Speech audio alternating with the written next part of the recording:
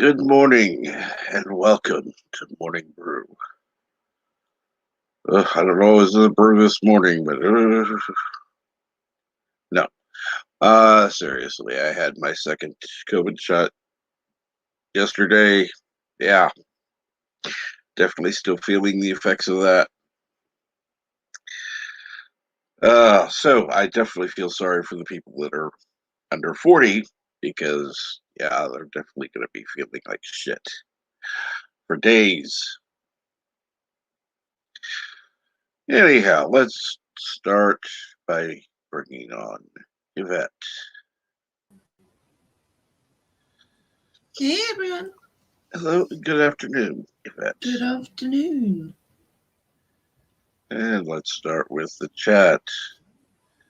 Who gets lemons was first. Okay, starts off with the song. I hear the train a coming. It's rolling round the bend. I ain't seen the sunshine since I don't know when. I'm stuck in Folsom Prison. God, I need more coffee. And time keeps dragging on. Yes, I know the song. I'm not singing it. I'm terrible with lyrics.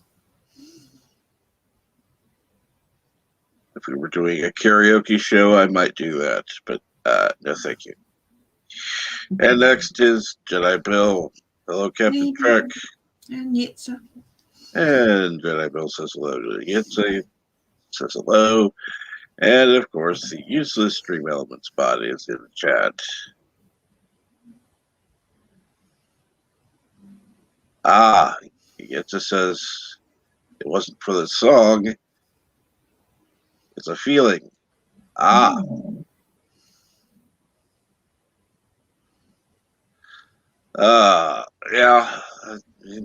Yeah, I get the feeling.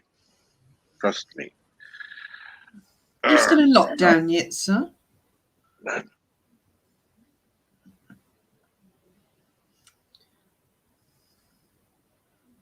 So I know Australia's gone back down into lockdown in places.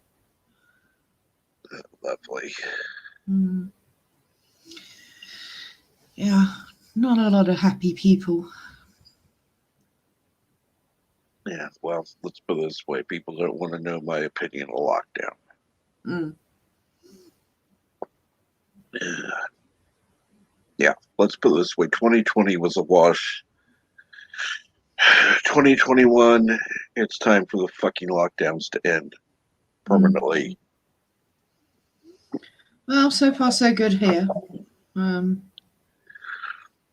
They haven't released us properly yet. We're not allowed to book any flights before May 17th provisionally. But apart from emergency ones, obviously.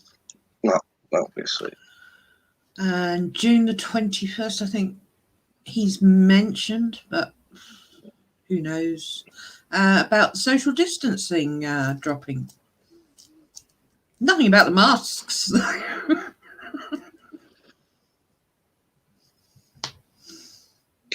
You know, I did have a realization. I went in to get the second shot, and they had actually moved the chairs further apart. Oh. Yes. Which actually, you know, if they'd left them where they were, it would have been fine. But it's like, oh, it actually feels more comfortable because the way they normally have them, it almost feels like you've got somebody sitting on your lap when the room is got a number of people in it. Because for some reason, people like to, clump together. It's like, no, go away. I think we've all got used to social distancing. It's like the new norm. I know if I get too near someone, I kind of step back automatically now. I never have liked being too close to people. I mean, it depends on the group of people. There's some people, it's like, okay, fine, yeah, But general public, No. Get the fuck away from me. Yeah, having worked in cities, I'm used to being bustled and jostled about. So, yeah, a very bizarre feeling, automatically stepping back because you're too close to someone is very alien, but seems to be built into the subconscious now. Yeah, I had to check myself the other day when I did it. I stepped back from someone. I thought, why am I doing that? You know, brainwashing. Yep. And that's the whole purpose of this Mm. experiment. So, anyhow, what's going on today, Yvette? Well, I've literally had a great morning watching Stargate. We're left on a cliffhanger for season 1, so I can't wait for next Tuesday. Yes, I unfortunately slept through it. I know Chris has said, though, he's happy to run them for you anytime if you want to catch up.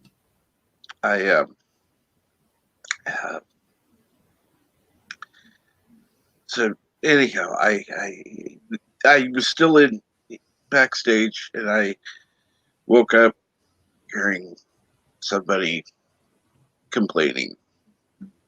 I'm not saying names. But complaining about it, something. Blah, blah, blah, blah, blah.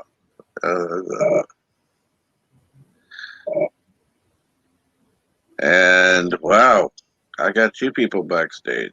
Wow! Yay! Let's try. Oh, for fuck's sake, no. No. First, I gotta add Aberjam because he's the one that's gonna be the one. If I add any more, it's gonna fuck everything up. So, good morning, Aberjam. Good Or morning. good afternoon. Good morning. Sound clear? Oh, good. Glad to hear that. Makes a change. So, what's going on today? Oh, same as always, just settling down with me brew.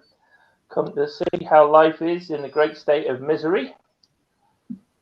Well, right now it's misery. That's it. And how are you with that? I'm great. How are you? Oh, old, tired, creaky, but otherwise fine. I have all those things. I'm just faking it.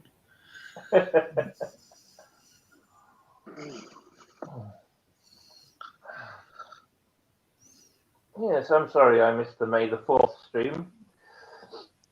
It would have been nice to be around for that, but sadly life had other plans as usual.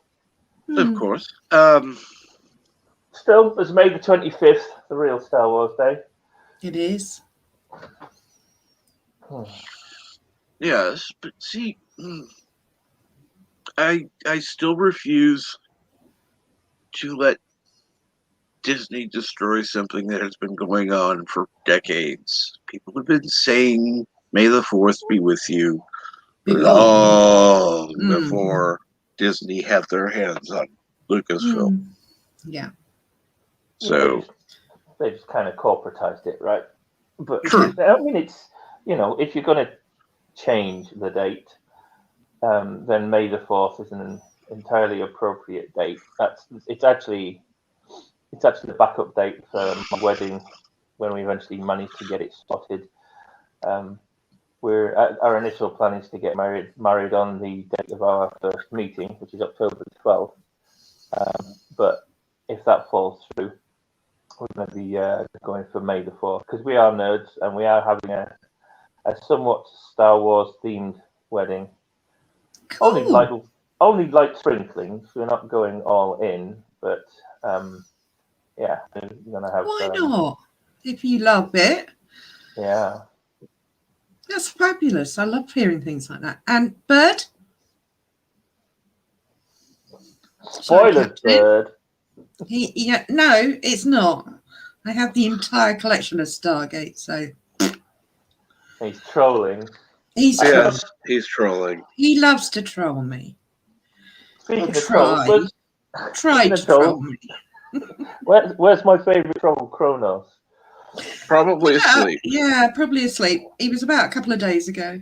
Yeah. That's every 3 days or so he sort of comes out from the cupboard. Comes out of his whatever. The meerkat cupboard. It's more like from under a rock or something. I was being nice. Why? Why What? not? I like Kronos. I like Kronos too, but let's not kill the illusion. Well, no, I mean, to be fair, every 3 days he tries to freak me out on direct messaging. Are you going to ban me now? And I'm like, no. Okay, and yes, you're gonna. I know you can see the chat, but I'm gonna bring it up on screen. No. Right, but yeah.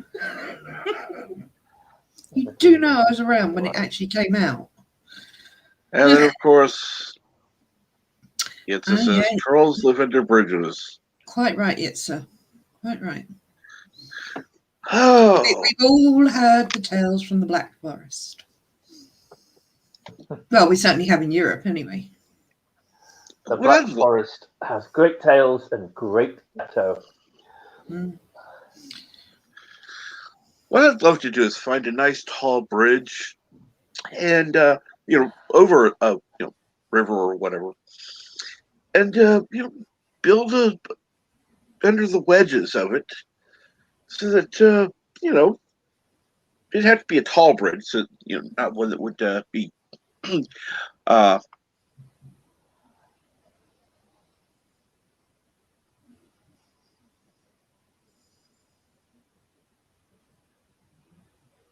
off mid-sentence. Yeah. That bodes well.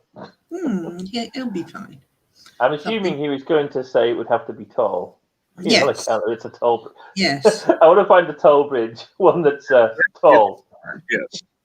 That'd be tall, preferably also a little wide. Don't want any two-lane little bridge. No. You're going to have to do it out there, Captain, because that's literally all we got here. Oh.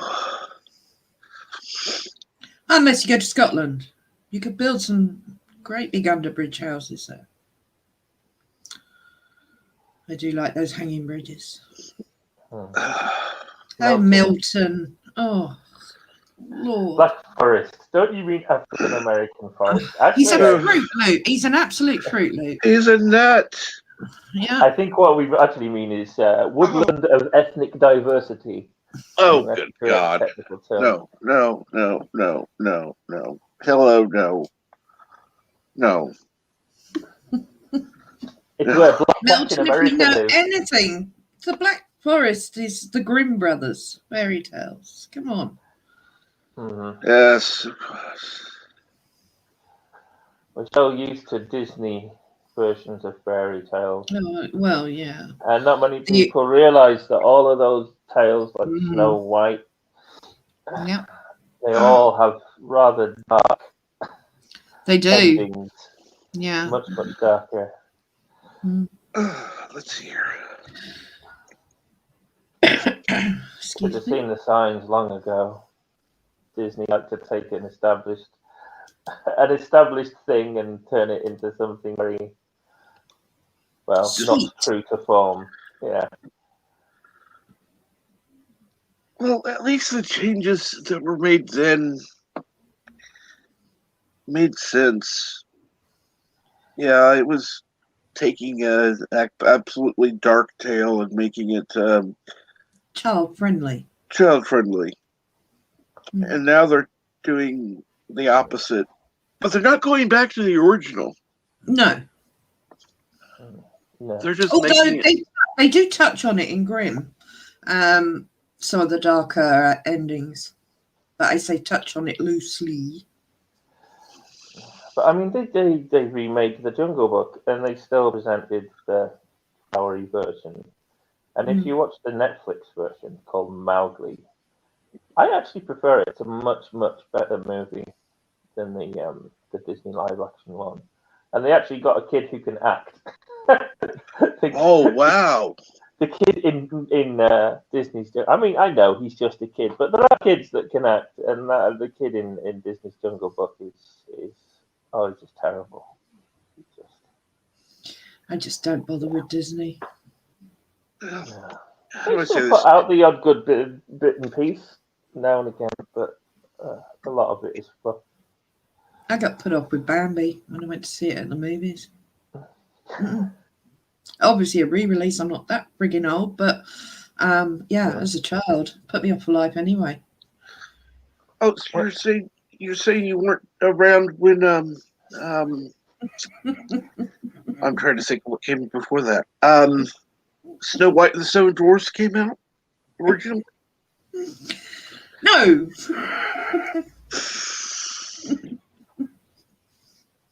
It's bad enough I said I was at the cinema for the original Star Wars yesterday in 1977. Well, I was there for that. I mean, I was only 3 years old, but we were in Canada and we went and saw it at a drive-in. Oh, wow. I saw it at the drive-in as well.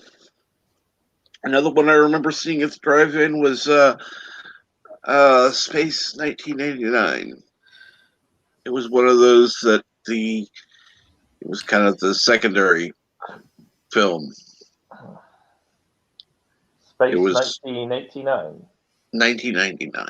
Oh, no, yeah, I remember that show. Everybody remembers that show. And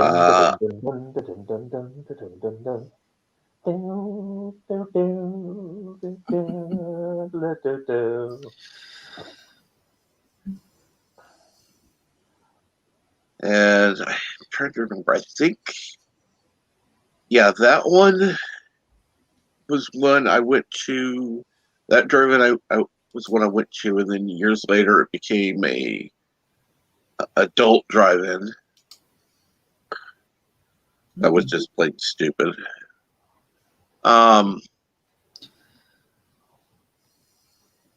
And then years later, they finally flattened the hill and made it into a part of a shopping complex. Yeah, really brilliant decision there. We never really had drive-ins here. No, we missed out on all that. We don't have the weather for it. No.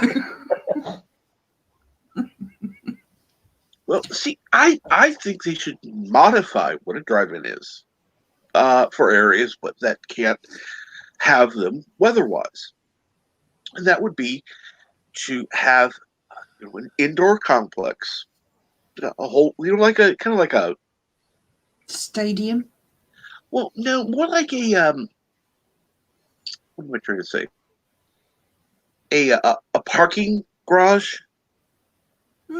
With better ventilation, of course. That would be a pretty large parking garage. It would have to be basically a multi-story car park, wouldn't it? But with one story. You see, but it would have to be, it has to be stepped up, for each level. And so it would have to be weirdly shaped, of course, but you'd still have the concession stand, or actually, better yet, just have a call button. You could order the stuff, and of course, one end would have to be open, or better. See, that's the part I'm trying to work at. How you could actually have the screen where everybody's watching, because you technically kind of need, support with the thing falling over. Yeah, I mean, I've got multi-story car parks in my head now. Every time I said that, I'm trying to work it out. I would need to talk to an actual engineer who could design it. Actually, I do think it's feasible. It would just be complicated as hell. Rather than a multi-story, I think you just have to build an extremely large hangar, wouldn't you? Yeah, hangar. Yeah. It would be more of a hangar than that. Yeah. Yeah. I just need to address Milton's self-correction. He says height impaired instead of dwarves. Sorry, Milton, you can't say impaired. No. That's too negative. It's altitudinally different. Yes, Don't mind. yes, of course it is. All right, now I'm going to. Oh, I didn't realize that Jenna Bill was not going to be staying. I just was. Well, yes, Abajam kind of dies if someone else comes on. So. Well, we have had mild success with 4 before. Yeah. But it's touch and go. But I don't want to be the reason that people aren't joining. Yes. You know. Yes. You're going to be the reason that I don't add more people on. Sorry. Oh, sure. Make me the villain. No. Hey, I was the villain yesterday for not knowing Star Wars stuff. So. It fired me. My show, my rules. Why do I have to be Emo Ren?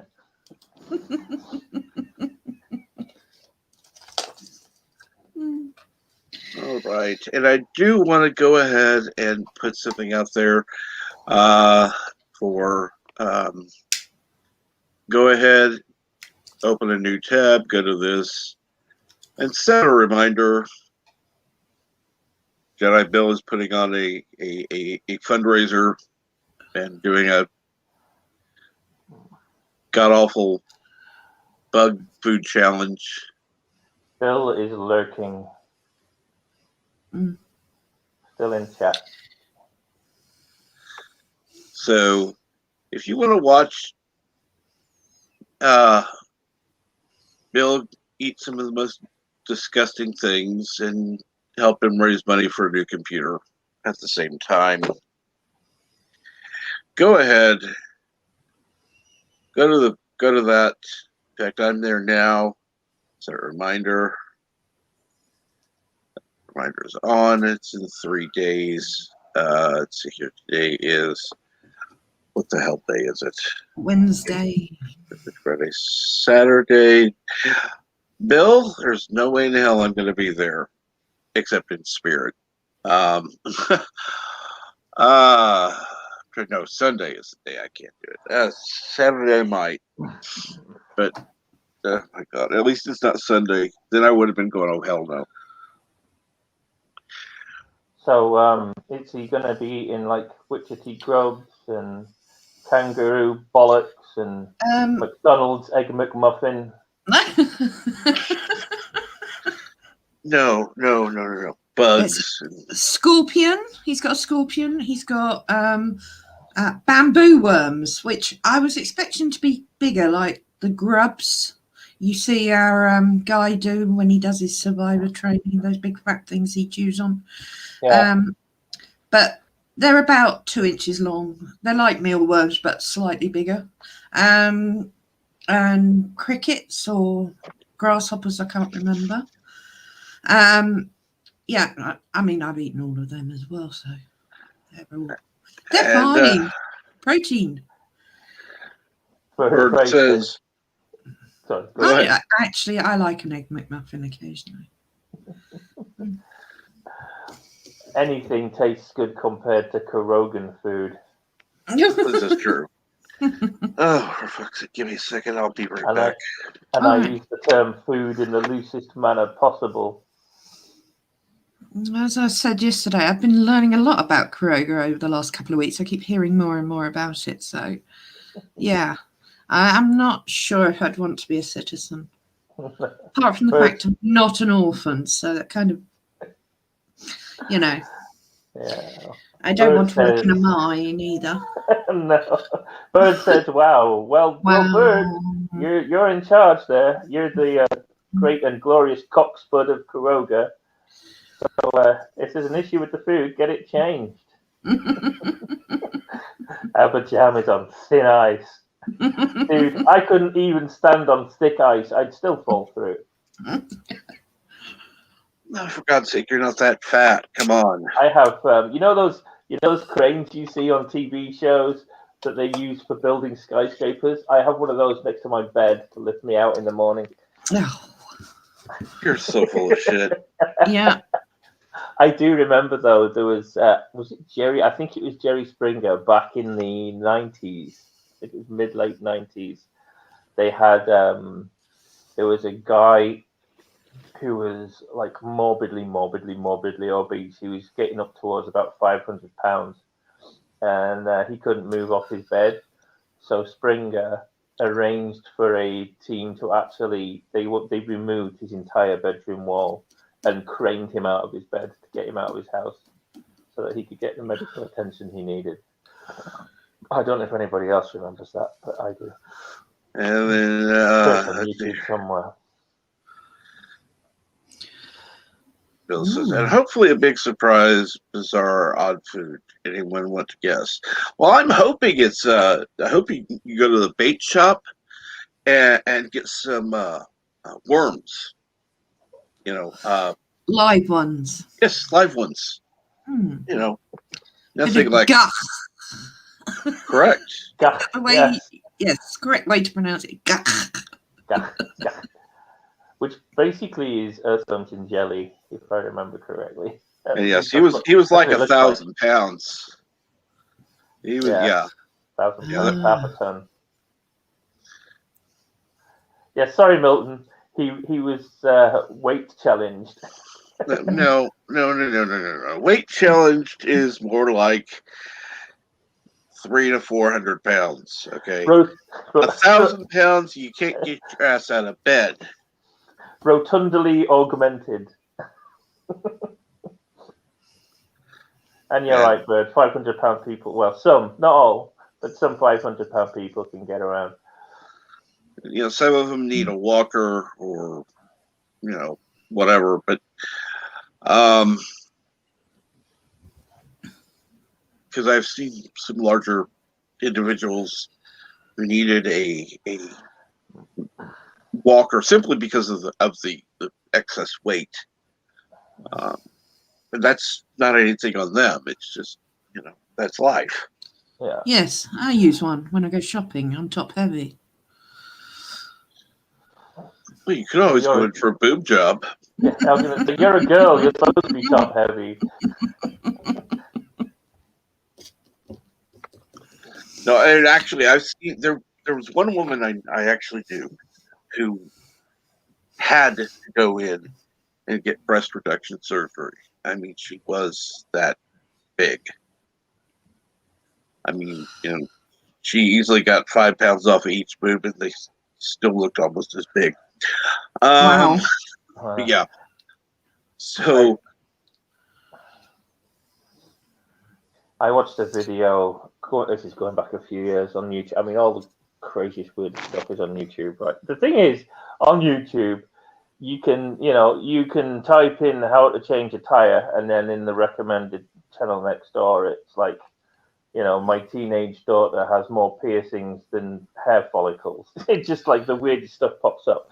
And it was one of these, I think it's called body changes or something like that, and it's people who go to extremes. And there was this. I've lost my train of thought now. It's gone. What were we talking about? Boobs.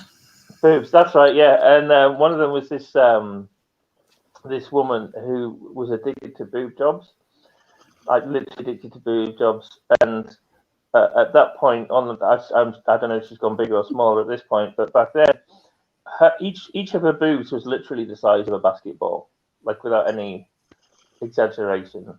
Literally, she had 2 basketballs stuck to her chest. They were massive. I don't know how she did anything.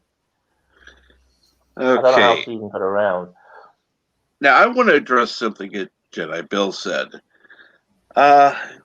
In regard to the live worms or Hang on. and of course he said, nope, bound to gross most people out. No, Bill, you're actually not being honest there. You just don't want to do it. You think it's gross and disgusting. Now, if you admit the truth, that's fine. But if it's simply for grossing people out, trust me, people watch things to be grossed out. Yeah. In fact, if you add that to your key terms, people will watch for that reason. Yes, people have a morbid fascination with that kind of stuff. The grosser, the better. Yeah. Yes. And then, of course, Murder Prairie 5. When I was a teenager, one of my sister's friends, maybe 16 at the time, had to have breast reduction surgery. Saddest day of my life to that point. Bird, you are one twisted individual. Speaking of boobs, there's my favourite boob, Dee Dee Myers. And good who morning, Dee Dee Myers. Who doesn't love a double D, right? Good afternoon. And Bert says, I don't watch to be grossed out.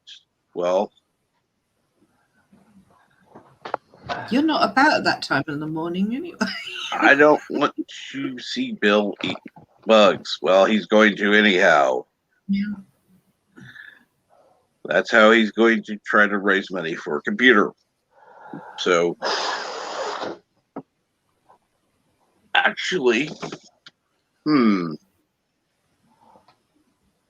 Jedi Bill, put in the chat how much you need to raise for a new computer, please.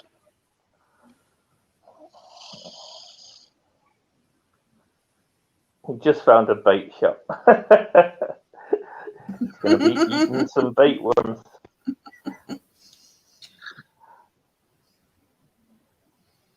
And he just found a bait shop 1.3 miles away. I kind of doubt you just found it. Probably we're looking for it.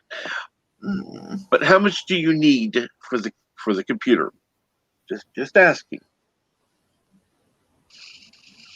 Because I have a wonderful idea where you can raise, let's see here. If you can raise at least that amount of money, then you could not need to raise as much money for the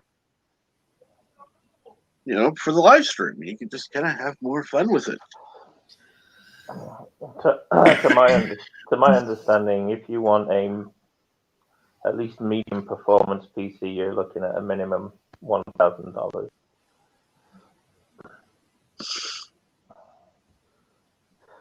Yeah, unfortunately, that's at least.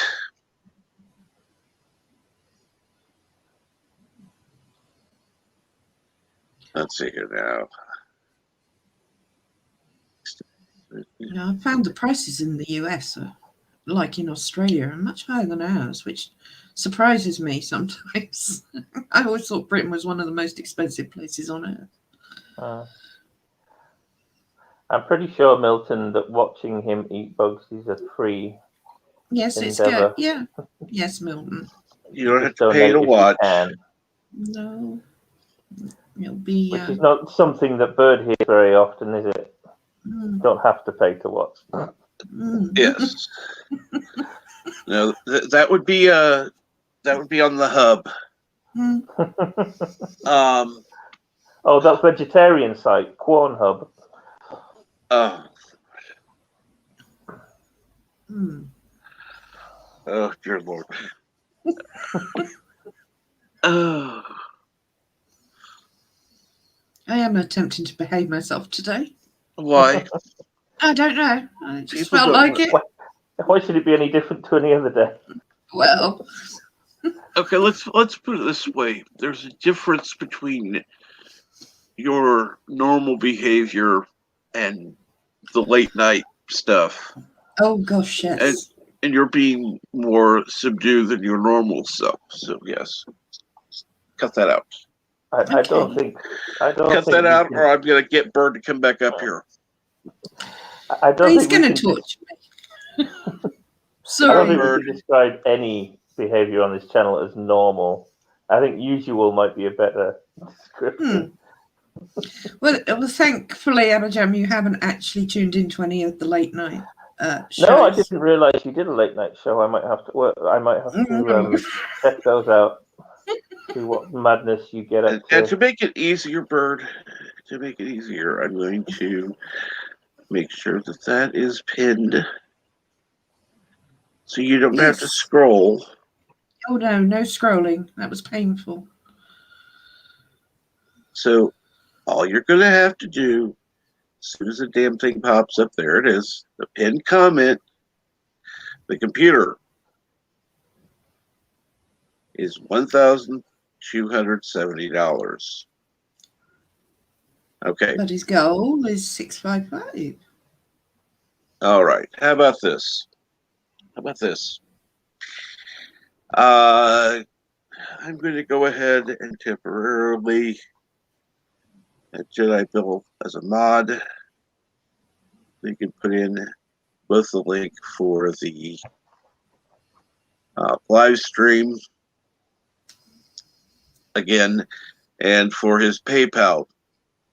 So what we're going to try to do, since people don't necessarily want to watch him eat bugs, we're going to give the opportunity for people who want Bill to not eat bugs to contribute to his That's a good idea.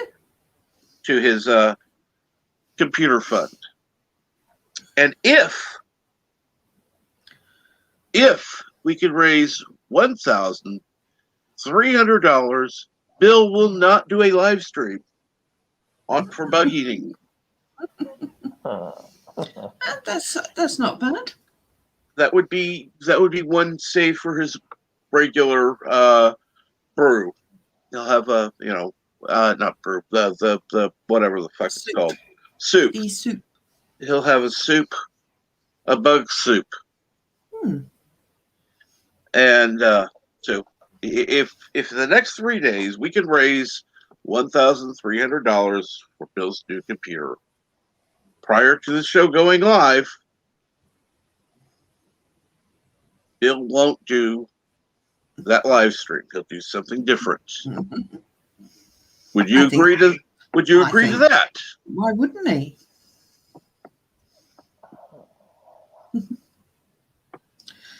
I mean, since his goal is about half, Mm-hmm. I think if we could raise the total, then yeah, I think he might agree to that. So go ahead, put in your PayPal or whatever means that you are using to raise money other than the website itself. I think if we Joe's begging him not to eat bugs now. That's two people we've got. I think if we raise the whole amount, we should get Jedi Bill to go over to Bird's house and watch them snogging live on YouTube.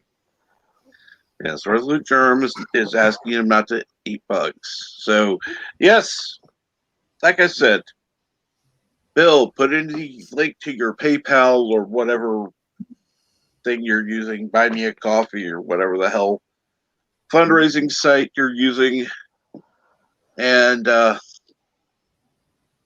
go ahead and actually, Buy Me a Coffee would be one. He could preset the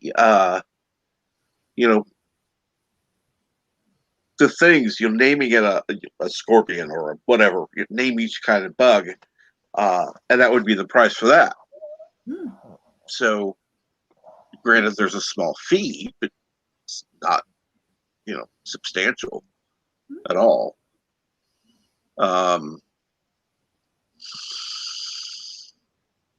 It's far less than what YouTube would charge. But so come on, Bill. I gave you a wrench. Where's your PayPal link, please? Yeah, pop it in, Bill.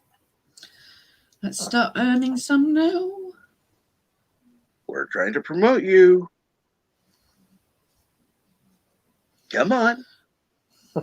Don't be shy. And I'm going for the whole enchilada. You're going for half. I'm going for the whole enchilada.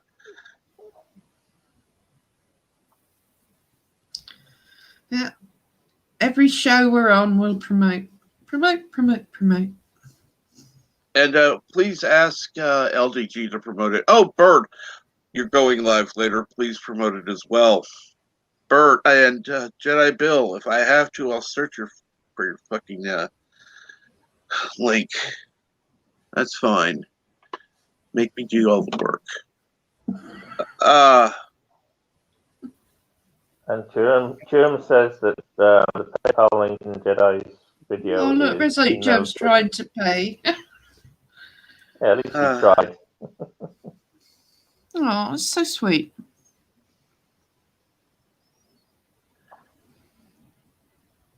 Let's see here. Let me look. Well, I promised I'd bob on for a bit because he's going live for a few hours. So, Who? Bill. Oh, yes. On Saturday. So I said I'd be there for a bit. Okay, let's see here now. Two more. Oh, he's done it. Yay. And I see the problem with the PayPal link.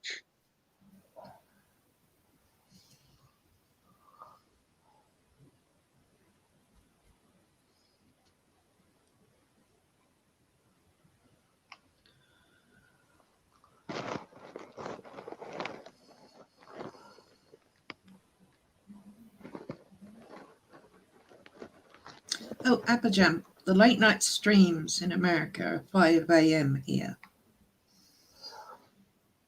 5 a.m.? Mm-hmm. Good grief. I just thought I'd mention that. Not sure I'd be around for that. You said late night. I assumed you meant late night UK. No. Oh, gosh, what are you doing up at 5 a.m., you crazy woman? I start work at 3 a.m. most mornings. Oh, gosh. It's Do you international sleep? stuff. I try. I do try to sleep. I had a rough week this week, actually, but I've had a couple of days off, so I've recharged my batteries a bit. Oh. Yeah. Well, I'll certainly check out the Well, pre-recorded show. the late night ones are only up for an hour or so after. They're not stored because they get a bit wild. Well, I mean, if you're doing that for the algorithm, you can just put them. You can unlist them and put them in a playlist on your. It's not my stream. Oh, okay. It's on Geeks Enjoy. I think he's rebranded everything now, and it's called Late Night Nerdgasm. Oh, I've heard that. I've heard that. Oh yes, I'm sure. About. Mm. Yeah. Well, we've lost Kappas. We have now officially taken over his stream. Yes, UK. Let's drive it into the ground. Let's ruin his reputation. No, I love my captain. I'm his chief CMO. Yeah, Kappas is awesome. Well, what do you think about the social distancing being cut on the 21st of June here? Do you think it's going to happen? I'll believe it when I see it. Yeah, me 2 too. weeks. 2 weeks to flatten the curve, love. Yeah. That's all we need. 2 weeks to flatten the curve. Fucking 2 years. Plus the fact they've mentioned cutting social distancing, but haven't mentioned the masks. I would think the masks come first before the social distancing. The masks are not going away anytime soon. Not for a very, very, very long time.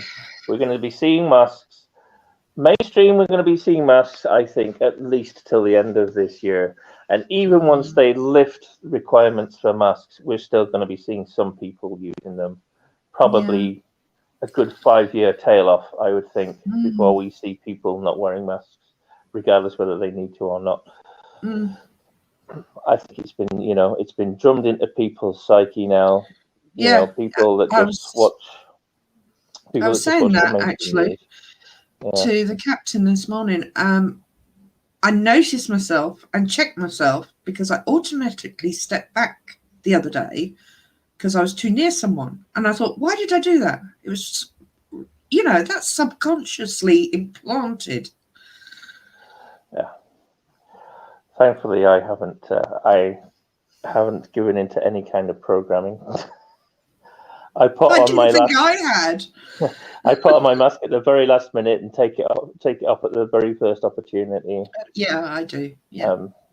It's just as a matter of principle. Like I mentioned this to Captain on the Morning Brew before with the with the jab. I'm not ethically against a jab for the sake of vaccination or whatever, but I'm against this one because of what it stands for and what it's being used for. Mm. It's we're not quite at the legal point yet, but we are getting immense governmental pressure to vaccinate. Crossed the line. We crossed the line on the Nuremberg Treaty anyway. It's all ridiculous. The track and trace system here that they wanted to use every time you entered or exited anywhere. I mean, that in itself is illegal. Last year, I went to the cinema to watch Tenet on the big screen.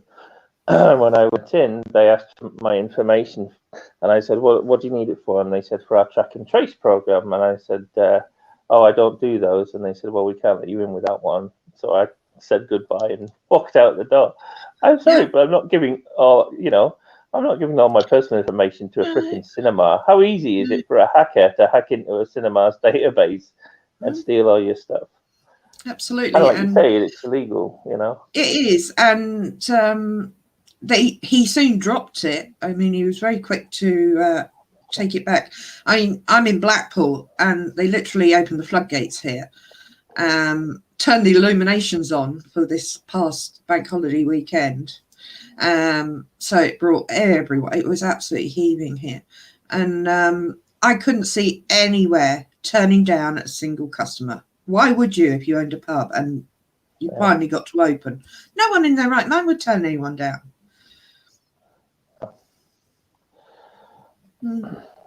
I think. I mean, whether it's good or not, the track and trace system is absolutely appalling. I think it is, and I think we're seeing a lot of testing of the waters by government. To welcome back, Cappers. I think we're seeing a lot of testing of the waters to see just how much. Let's see here. They can push this whole track and trace and mask and stuff, and I think if they feel they can manage to do it without a massive civil unrest, I think we may well see some kind of legal requirement on those before too long. I think by the end of the year, if they feel they can do it without, it'll go one way or the other. Yeah. Yes. Because now, of course, we're seeing. Oh, just had an issue with the internet. No big deal. Because now, of course, we're seeing this whole business of, like, in the States, a lot of prominent medical experts, quote unquote, are starting to say, well, even with vaccinations, we might not have enough to reach herd immunity. So they're looking for excuses to constantly prolong all of this bullshit. Well, like last year, back in April, May, June of last year, those of us who are questioning were saying, well, why don't we just rest on natural human biology? Is a coronavirus, and the human body is able to cope with coronaviruses, and we should be able to reach herd immunity naturally without having to use all of this masks and social distancing and stuff. And of course, all of these quote unquote experts were like, herd immunity is not a thing, it doesn't exist. Well, now it's their excuse for prolonging all this stuff, because they're saying, well, we won't reach herd immunity with the vaccinations. Oh, so suddenly herd immunity is a thing, is it? Okay, what about last year? So it's political maneuvering. It's power grab bullshit. They just keep finding new excuses and new ways to prolong the masks, to prolong the distancing, to promote the vaccinations. It's all about control, and it's all about transfer of wealth. We've lost 66% of small businesses permanently, and yet all of the big businesses have added something like $600 billion to their profits in the last year. The Amazons of the world and the Netflixes and whatever else, they've all, you know, between them, 600 billion extra profits in the last year. It's all about transfer of wealth, because of course, all of these big businesses are the ones that have political interests. They donate to political campaigns and all the rest of it. It's it's fucking disgusting, frankly. And breathe, rant over. Yeah. That was a mild rant. That wasn't a Doomcock or Az or Captain Trek rant. No. I'm getting close though. It's just not the same with the British accent. No. Although Az was pretty good when he started ranting. Yeah. When he did his rant about LeVar Burton last week. That was a good fucking rant. I'm not caught up with that one yet. That was on, I think it was on the Real BBC last week. When they're talking about LeVar Burton, and he was saying that we don't have a cancel culture, we have a consequence culture. Oh, And Az just went into fucking lift off. Yeah. He went orbital. Yeah, I'm not surprised. Well, here's the problem. He is partially correct, because there is a cancel culture, but we are coming up and creating the consequence culture by saying, okay, you idiots go out on social media and make these statements. Now you're going to pay the consequences for it. Yeah, I mean, shut up, put up or shut up. So, yeah. I think there is a fine line between what the fans do and what the rabid SJWs do. I mean, we do kind of have our flip side. We have our consequence culture where we say, well, Disney, if you're firing Gina, then we're cancelling our Disney subscriptions. But it does, on occasions, get very close to the same premise of we're you know, we're gonna basically destroy you. But unfortunately, that's the only way to do it. I mean, you've got a $1 billion business. I mean, look at where CBS is now. I saw a graph on where they are. CBS, Paramount, whatever the hell you want to call it now. They weren't even on there. They weren't even on there as far as the number of customers, because of how many people they chased off. Netflix is only where it is because it was even bigger before. And let's see here. I've missed quite a few since I was knocked out. So let's see. Okay. And Jedi Bill, that's the same error you made in the description of your video. I'm going to go ahead and correct it for the chat. That should be a should be a colon, not a semicolon. That is the correct address. And hello, JPs. Nice Please to see copy you, and buddy. paste that into your video description. And Yitza, yeah, I just had a look on Facebook. I saw it.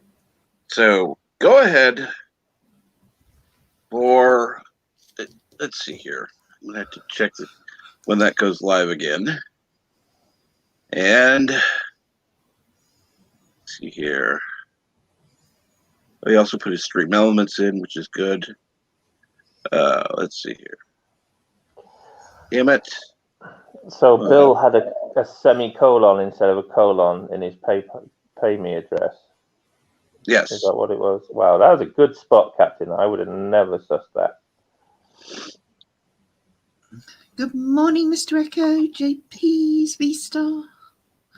Everyone's piling in today. And yeah, well, the only reason I noticed is because normally, because he has the stream elements link just below it. And then I noticed that it was highlighted in blue for the description. Yeah. Ah. And then I looked up in the PayPal one, and it's like, wait a minute, there's the difference.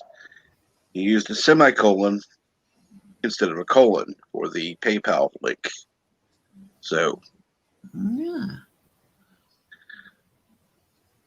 and trust me, most people are going to go click on it or not click on it because it's not clickable at that point, and go, oh, well, I can't give because it's not correct. So, Well, yeah. just as well you spotted it now. Yes. Yeah. Yeah. Milton. So, like I said, it goes live in 3 days, about 3 p.m. So, let's say by now, let's say even 10 a.m. 10 a.m. on Saturday. Let's try to get him to $1,300. Before he eats a bug. Yeah, before he eats a bug. Then he won't be going live at 3 p.m. because, or 4 p.m., whatever the hell time it is. Because I'm not looking at the page now. Because I can guarantee you most people are probably going to be over at Birdstream at that time. Of course, it'll go on for a while, I'm sure. And let me get back to saying hello to people. Hello, Dee Dee Myers. Hello, Mr. Echo. Hello, V-Star. JP's is still up.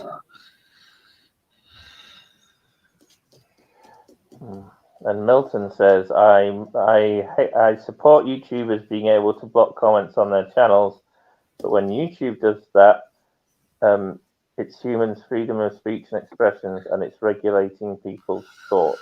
Well, yeah, I agree with that. Doing it on a corporate level is, I think, very questionable. But we're starting to see now some states are lobbying for laws that will prevent big tech from censoring people based on their particularly on their political opinions and their lifestyle opinions. And at least 2, I think, have managed to pass bills that will prevent big tech from doing that. Now, that doesn't mean that those bills are perfect, and that I'm sure that some of these big tech companies will still try and find ways around it. But it's progress in the right direction, at least. Indeed. I don't mind if they want to filter certain words. Okay, fine. Most people, unless they market like an adult channel or some other, not. If it's under 18, if it's for kids, go ahead and automatically block fuck, damn, shit, all that other kind of stuff. I get that. Have some automatic filtering for the kids shows, the kids channels. I get that. I agree. But for this type of content, which is not intended for kids, no, okay. I can select if I allowed people to add links or not. And I know people I know aren't going to add, porn sites. Let's see here. JP says there's an easier way to make money. I know what he's thinking. What? It's Bill, though. Be back, Sister Pray Call. Okay. All right, Bird. JP just wants to see Bill in a set of nipple tassels. That's all that is. Well, we've already had him in his tutu, so.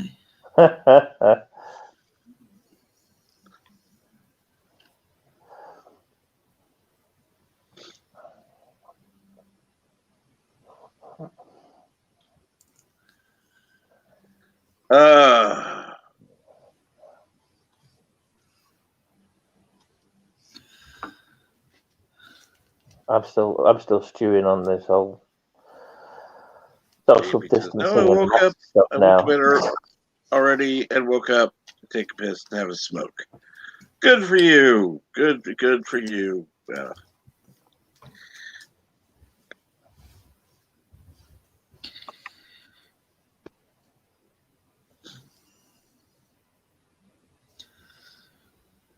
You got my cogs turning now over it with the whole I'm COVID sorry. thing. Oh, no, it's not your fault. It's not your Breathe. fault. The longer it goes on, like, it doesn't even affect me that much on a practical level. I've always been a couch potato. You know, I've never Right. really been one for going outside. But it's the old adage, isn't it? It's like when you don't want to do something, it's fine. But when someone tells you you can't do it, then suddenly you want to do it, right? Mm. And but the thing that gets me more is the economy, just like the willful destruction of the economy. And none of the statistics bear it up. None of the statistics say that it's worth the destruction of the economy that we've had. For a virus with a 99% fucking survival rate. Breathe, honey. Breathe. I don't know. Now, keep in mind it is lower for older people, so I kind of understand. But yeah, they need to make a distinguish. Yeah, But you know, at the level of infection that it is, it's at the rate where with any other disease we leave it up to personal responsibility and personal accountability. Any other disease, it's everyone go about your daily life. If you think you're at risk, take the necessary precautions for yourself. Right. Well, here's the problem: they're treating it like the Black Plague. It's not. Yeah, absolutely. And I'm sorry, I did the math. Close to 3 billion people would have to die from it for it even to be close to being considered this similar. 3 billion. Are we anywhere near 3 billion deaths of COVID? I think we're around about 100 million at this point worldwide. And they're trying to paint the picture that it's the same type of thing, and it's like, no, it's not. Nowhere near. Even if you doubled the amount of cases because of, let's say, cover up, which I think that the numbers are inflated anyhow. But even if you said 200 million worldwide, okay, 200 million versus 3 billion lives. There's a big ass difference.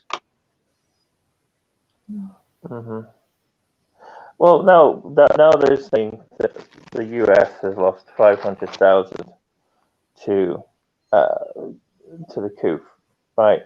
And they're basing that on the CDC statistics of excess deaths, or basically deaths, overall deaths compared to the previous year. Now, the last 2 years at least, 2018 and 2019, it was 2.83 million deaths per year, I think, from any cause. Right. And then this last year, it was 3.2 or 3.3 million deaths. So it went up like 500,000. So they're just assuming that extra 500,000 is down to deaths by the coup. But they are not at all taking into consideration the fact that suicides are up. What they call elective surgeries, deaths caused by people not taking elective surgeries are up. Deaths caused by people not wanting to bother the hospitals because they keep hyping up the fact that they need hospital beds for COOF people who should be called to the hospital and are dying because they're not. Those numbers are up. So I would conservatively estimate that at least half of that extra 500,000 deaths are down to incidental knock-on effect, isn't it? It's a knock-on effect of and not directly attributable. Yeah, and are not directly attributable to the coup at all. No. And then you still aren't taking into consideration the fact that a lot of these quote-unquote coup deaths were actually not directly attributable to coup death, to people having. In fact, I think it was something like they said 90%. I guess the CDC said 90% of COOF-related deaths were not directly attributable to the COOF itself. Well, at least they're admitting it now. Well, now it's no good, is it? No, I Should have know. been. It's It should already have been been drummed last into year. everyone. Yeah, I when we know. were all- I mean, there's been no flu deaths this year in the UK at all. Isn't that amazing, though? I know. Eradicated The flu completely. The flu is gone. It's Yeah. there's no Miraculously cured. Yeah. nobody has got the flu or died from it since the COVID. 2019. Ever since 2018, nobody has died of the flu. Isn't it amazing? Wow. Yeah, great. We cured the flu. Hurrah. I mean, Well- there were deaths attributed in 2019. 2020 is a different story. Same with 2021 so far. Like, yeah. Oh, yeah. I mean, this has been going on since the start. They've been manipulating the statistics. They got caught out here. It was all over the papers that they've been using the wrong figures. I mean, it's been an absolute mitigated disaster across the planet. And nobody Literally. fucking cares. Because we're so far in now, nobody fucking cares. And the people that do are just not being heard. Because CNN has a chokehold on YouTube and Facebook and everywhere else that all of this stuff can be, can be aired.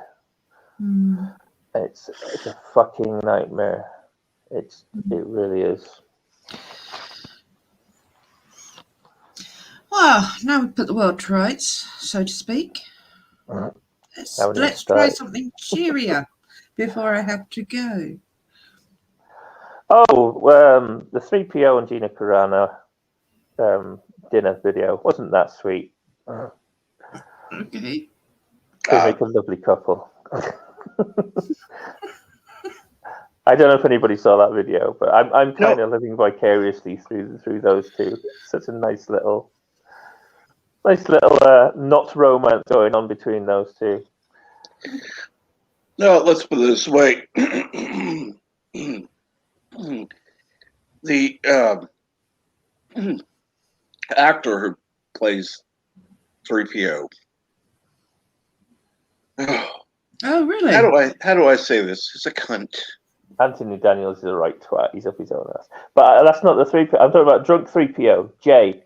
Oh, drunk 3PO. Okay. From drunk 3PO has been sort of casually courting Gina Carano through social media, and they had a meet up and a dinner last week, and he posted his video on his channel, and they look so sweet together. And of course, the official line is that there's nothing going on, but I'm not entirely convinced there's nothing going on. I don't know, but either way, they look cute together. No. I think he's married or something. I don't know. No, he's not married. He's single. She's single. All the potential is there. Why not? Well, if they're both single, and yeah, why not? At least someone's getting some. Oh, come on, Yvette. We have tea and biscuits. What more could you want? Really? Nothing wrong with a cup of tea and a chocolate hobnob. I don't like chocolate. What? What's wrong with you, woman? I'm weird. Diabetes is the only reason to not like to not have chocolate. I've never liked it. And good morning, Darius. I'm okay. I'm okay. He's not okay, actually. He's okay. lying. No, I'm not lying. I'm okay. I'm not good. That's if I were to say I was good, then I would be lying. All right. Yeah. He had the shot yesterday, and it's not. I know what it's like, and it's not nice. You gave in. You gave in and No. took the shot. He had to for medical No, I reasons. understand. No, I understand. You I had in it. the I in the had to have vulnerable. it for flight reasons for work. So it's, what do you do? And that's where they're going to get us for the most part is travel. Yeah, Every absolutely. airline is going to be demanding vaccinations for travel, and that's where most people are just going to give in. I don't actually have a problem with that because I've travelled so much over the years, and I've had to have vaccines and prove I've had vaccines to go to certain areas, and that's part of travel. So I actually, I don't like it, but if that's the worst they can do, then the airlines can choose whether or not to follow it. It'll be the airlines pushing it more than the ports themselves because they haven't shut everything yet. We've still got people coming in. Yeah, and I understand the whole airline vaccination thing, historically speaking, but that's for that's always been historically for self-preservation, and it's still been a localized thing depending on which country you're going to. But with the COOF, it's a global, universal requirement practically at this point.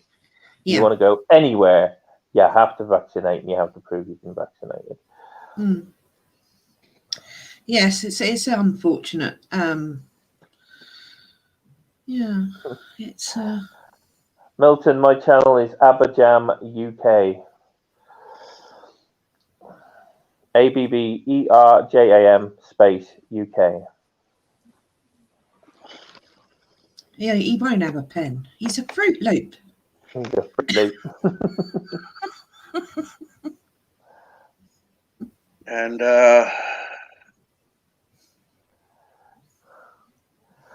I would drop a link, but I can't multitask on my phone because it spazzes out and blows up. why the hell did it? Okay, I guess it stopped it because of bullshit. I don't know. Now,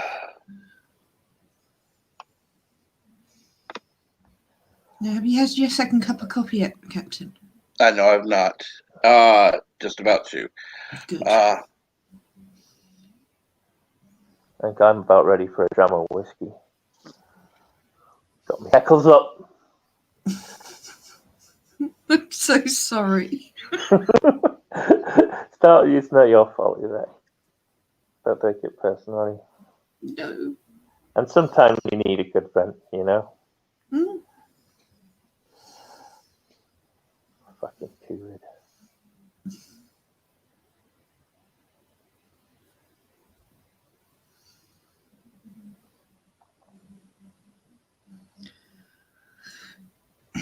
All right. Now, the link is in the chat. I know Aberjam is probably going to lose signal fairly soon. And I know that we are keeping Yvette well over her hour. You're all right at the moment. I'm okay. And, of course, everyone's saying hello to everyone, which I actually like. Believe it or not, I prefer when people are talking in the chat to each other. Number one, I don't necessarily have to read it out loud. Number two. Hail Darius. And number two, it, well, how do I say this? It increases the all the interactions. So, go ahead, type out the alphabet. I don't care. All the algorithms love the chat, yes. But it's nice to see the community chatting to each other. It's always good. We do love a good interaction. Yes, V-Star, this is indeed Aberjam. And yes, it's Aberjam UK. We've invaded Captain Trek.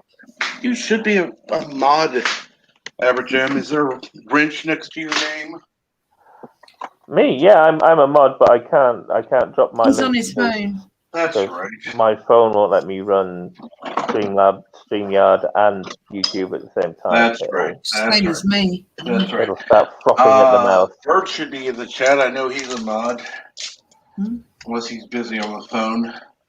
Hmm. I'm not You know, difficult. I'm not difficult to find. ABBERJAM. Just spell it out phonetically. Abajam. You'll find it. And Bird's back. Get your butt up here, Bird. Get your fat ass up here. That's a very good accent. Well, damn, honey.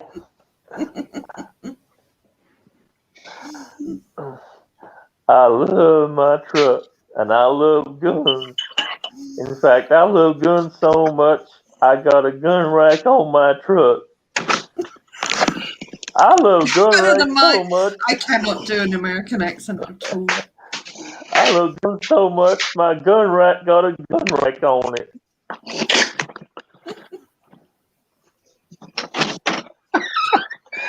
oh dear Lord.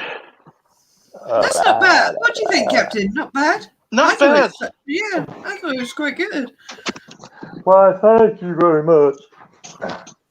You're now morphing into Elvis there, darling. Well, being a Lord of the Rings fan, I had to learn how to speak Elvish. Right? Thank you very much. The sweet flame of propane. I do like propane and propane accessories. Oh, Lordy. Thank you for that, Jessa. Jessa has posted onto my channel. If someone would be... Oh, nice one, Jester. He's already done it. Yeah. Oh, cool. Thank you. Woo! Thank you, Jester. Thank you, Justice. And this is why I make mods, and this is why I was pissed before when YouTube, in their infinite stupidity, decided to not allow mods to post links. Mm-hmm. Yeah, that was a bit of a nightmare those couple of days. Now, and this was the second round of that. No. All right. Now, Aberjam only needs 25 more subscribers to get to 200. Wow. Okay, everyone. Everyone. Subscribe right now, please. Everyone. Anyone who has not subscribed to Aberjam UK, please subscribe. Yes, we need let's to get him above 200. Yep. And yes, Bert, I'm asking that you will we'll do this later as well, because yeah, we need to get him over 200 today. Darius says the Hank Hill impression sounds just like my stepdad, who sounds just like Hank Hill. So two things we're gonna do. We're gonna try to raise the 1,300 so Bill does not have to do his stream in the afternoon on Saturday. Eating bugs. Eating bugs. And if we get Bill to that 1,300, we must remember, Bill, to spend some of that sweet-earned money on propane and propane accessories.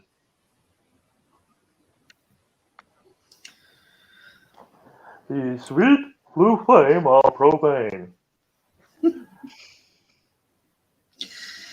Well, Captain, I know Bird's ready to come up, so I can go and he can replace me if you want. So Aberjam doesn't wobble. I've already had my wobble, is it?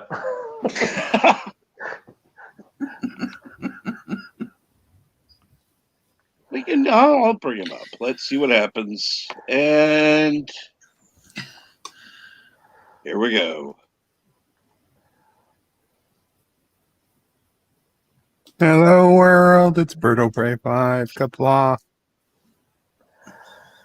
All hail Birdo Prey 5, the great cockspur of Aberjam, you are wanted fugitive of Kuroga.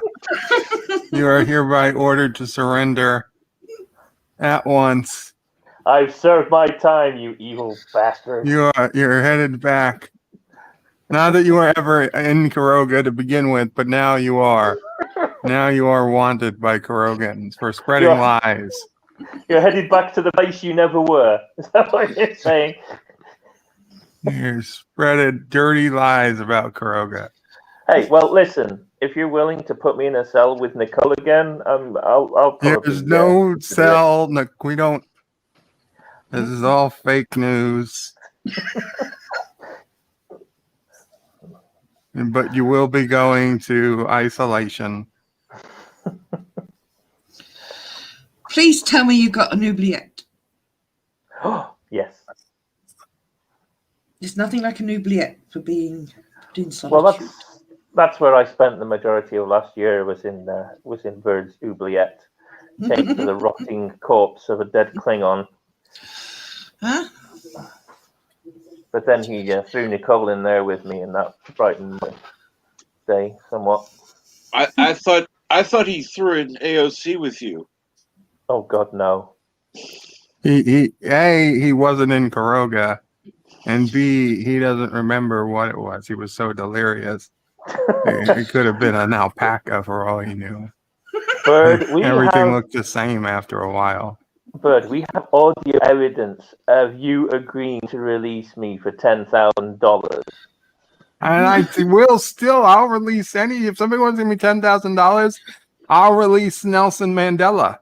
I don't care that he's dead and that he wasn't under arrest anywhere anymore. I'll give him 10,000. He's free. Thank you, Jetta. All hail the cockspud. Some may call him a dictator, but we call him the cockspud. Yes, just as one of us. Yes.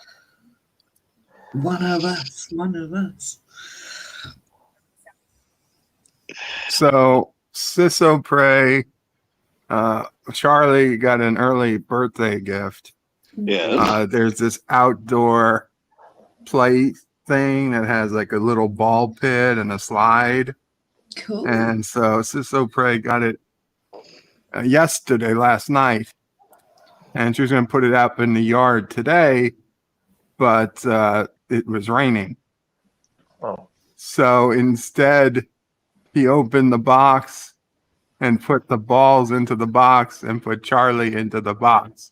So all morning we were watching Charlie play in a makeshift ball pit inside her house. Oh, sweet. Milton says if I keep doing the Hank impression, he might have to unsubscribe from my channel.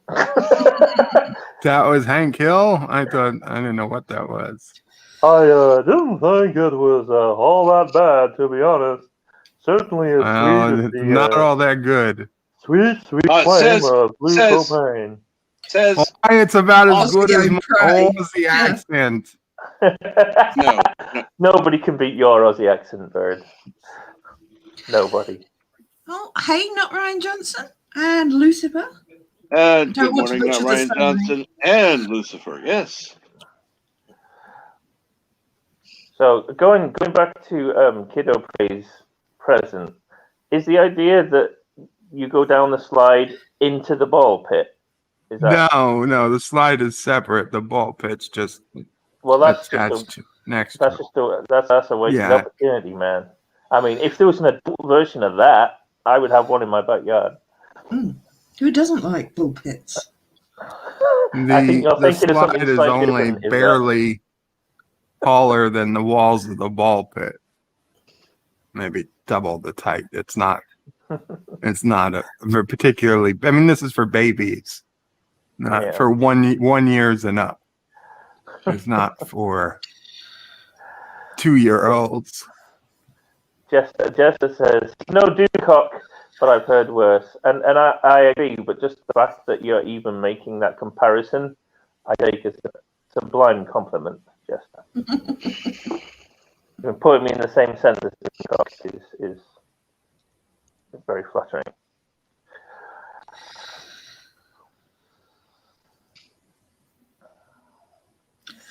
Well, Captain, you're very busy today, so I'm going to depart and leave you with the boys. Thank you very much for having me. Absolutely. Thank you for coming on this morning, and hopefully your day goes well. Your afternoon. Yep. And Abajam, good to see you. It's been a while. And Yeah, lovely to see you. sorry for winding you up. You didn't. You're fine. And Bird, you have a great day. You too, Yvette. Take care. All right. And the chat, take care, everyone.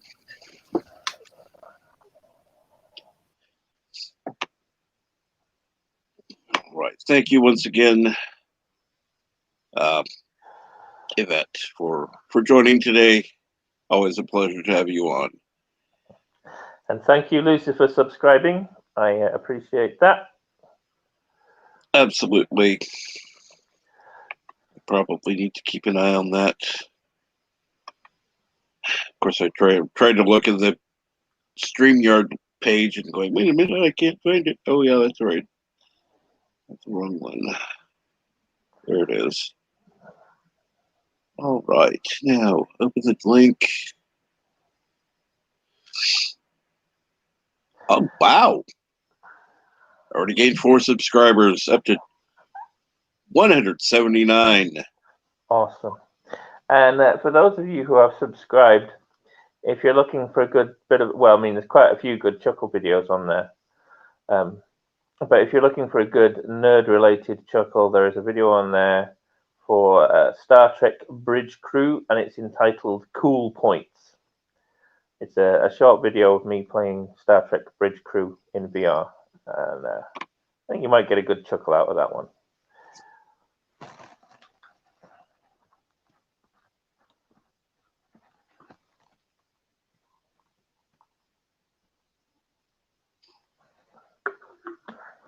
My days are all screwed up because Thistle Break came on Monday, left on Tuesday, usually shoots on Sunday. Then I did Bed Life on Tuesday instead of Monday. So I don't know what today is. Is it Friday? No, Damn. no, it's not. I don't know what Today date it is. is Deep Space Nine Wednesday. Right. Deep Space Nine Wednesday. It's hump already. Oh, is today the Ascent? Son of a bitch. I think today's the Ascent. And Milton says, if you want, I can jump onto StreamYard for a bit. Well, the link is in the chat there, Milton. I'm sure Kappas will be happy to let you on.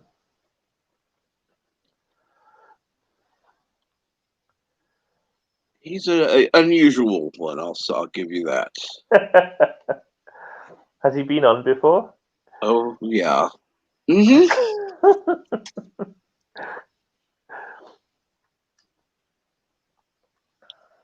Actually, there have been a few people that haven't been on in a while.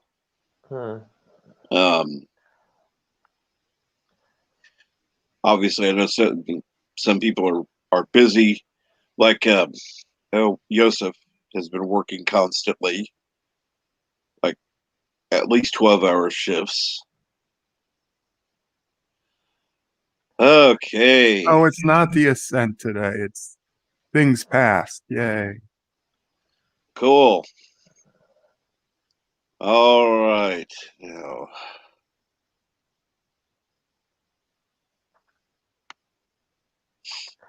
So, how long do you think it's going to take you to get through all the episodes, Bird?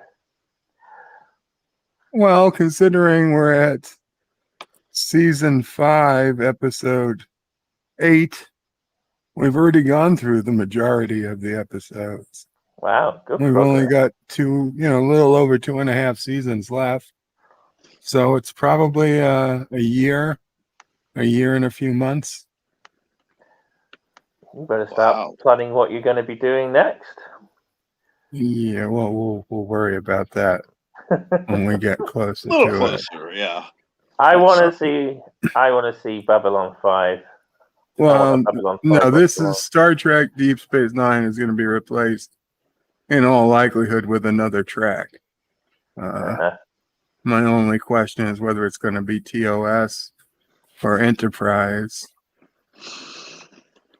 or possibly Voyager. We'll see. So DS9 is the first one that you've done then, the first first Star Trek one I series. started with. Yeah. Yeah.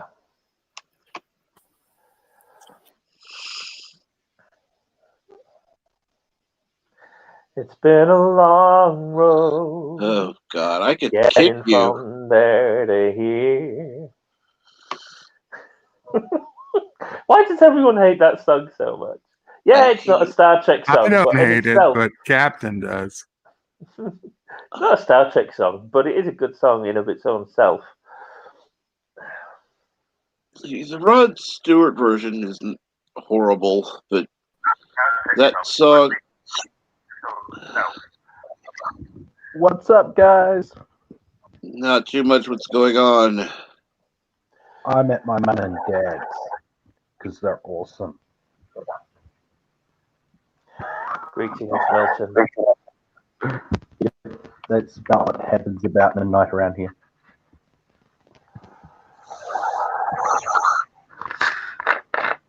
I'm just applying my Coke addiction. I love Coca-Cola. Oh Lord. Yeah, but are you native? Because if you're not, you're probably too white to drink Coca-Cola. Yeah. See, I'm not naked. You can see me. My front camera is shite. See, I'm drinking Coke.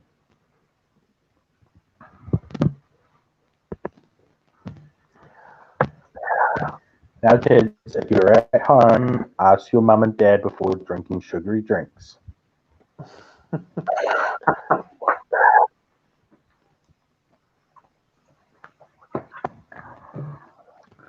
Anyway, what are you guys talking about? Star Trek Space Wars or something? Yeah, Something like that. We're just talking about birds. Getting from here to there. I do love that song. It's a bit lame how you've got boat scenes when it's about space, but yeah. It's all right. Christian was playing that in the back room for a bit. He's got a costume. Have you heard of a costume? It's a little hard to understand you, Milton. You're breaking up quite a bit. That's because I'm using an Android device, a Everest. Yeah. If you've ever Mine's the same. It sucks.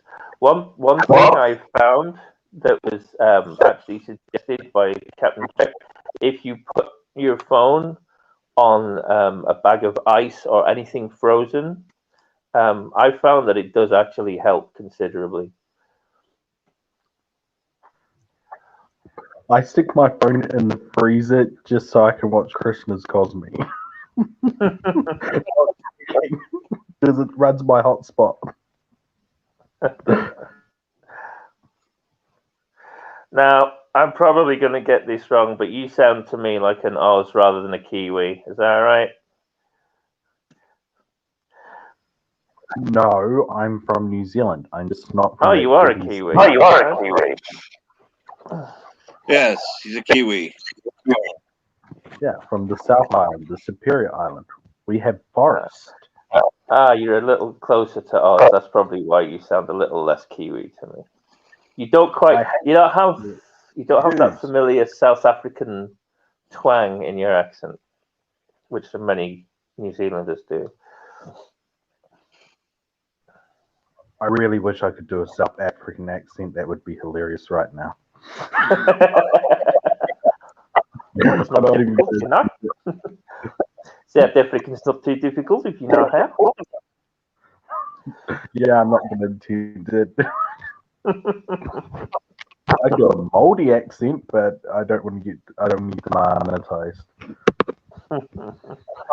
So anyway, the main reason I was asking is I was going to ask if you're familiar with Housos.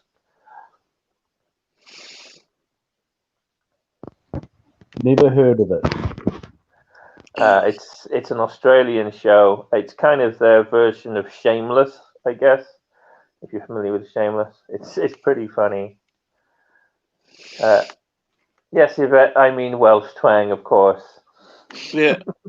Welcome down to the valleys. Would you like a pie? Again, Now I'm what starting is to sound saying? more like Arnold.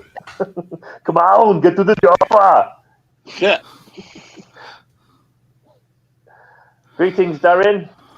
Oh, hello. I didn't realize they put me on. Oh, yes. Oh. Yeah, I heard somebody singing Faith of the Heart. Good I morning, decided Darren. to join in. Good morning. I got faith in the heart. Yeah. This little light of mine. I'm That's gonna let it a shine. song everybody hated at first, but then it kind of grew on them if they watch the show continuously. It's like root beer. Yeah. No. Root beer is actually good. As a religious man, alcoholic beverages are bad.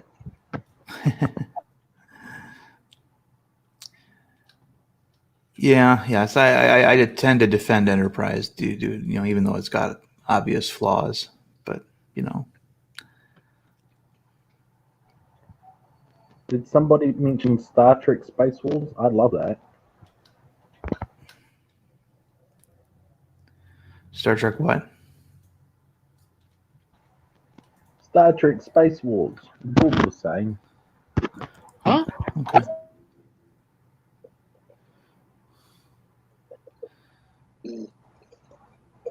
My favorite character is Jar Jar Binks. In the whole of the sci-fi genre, it's Jar Jar Binks. Alexander, is that you? Oh, Aberjam left. Okay. Oh, that And- was Aberjam. Okay. So did that. No, Aberjam didn't. That wasn't Aberjam. That was his Milton Knowles. Gotcha.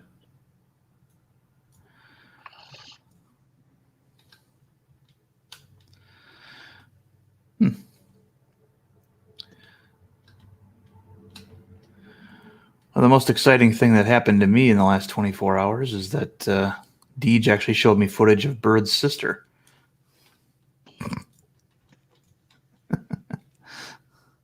I hope you enjoyed it. You don't have to answer. I made him play it twice,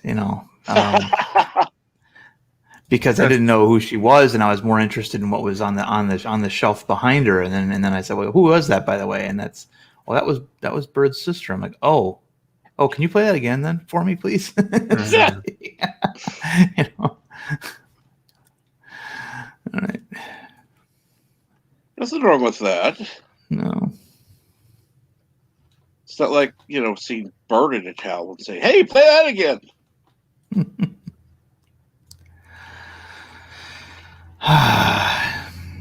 Well, he mentioned the shelf, so I'm assuming you saw the one where she said, welcome Yes. to Deej.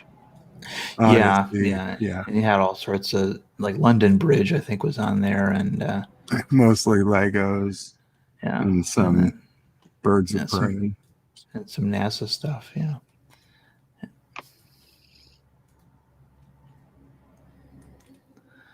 Yeah, and then she has this look as she walks off camera, like, I can't believe you made me say that. That's the funny part. It was her choice. I didn't make her do anything. I just thought it was funny. It was kind of reminded me of that thing that Laurie Loaded had, where he had, I think it was Nicole DeBoer introduce. It was one of those things where on social media where you can hire a C-list celebrity. Cameo. Yeah, I've got Nicole DeBoer doing an intro too, but yeah, she looks less interested doing lures. Yeah, and I think that was by design.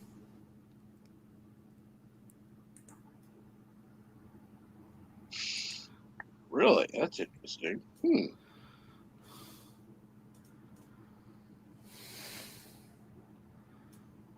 I need a couple minutes. I'll be back. No problem. Okay. So you don't like the song Faith of the Heart, huh? Hate. Captain Trek? Hate it. I would rather have dental surgery than listen to that Oh. song.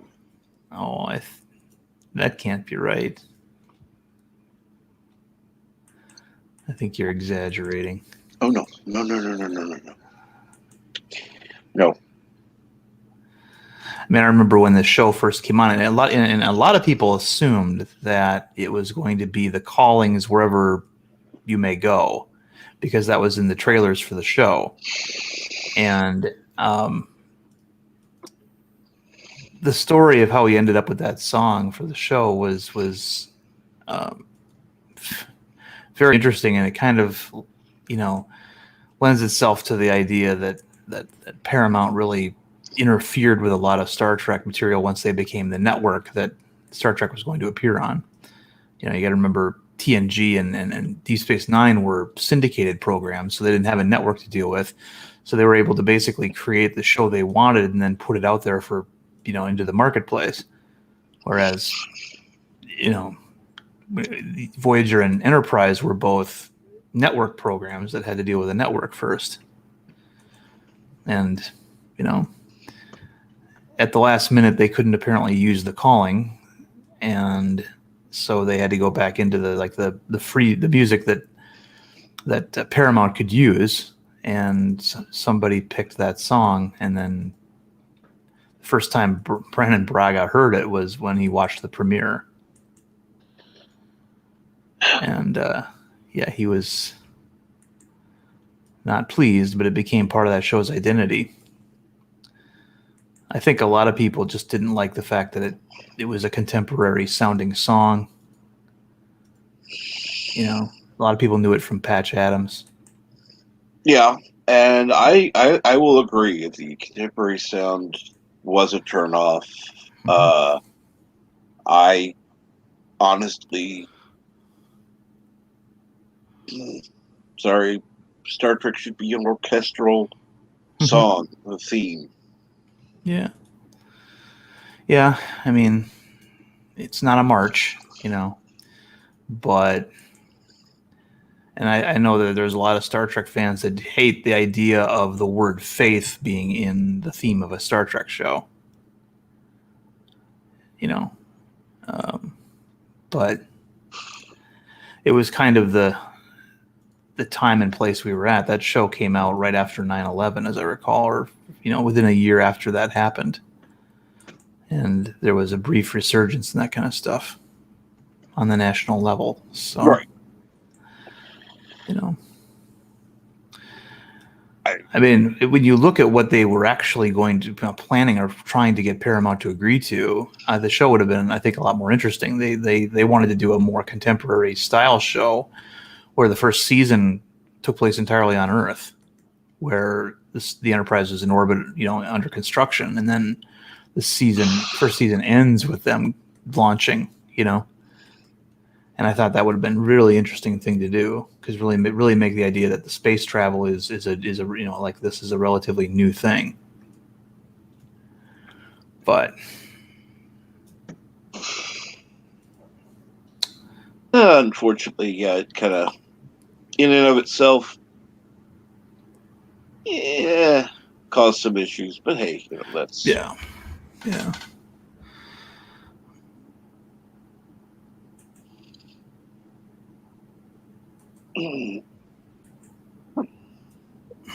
How you feeling this morning, Trek?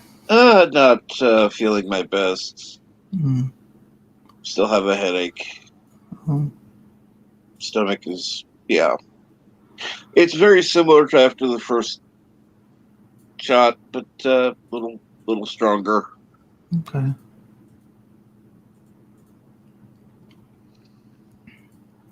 I'm back. Cool. Welcome back. When you look at some of the things they got right, some of the things they got wrong on Enterprise, one of the things that sticks out to me is that, this was supposed to be a ship where they were really roughing it, compared to other Star Trek shows, all of them basically. And yet they never showed them having a lot of the more mundane problems that they should have had. where are we going to get our food, for example? And they did have situations where they were, running out, where they had some power concerns, but those were special. Those were like, the bandits stole our antimatter pods or something, but there was nothing that limited their journey. No. And I think, okay, you can buy that with a more advanced ship, even Kirk's era. But when the whole premise of the show was these are the first pioneers who went out in comparatively primitive vessels to explore, you can't do that. But I think they just didn't know any better. I mean, you had a lot of would have been nice in an episode where they were on a Class M planet, just to throw in a line of dialogue that, the animals and plants are edible here, so we'll stock up. Right. And Braga says he fired most of the writing staff after the first season because a lot of them just wanted a writing credit and essentially lied to him about being experts on Star Trek and stuff because Braga was too busy doing executive producer stuff apparently to police them. And I think Michael Sussman was the only writer that was allowed to they retained into the second season. But I mean, the torpedo comes out the wrong tube and they get letters. I mean, that's what Star Trek's about. They demand that kind of continuity. You can't just, okay, this week the phaser is going to come out of this part of the ship because we need it to, But I liked that they didn't use the transporter a lot, that everybody preferred the shuttlecraft. The grappler arm was kind of neat, but I kind of wish it was more like an arm, like the shuttle supposedly has, where it's got a. I love how you say supposedly. Yeah. I'm sorry. Yeah, I know. Like the Canadians and their fake arm. Yeah,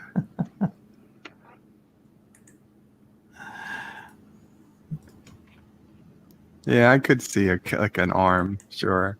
Yeah, like an actual armature that comes out with an elbow and a claw that grabs things and stuff. I mean, I liked that anything that was like that where would they be could more achieve practical.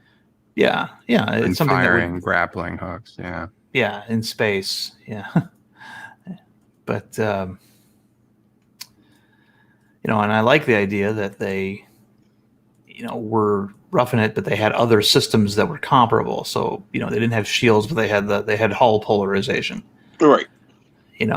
That achieved a similar effect. Just and I think nowhere was that better applied than with Dr. Phlox.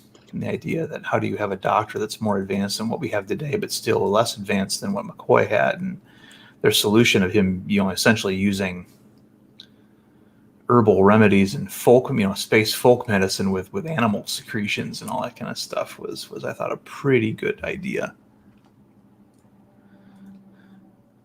He didn't have the technology to clone Trip, but he had an organism on his shelf that could do it. I did like that one. Yeah. And it also caused its own, dilemma. Mm-hmm. We can't take this part without killing the. Although I didn't understand why they couldn't just, figure a way to. Well, the clone was gonna die for a week. That's why it was controversial. Yeah. The idea that they would create a life form, or change a life form in this case, just to harvest its organs. Right. I don't understand why they ever let it gain consciousness. If it was really not supposed to have any memories, which you would think it wasn't, it would literally just be a crying baby, adult-sized baby for 7 days. You would just keep it in a coma.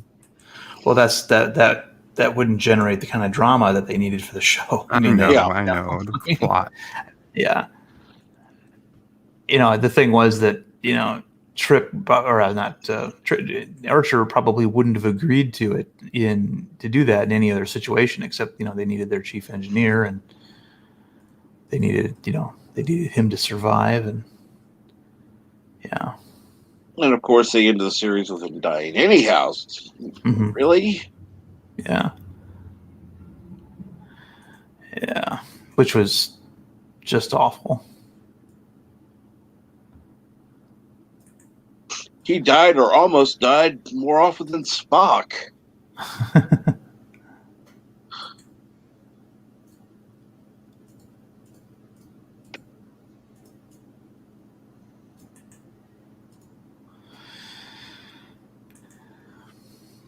But I liked the characters. I liked how they eventually got fleshed out. Reed was one of the least interesting characters, I thought, but they right away they tried to make him mysterious by his family not knowing what he liked to eat, and they built upon all these quirks that they had developed in his personality until he became like the James Bond of the show. I thought that was a neat organic growth of a character, because he was basically their explosives expert for most of the show. His solution for everything was to plant a bomb on the ship and remotely detonate it. I liked when he came into conflict with the Makos. And they had to, him and the Mako lead, I forget his name, literally Hayes. Just fighting it out. Yeah. Yeah, Major Hayes. Yeah. It's kind of funny too, because they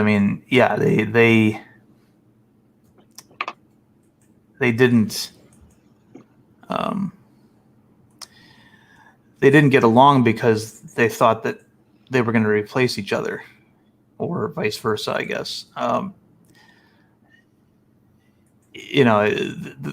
little spiel that Reed gives Archer in the beginning, when the Makos first arrive, is perfectly logical. He's like, these guys haven't been in an actual war, in over 100 years. If anything, they should be benefiting from our experience, but, yeah.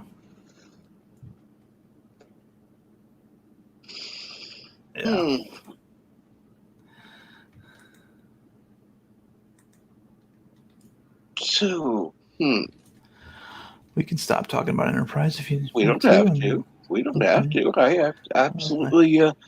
Enterprise is one of Captain Track's favorite subjects. Only to be eclipsed by its theme song. Ah. I like the show. I just can't stand the theme song. I did like the alternate universe. The mirror universe one. That one I liked. Yeah, it was very History Channel tactical, sort of thing, and mixing the imagery with a display of the history of war was just, icing on the cake for that. And it really hit home the idea that you are watching mirror Star Trek. You're not going to watch, people discovering the mirror universe for the first time. That's one of the things I liked about that show, was that the show trusted the audience to know what the mirror universe already was. Right. It was clearly made for people who weren't brand new to Star Trek. It was made for people who were already familiar with that concept. It trusted the audience.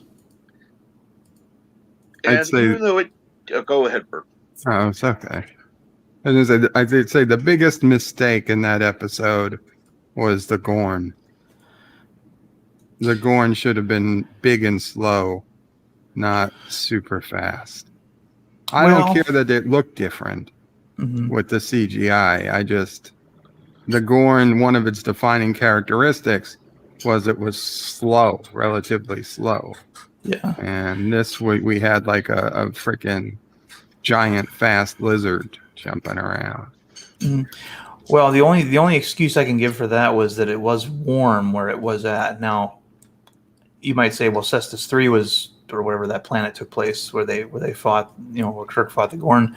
was in a desert, obviously, but a desert isn't defined by temperature. It's defined by precipitation. It might have been cold there. That Not would have cold been a enough. really shitty thing for those aliens to Yeah. put the gourd in a cold world where Yeah. they couldn't move. Maybe they felt that was the only way to make it an even fight. Mm-hmm. But I mean,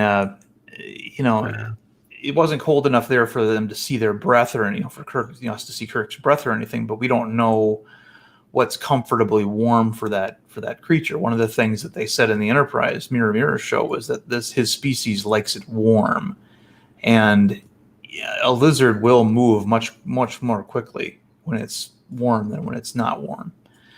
So that would be the only excuse I could give for that. And I think all good Star Trek fans make up excuses for the show's shortcomings.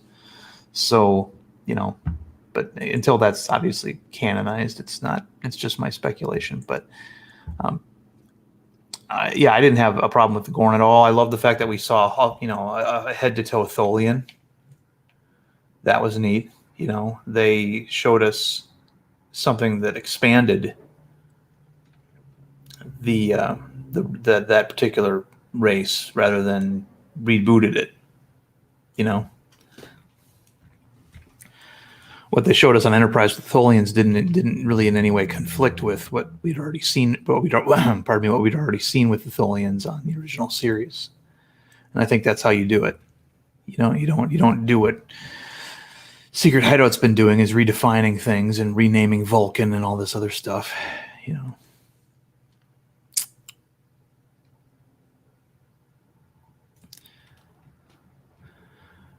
I remember seeing Mirror and seeing how they had changed the credits in the music, and I'm just like, wow, look at that. And a friend of mine's like, see, any music difference would be an improvement. And I'm like, yeah, okay. Oh, Captain Trek's muted. Alrighty. I'll be honest. At the time, I hated the music too. I probably would have said any music would have been better. Mm-hmm. Certainly more traditional.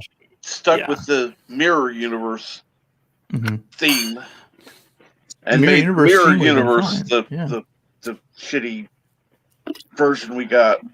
Yeah, I mean, there's been obviously YouTubers who have created their own version of the Enterprise credits that used a myriad of different songs, and one of them I thought was actually pretty good. It was the Mirror Universe song, just with the same imagery from the actual credits, and it kind of works, especially when you get to the part of the space program. It doesn't work exactly when they show the Africans on the raft, but it's It could be modified slightly, to match. And go ahead. I'm sorry. Hello, Dr. Alex. What's going on? Good morning, Jester Sid. Go ahead. What time is it in Dr. Alex's part of the world? It's got to be in the afternoon. It's afternoon, sometime, right? yeah. It's afternoon. Yeah. My brain just went to done mode again. It must be tea time. I take that back. I don't know when tea time is supposed to be. Never mind. It's Lemon says Janeway did nothing wrong. Well, I think one of Janeway's many personas did nothing wrong.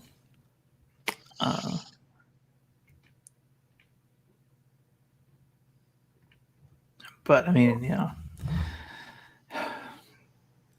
Voyager, I remember seeing the opening trailer or the opening episode when it debuted, right? And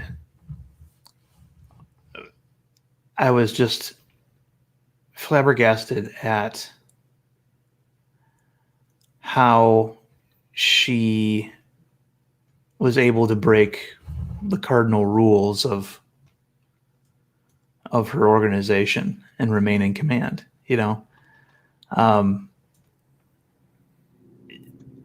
it started this trend I've noticed in a lot of pop culture where it didn't start it, but it is that if you're a woman, you can flagrantly disregard the established rules, that the rules aren't for you, they're for other people, you know. And one of the things also that kind of bothered me is, you know, I watched the first episode of Voyager, and then I watched the last episode of Voyager at one point, because that's, you know, I like to do that once in a while just to see the difference in the characters, how much they grow within a certain amount of time. And when I watched the pilot or the premiere of Voyager, and then I watched the finale of Voyager, I see that most of the characters haven't changed at all, except for maybe Tom Paris, who's becomes a father in the last episode of Voyager, but and obviously he's a husband by that point. And that's about it. Janeway is pretty much the same. Matter of fact, Janeway changes so little that even when we have two Janeways in the finale, they're both the same as the first one, in that Janeway got her crew stranded in the Delta Quadrant because she failed to, she violated the Prime Directive. And then in order to get them back, elderly Janeway, Admiral Janeway, violates a different form of the Prime Directive, the temporal Prime Directive. So she's learned nothing, and what I thought also was really interesting was that she when she wants to restore time or get them back or whatever, she doesn't travel back to before the mission. Because you got to remember, like a significant portion of her original crew got killed in the pilot. You had that helmsman Stoddy, you had her original XO, and I think the writers just forgot that this whole other crew existed. And the version of the crew that she cared about was the one that got accumulated over time on the show. Yeah. And I'm thinking to myself, no. If you could save your ship, I mean, granted, if she had just prevented Voyager from going into the caretaker or whatnot, going to the Delta Quadrant in the first place, that would have probably stranded Tuvok and Chakotay and all those guys over there. Yeah. But what you do is you change history at that moment when you decided to destroy the caretaker's array, because you could use the caretaker's array to get home and maybe rigged it to explode with a timer or something if you really needed to. You could have gotten everybody home. The only could have gone to the point before the ship went to that quadrant where the whatever, and then blew it up, and then history changed. Bye bye. Right. But but this then is one of the 8472 defeats the Borg, and then destroys the rest of the galaxy. Yeah, there is that to consider as well, but. And 7 of 9 never gets rescued. Yeah, true. And then she can't be in Star Trek Picard.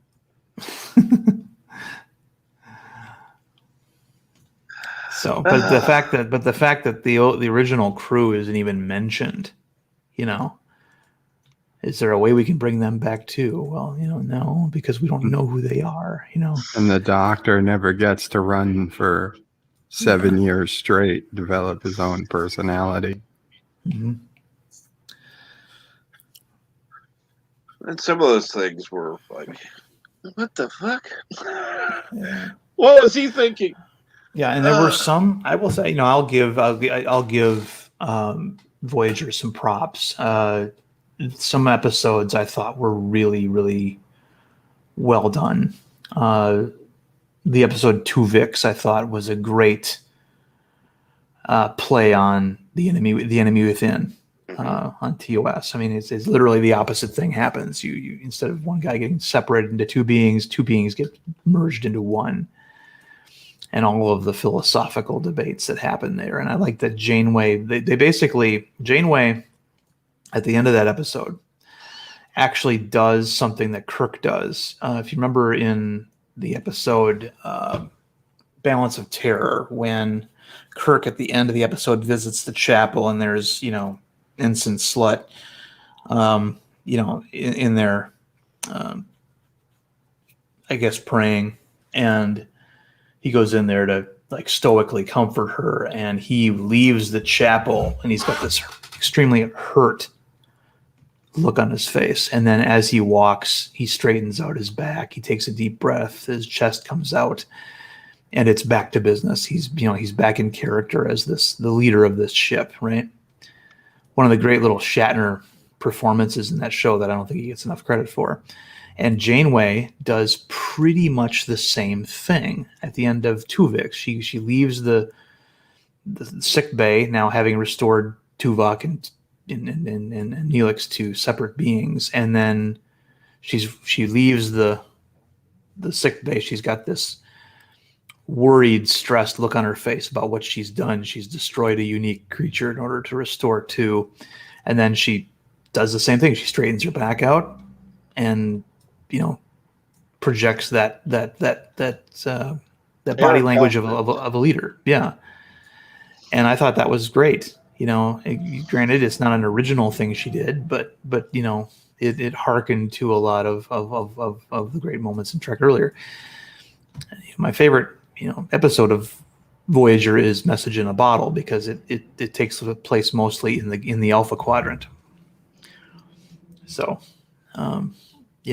that's still my favorite one, because it's a Doctor episode, and the Doctor was probably the most interesting part of that show for me. So, I'll give it its props. A lot of the other characters were just pastiches of fan favorite characters from TNG, but when we got something, like the Doctor, I thought that was neat. He became the signature part of that show for me. I wish they had done more with just him. It seemed to get to a point they were trying to do more, and then they went to the stupid side where he's adding all these ridiculous things to a subroutine, and it's like, okay, yeah. Number one, no Doctor would do this. Oh, let's add this mad scientist thing to my program and see what happens. Oh, that was the one where when they took files from for a Cardassian doctor or something. Mm-hmm. That was, and this is one of the things that I didn't like about it, Voyager, was that people got upset because they created a computer simulation of a doctor that had a bad reputation, right? Right.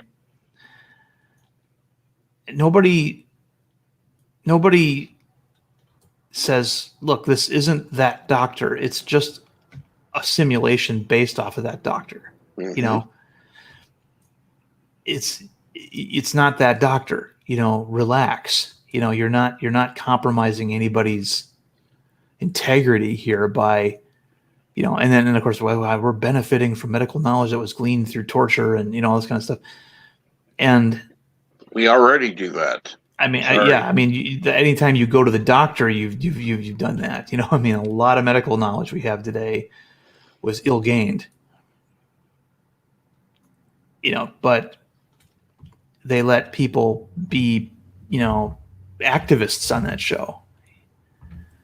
B'Elanna's all pissed off that her life got saved because they used techniques that were learned by a Cardassian who was, doing bad things to Bajorans. And she's all indignant and, feels violated that they saved her life. And it's, it was just dumb. Yeah. I think most of it. Yeah. Drama for drama's sake. Go ahead. Yeah. Well, most of it, I think the Doctor, they could have just temporarily bypassed his ethical subroutine and just said, okay, do the surgery you need to do and be done with it. Mm-hmm. Like they did in Equinox, where they had the other doctor who had their ethical subroutine erased. Right.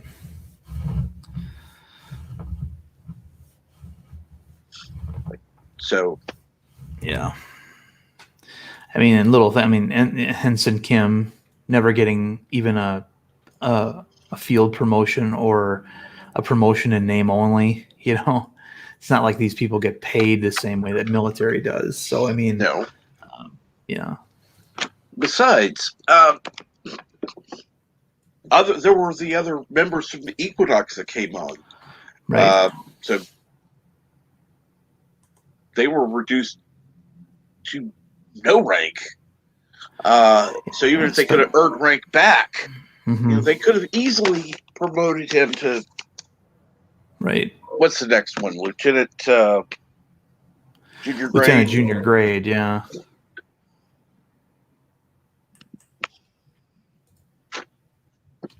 So make him a lieutenant because they were whether they're junior grade or not, they always say lieutenant. Right. Yeah. It's you get the title, but the rank is still the junior grade version. Yeah. It's kind of like a lieutenant commander can still be called a commander. You get or a rear admiral can still be called an admiral.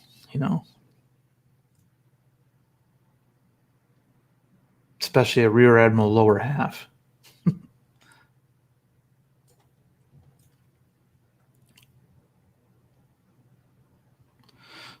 Oh, I could say something, but I'll be polite, proper. The Navy has done itself no favors with some of the names of the ranks that they've chosen over the years, and failure to adapt to them. I mean, there has been a push ever since I was in to change the rank names of the first three ranks of enlisted from seaman to crewman, and they won't do it. And and the reason why they won't do it is it's because that decision is made by people who aren't personally affected by it.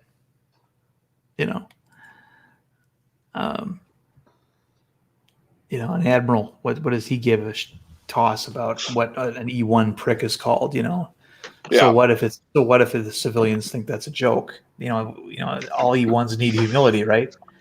It's the fact that they're E1s isn't enough. They got to have a name that's that, and then some of them say, well, that's motivation for you to get promoted into another rank called petty officer. Well, what's the word petty mean? The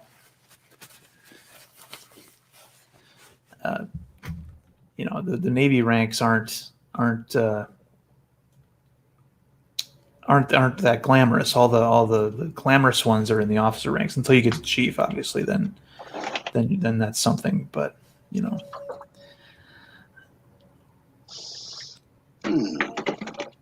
So what?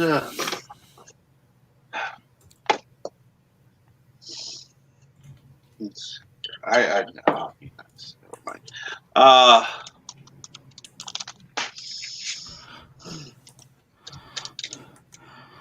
I forget. What was your rank when you left? I was a frocked E5, petty officer second class.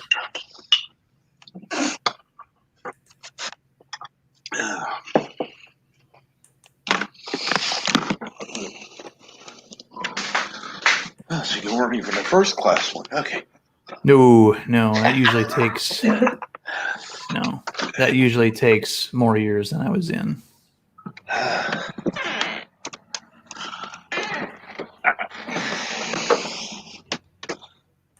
How many years were you in, by the way?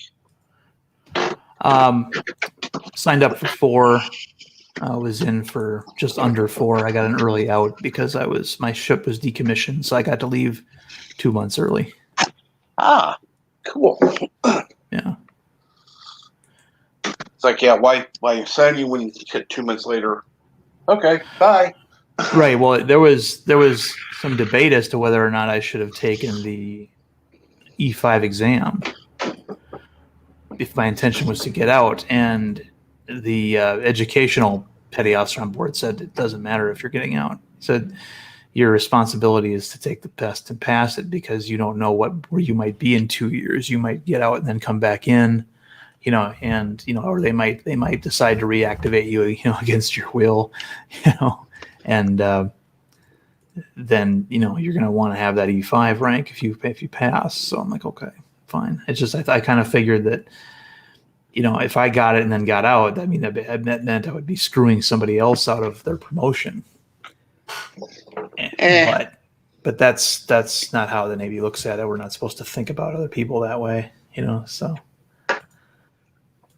So I took it and I got out, and 4 months later I got a letter that says, congratulations, you've been promoted to the illustrious, prestigious rank of E5.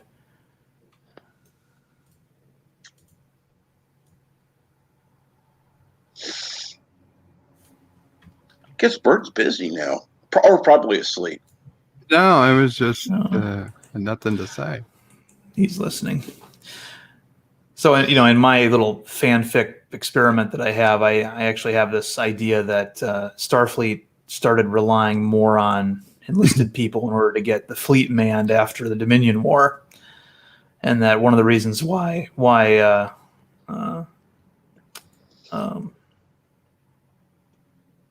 what's his name? Chief O'Brien was at the Academy was to enhance that program. That once he gets there, he discovers that he's offered a new position outside of what he was initially offered, that to be head of a new accelerated, enlisted training program to get people out into the fleet to man positions so they could maintain, defense, while Starfleet Academy, continues to crank out officers at their usual pace. And I go into all this stuff about how like a lot of faculty at Starfleet Command was Starfleet Academy was reactivated in the first years of the Dominion War because they needed captains and officers, and a lot of those academics were, killed because they weren't that great. I mean, you look at for example, any war like World War II, the first generation of officers that go into a major war, you find out which ones are actually good and which ones were better peacetime officers, right? Captains that are more acclimated to a peacetime environment, like say Picard was, or a better example I think would be Captain Kyoto of the USS Odyssey, the first ship that got destroyed. The Galaxy class ship that was first destroyed by the Jem'Hadar. He was competent, but he wasn't a warrior captain. He wasn't. He was like another Picard. He was that kind of a captain. And then what happens is those captains get replaced by commanding officers that can adapt to the wartime scenario. And like what's his name? I can't say it. Jellicoe. Well, Jellicoe was an example of not an example of what I'm talking about.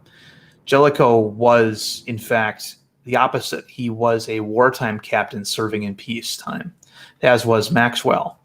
Just that Maxwell kind of went insane and went off the range. Went on independent ops. Jellicoe was just an expert at dealing with the Cardassians. He understood them, and even though he was portrayed as the antagonist in his two-parter, he was proven right on pretty much everything he did. Well, yeah, I'm just saying he would definitely make a better wartime captain. Oh yeah, and definitely. peace. Mm-hmm. Oh yeah, it's funny because I mean, if Captain Maxwell had just been a little bit more patient, he eventually would have got his war with the Cardassians, and he could have gone right back to killing them. But he was trying to do what he was trying to do in peacetime and in violation of orders and Heart of Darkness style, and it I'm sure he's I imagine that character sitting in prison going, if I had just waited 5 more years, but anyway.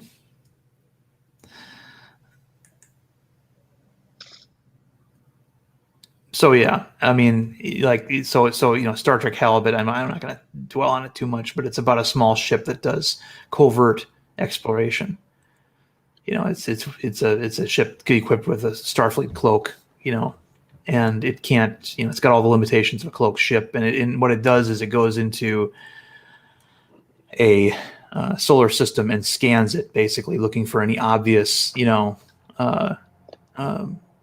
dangers. And then it radios in basically for an actual exploration, an official exploration ship to go in there, basically. So The idea being that the Starfleet is now being extremely cautious. They don't send a ship boldly into a new solar system to explore. They send this, covert ship to observe, silently, and then report back, and then move on to the next one. I mean, I can imagine something similar to,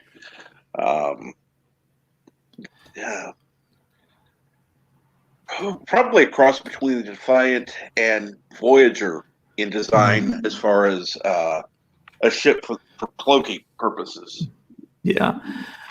Nothing like well, nothing like the Love Boat of in space. Right. Now, Halibut is inspired almost exclusively by a submarine that was called the Halibut. It was a one-of-a-kind submarine that fired a Regulus missile.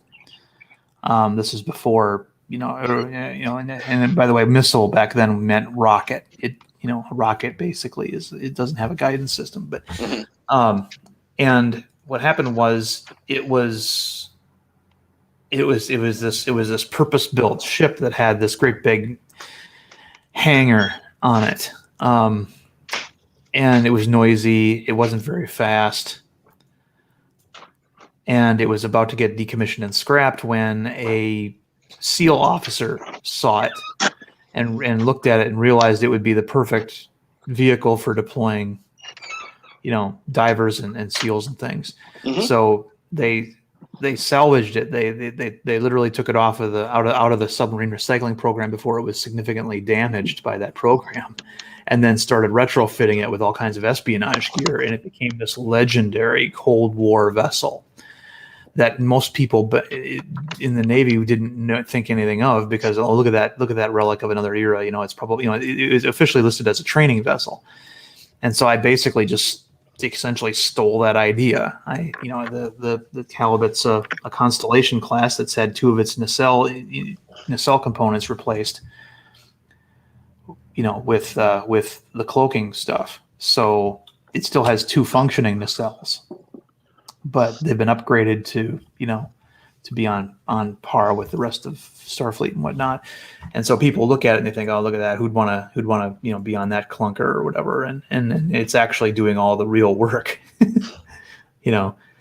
so it's got kind of a secret identity kind of deal. But there are only 3 officers on board. I borrowed an idea from Down Periscope. Down Periscope, of course, is a comedy about an old submarine that they reactivate, and there's only 3 officers on that ship. Everybody else is enlisted, and so that's how I've got the crew structured on the Halibut. There's 3 officers, and then the rest are enlisted. And we see a lot of enlisted that in old Star Trek shows their positions would have been manned by officers, because I wanted to have that feeling. Yeah. So, I mean, my thinking was more along the lines of the oh crap, I can't think of it now. The stealth fighters that they have. Mm-hmm. Right. Oh yeah. I mean, it's I'm taking into account a lot of things. I mean, right. Why would they use an old clunker ship? Well, a lot of Starfleet ships got destroyed during the Dominion War, so that's a good enough reason for me. And you can kind of play around with that a little bit. But again, this is not something that no one's ever going to read or watch. It's just a place for when I want to feel like writing a little bit of Star Trek instead of what I usually write. So it's there. That's unfortunate that nobody's going to get to read it. Yeah. And a lot of mistakes that people make with fanfic and any kind of fic in general when it comes to Star Trek is they write something that couldn't ever possibly be filmed on a Star Trek show because of budget, right? Yeah. Like where we were used to aliens being basically actors with different bumpy makeup on their foreheads in most of the Berman era. Now, of course, with CG, we can have, extremely non-human looking, people showing up on the ship, but they're usually not regulars. Discovery had that Sorrow guy, that lizard guy who sneezed on Ensign, white power, whatever his name was, Ensign. patriarchy, whatever his name was. Somebody will write a Star Trek book or a novel or do some fanfic where one of the crew members is basically like the Thing, a living slab of rock that walks around. And it's like, yeah, they can't do that on a television budget.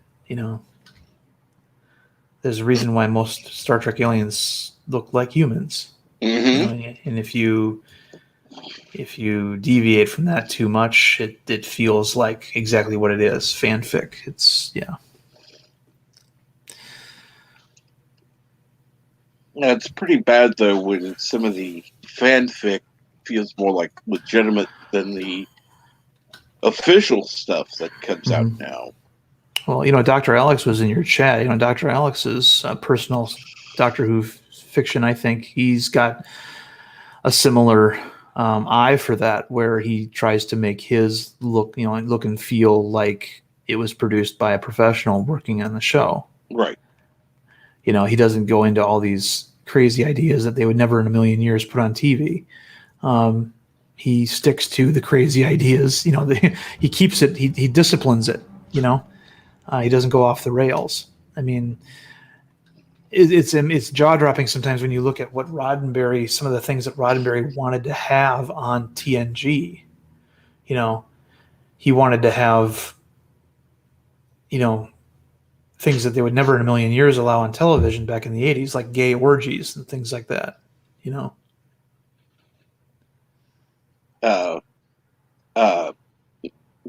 I wouldn't want orgies of any kind. Sorry. Right. Right. Yeah. I mean, he didn't want straight, whatever.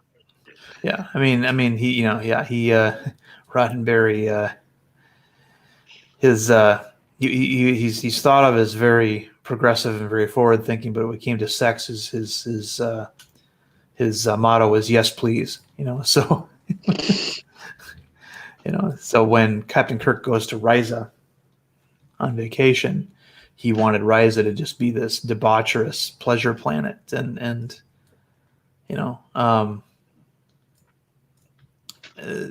Ronald D. Moore, I think, was told to go visit Gene because he has some ideas about your Risa story, and Roddenberry gives him his spiel, and then it was Picard, not Kirk. Did I say Kirk? Yes. Yeah. Yes, I'm sorry, Kirk. Yes, it was Picard. And although Kirk on Risa would have been an interesting thing to see. Oh, well, that's true. But in fact, somebody should do that. Have the original crew visit Risa. Have it take place like somewhere, in the run of TOS, and you could even have the same alien chick that was in the Deep Space Nine episode. Because we don't know how old she is. But, and then Ronald D. Moore goes back and talks to Berman, and he's like, Berman's like, don't worry about it. Just write the script. It's, Roddenberry was a consultant. You had to go into his office and listen to him, but you didn't have to necessarily follow any of his recommendations. Mm-hmm.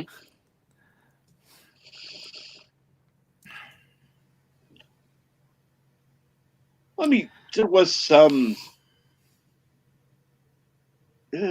suggestion of being more provocative. Oh, but not as much as obviously Gene would have wanted. Right. Yeah. I mean, Gene got his way in an episode to show a planet like that in the first season. It was an episode called, oh goodness, what was it? Haven, I think it was. Where you had an Eden-like love planet where people ran everywhere, jogged, and instead of saying hello, they had sex, and stuff like that. And they make love with the drop of a hat.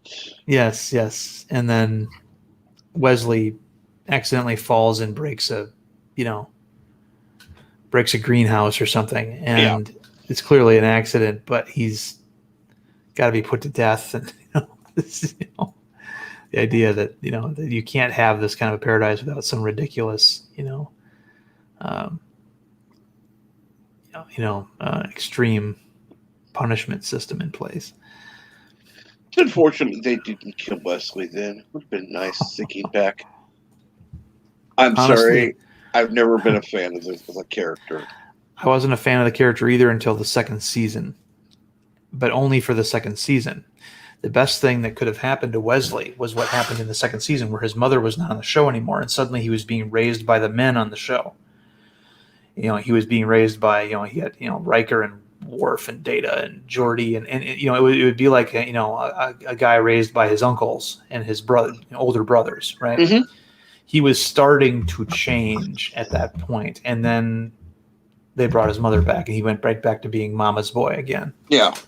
Well, now there was one episode I liked, and that was the the alternative timeline where the Enterprise C came back, right? Mm-hmm. Where that Wesley Crusher was very mature, very command level acting, not this little whiny kid. Right. He was. I mean, it was almost like a preview of what we all thought he should have been. Mm-hmm. And that I think that he would have eventually became that version of Wesley Crusher if his mom hadn't been around. But so there, I finally thought of one Wesley Crusher thing I liked. Yes. Mm-hmm. Yeah, he didn't give out any. He didn't give out any dialogue that wasn't. It was all business. It was not. He didn't volunteer any opinions of or anything. He let Data do that. There was another example of him like that too in Parallels, where one of the final alternate realities that Worf passed into was where Riker was captain and Wesley Crusher was, standing behind him as the security chief, and he was like that too. He was just giving orders like a normal officer was, and not doing the golly gee willikers, we could use a Curzon loop or something to, yeah. That segment was so short, I'd forgotten about that. Yeah, you're right. Yeah. It was one of his many little cameos where he got to come back. But so those are glimpses of what he could have been, and to me, he would have been a lot more interesting. And what's so weird though is it's like, we kind of expected Wesley to become a Starfleet officer, and as far as when the show ended, he wasn't. Right. Then we switched to Deep Space Nine. It was sort of assumed that, okay, the new Wesley Crusher is Jake Sisko. He's probably going to join Starfleet, and he doesn't. And the one that we actually get, the young cadet that turns into an officer on the show, is the most unlikely one you would have ever expected, and that was Nog. Mm-hmm. And Nog was awesome. Oh, yeah, absolutely. Yeah. I mean, I just loved how imaginative they were, because most people wouldn't be able to imagine a Ferengi in Starfleet. Well, they figured out his niche, whatever. Mm-hmm. He was that Starfleet officer who could get you things if you needed them. He could get you things outside of the normal Starfleet supply channels. And no episode shows this better than Treachery, Faith, and the Great River, when O'Brien needed a part for the Defiant, and he couldn't get it within a week, but Sisko wanted it, in 48 hours. And Nog says, "Don't worry, I'll handle it." Nog creates all kinds of chaos, but at the end, everything is put back to normal, and the Defiant got its part. Yeah. And it was comedic, but it also demonstrated what Nog could bring to the table. Nobody would have thought of that. No. And I also like how, Nog and Worf sort of bonded over the fact that they were the first of, examples of their people to join Starfleet. Yeah. And when Worf does not think very highly of Nog, because he doesn't like Ferengi. He's essentially racist, and why wouldn't he be? Right. But then when you have, basically Nog's going away party, where the tradition is that when a Ferengi boy becomes a man, he sells all of his possessions to raise capital for a business venture, and so he sells all of his toys and all of his things. And Worf has just happened, is made to attend by Sisko. He wouldn't otherwise attend, and he happens to see this little device on the table, and he picks it up, and Jake's answers the question for him. He says that's a Ferengi tooth sharpener, and Worf tries it and realizes that it works on his teeth too, and all of a sudden he's very eager to buy it. And that was one of those cute little things that they added. I mean, that made that show so well done, especially compared to other ones. It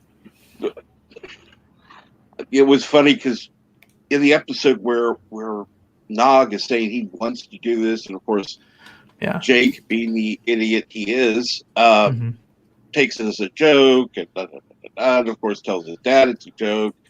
Yeah.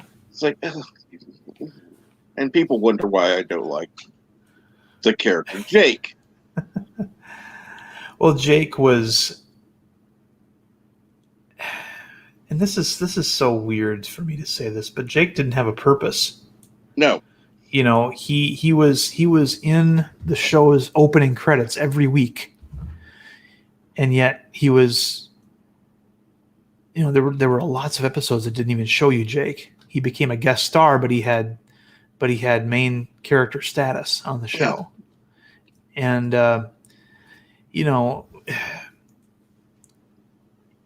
everybody had a job on that station except for him. Mm-hmm. He just had to go to school, and then when he got out of school, he had to figure out what he was going to do, and then he wanted to be a writer. And I think the most he had to do was when the Dominion took over the station, and he stayed behind as a kind of war correspondent. But even then, he was, because he didn't have an actual function on the station, he was just always there, kind of providing the everyman commentary, and that was it. Yeah. I mean, honestly, if they'd written the character well, I probably would have liked the character. And for example, the articles that he wrote, they should have had those articles instead of having him, give his influence and the domination of the Dominion, blah blah blah. Mm-hmm. Right. Okay, go ahead, write something that the Dominion would approve of, but write it in code. Right. So that when Starfleet reads it, this is the message they get. Mm-hmm. Yeah. There was a lot of missed opportunity with Jake Sisko, but we did manage to get a couple of good stories with him. But yeah. I don't think Jake would have been smart enough to write in code. No, nothing against the guy, but you got to be really smart. You got to be Garrick level to write a code out in a public message that someone else can interpret without the Dominion knowing it's there. Well, see, that would have been another thing. Garrick and him could have gotten together. Right. Well, Garrick was with the Federation. Right, Garrick was. So in World War II, there were these two Navajo Indian guys who were offered push-button captain rank in the U.S. Army if they would allow one of them to stay in the States and the other one to go to Europe. And what they did was they communicated with each other back and forth in the Navajo language, which they were the only living people who understood. And it was the perfect code for us to code things, because there's no way the Nazis are going to be able to decipher that language. It's Navajo, is predominantly a dead language, only known by and used by these two guys, essentially. And you could have had something like that with Jake and Garrick, since Garrick was, on the with the Federation fleet, and Jake Sisko was still on the station. And to be honest, I mean, as much as we all like Garrick hanging out with Bashir all the time, I think he could have, hung out with Jake Sisko a lot too. We could that meant we would have got more Garrick, but Jake was made best friends with an alien that was very unlikely in Nog, and so it was not outrageous to assume that he would have also been friends with Garrick on some level. Mhm. And that's exactly what I was thinking. It wouldn't go against any already preconceived notions. That his best friend was What Fringy. could have happened, maybe from without changing, because they would have had to rewrite the entire story up to that point, which they realistically couldn't do. But what they could have done was Jake gets a story out, and Sisko is kind of feeling disappointed, like he's taking the Dominion side, or he's like, I don't know, does he really feel like this? Did they edit it? Did they put it in? He's just feeling down, like Right. his son can't really be honestly believing what he's spouting. And then Nog comes in and says, no, Captain, he's talking in code to me. I'm the only one who would get what he's saying. Yeah, that could And have been then done too. Nog becomes the key to decoding Jake's messages. Yeah. Well, in the actual episodes, I think it was Rom who sent a message to the Federation saying, "Hey, they're going to deactivate the minefield," right? Yes. Right. Yeah. And so, in my opinion, that should have been Jake. I mean, Rom was the genius who figured out, how to create the mines, and so him sending the message. Well, technically, he didn't send the message. He just sent it with Morn. Right. Yeah. But having Jake, use a similar method like what Bird of Prey was talking about just now, would have been even better. Yes, it would have. Mm-hmm. But I see the Random Menace is sending some secret code of his own. Let me see if I can find this here. Completely unintelligible. Uh-huh. Oh yeah, he puts that stuff in Facebook all the time.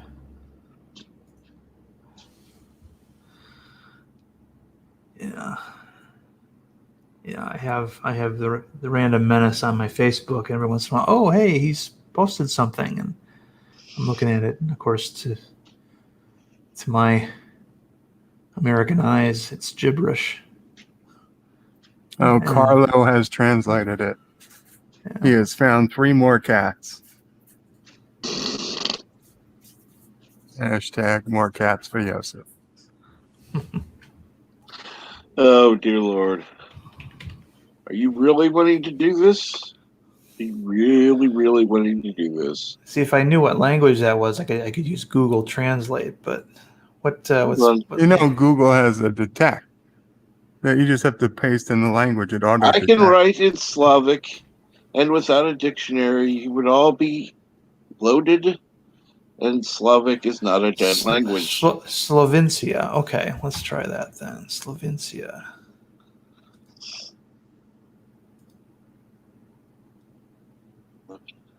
Well, we have Slovak and Slovenian. Let's try that. Oh, yeah. Okay, here it is. And I can write in Slovenian, and without a dictionary, you would be in pain. In pain, okay. And Slovene is not a dead language. Okay, well.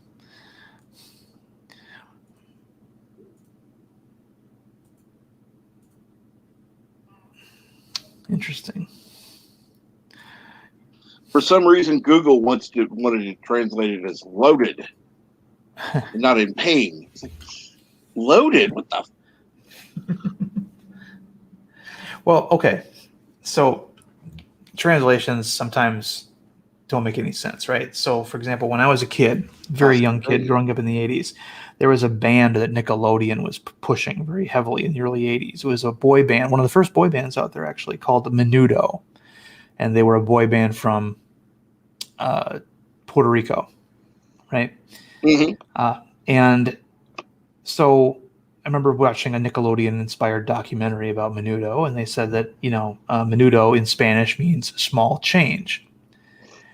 And I'm thinking, okay, that's interesting, small change. Okay. And I assumed it must have meant it having to do with how when the band members turned 16, they had to leave the group because their voices would deepen, right? So there was always a rotating, or not rotating, but always a new member. And they always had every year a new senior member, right?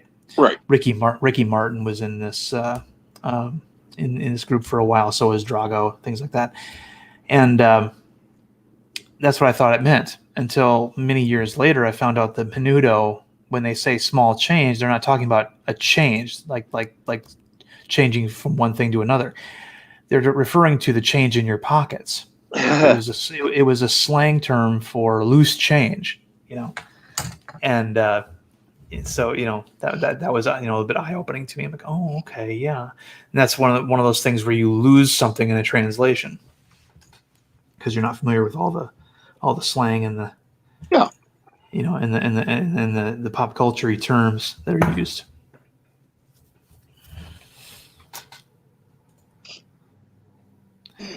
Yeah, Menudo I think only had one really big English language hit, and that was "Hold Me," with a really lame, dated '80s music video on YouTube. But Nickelodeon really pushed them, and they tried to make them a thing, and they never really became a thing. And I think they finally broke up like 20 years ago. They lasted from like 1970, mid 1970s through to like 2010, I think. Wow. Yeah. And you look at some of the different versions of Menudo over the years, and a lot of them don't look Puerto Rican. They look, very Caucasoid.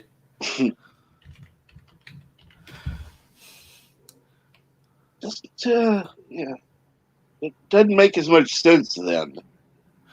Okay, so according to Wikipedia, they went from 1977 to 2009, but then got revived in 2015 and are now active again. But they're a Puerto Rican band. I mean, Puerto Rico is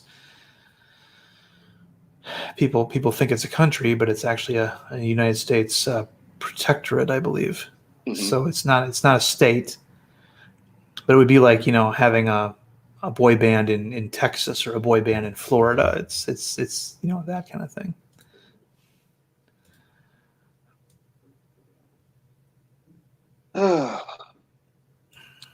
Yeah. Quite honestly, I'd rather have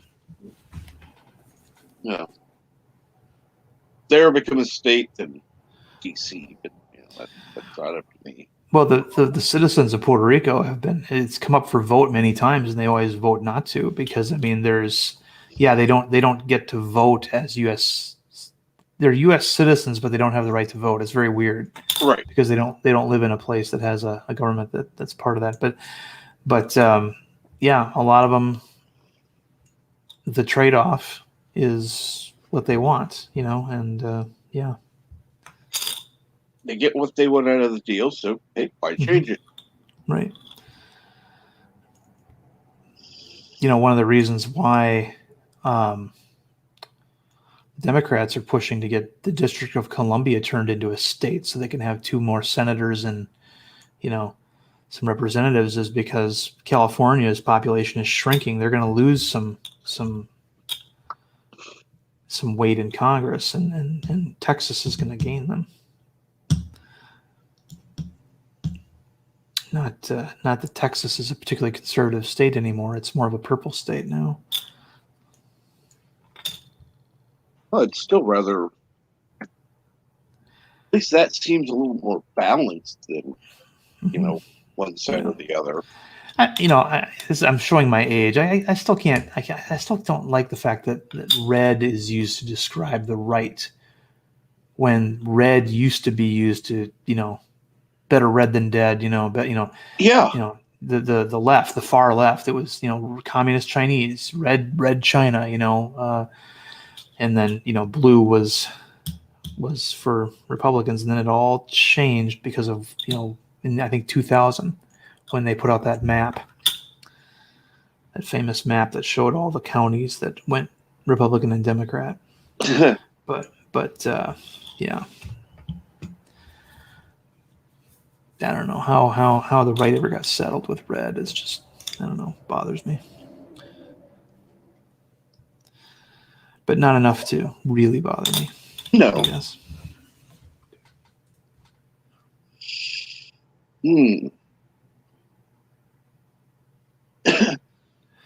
Yeah, Random Menace mentioned the video "Hold Me," where the leader of Menudo is singing to a woman who looks very, very much significantly older than he is. It's hard to tell if she's supposed to be a teenager or what, but she doesn't look like one. I mean, he looks like a baby-faced kid, and she looks like an adult actress. And yeah, definitely not.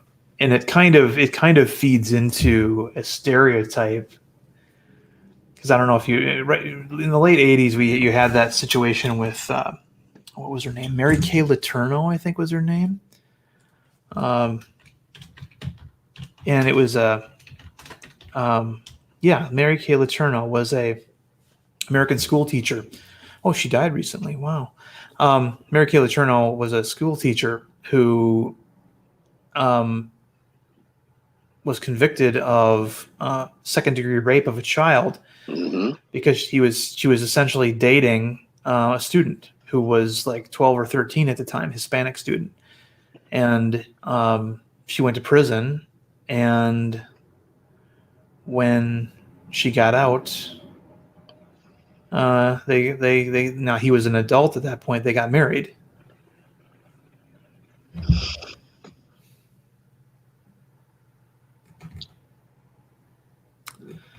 But I think that story sort of captivated people. I mean, it inspired movies and such as well. I think there was a Adam Sandler movie that it was inspired by that story. But and obviously what she did was wrong. But the fact that that they got together again after she got out of her did her time, sort of romanticized the whole thing. It was like people were starting to say, was this a victimless crime? Well, no, it wasn't a victimless crime, but at the same time, now that he can consent, he can do whatever he wants if he wants to get back with her or whatnot. But I mean, at the time, she was clearly being irresponsible. And there was this whole stereotype about young Hispanic men seducing older Caucasian women, and I think there was a movie that came out recently that kind of talked about that too. Had Salma Hayek in it. Let me see if I can find that.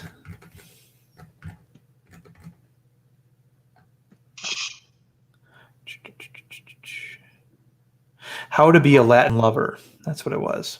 It was a comedy with Eugene Derbez, and it shows this young, Latin guy who seduces an older rich woman, and then 20 years later he's in his 40s and he's all flabby and stuff, and she dumps him for an even younger guy, and so he wants that lifestyle of being married to a rich billionaire widow, and then he sees Sophia Loren, who plays such a woman, and he tries to seduce her, and he doesn't have his mojo anymore, and he tries to get it back. And it's a comedy, but it feeds on that stereotype.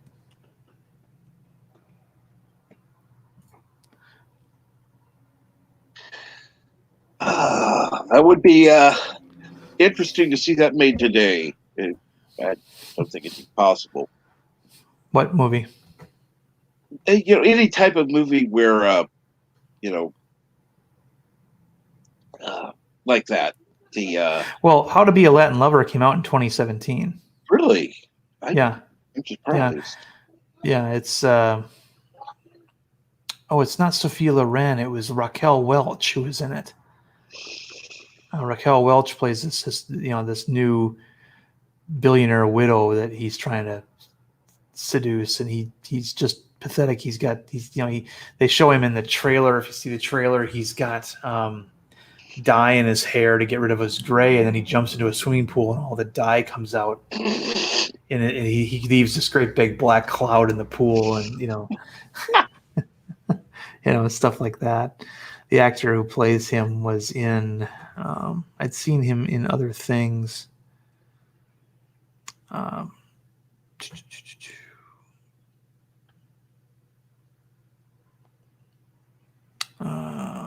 is it?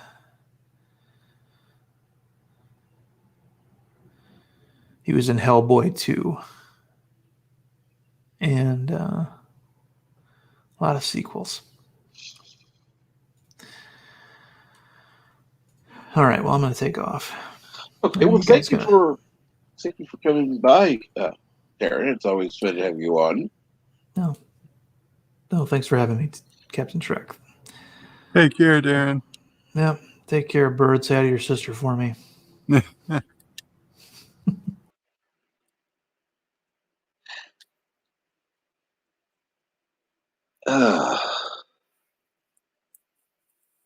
Oh, son of a bitch.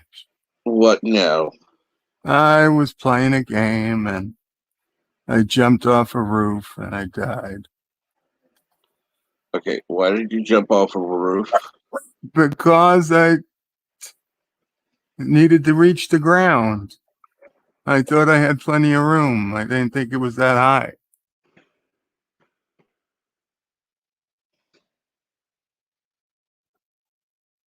Anyway.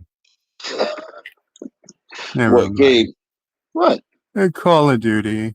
Oh, okay.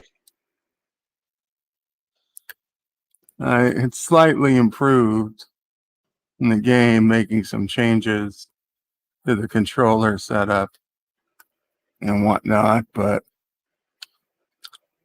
then there are days like today where I went through everything and got in the game and spent an extra 2 minutes getting to the place exactly where I wanted to be. And then just as I get ready to actually play the game, first move, fall off a roof. And not Ryan Johnson. Bird jumped off a roof? Sounds like a normal Bird's gaming adventure. Yeah. And thank you for dropping by and joining the chat. Carlo, hope your son is doing well. I know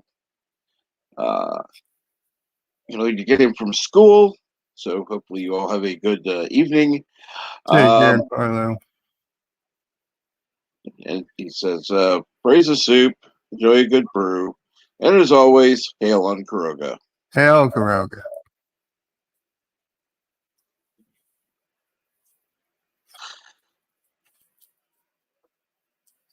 Okay, let's see here. Before he left, Carlos says there's a British comedy called Time Gentleman. Please, where a guy got his hair wet and his dye ran out down his head. Oh, that would be horrible.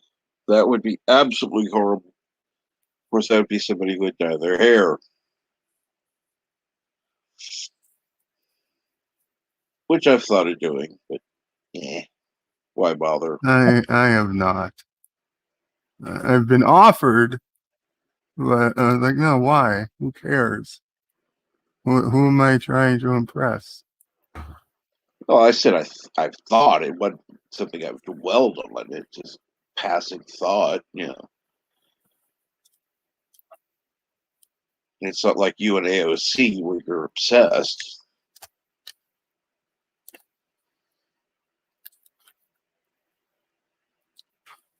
No comment. Nah, no comment.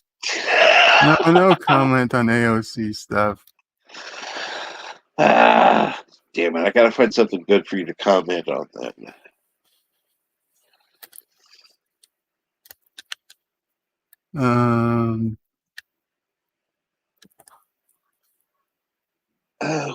Oh yes, you aspire to be more like your sister.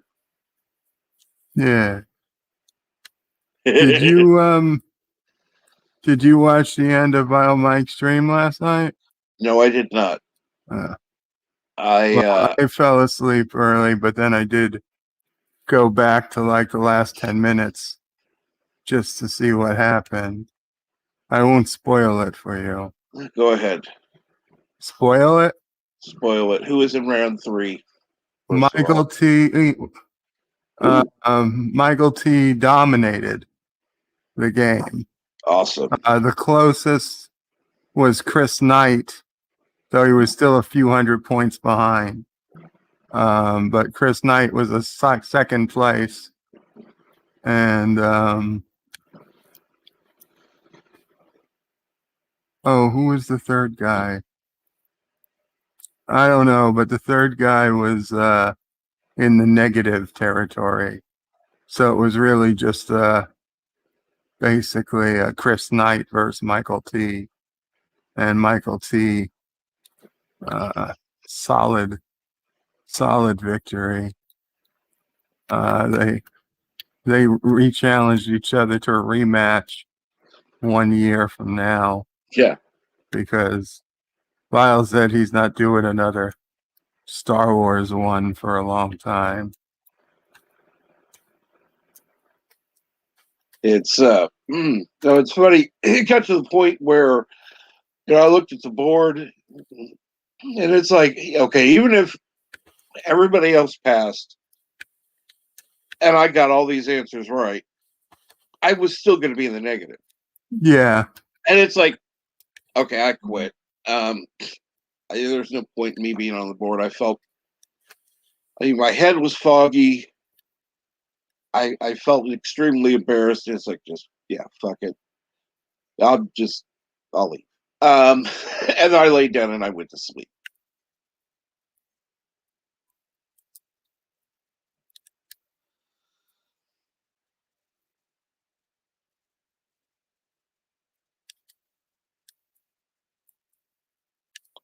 I mean, even if I could have gotten back to 0, I would have been fine with it. It's like, okay, I can't even do that. Okay.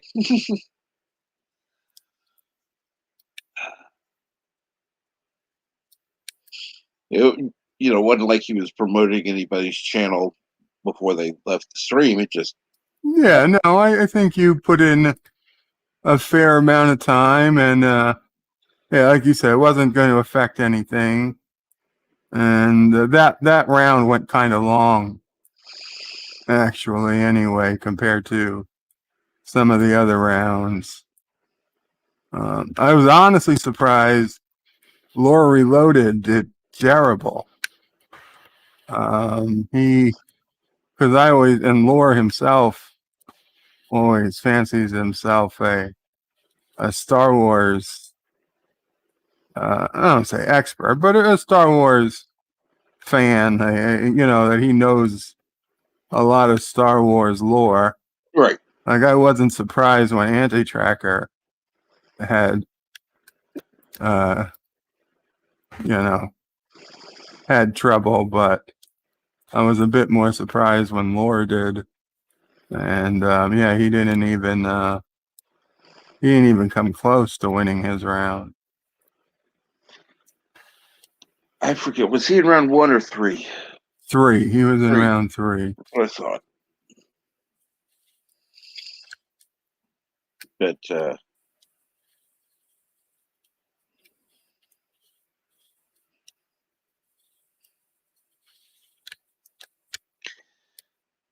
has anybody left that Twitter group that you know of, or is it still there? I don't. What Twitter group?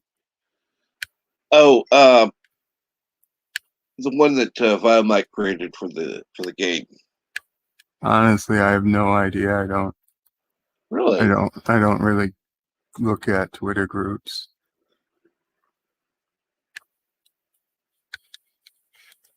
It's it's a male thing.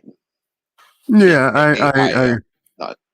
I literally don't care, don't check.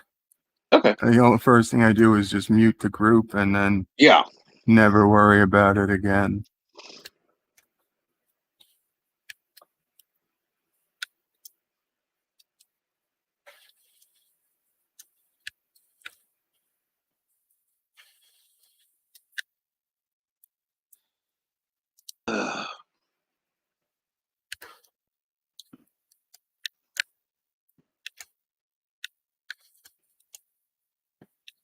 You working on something?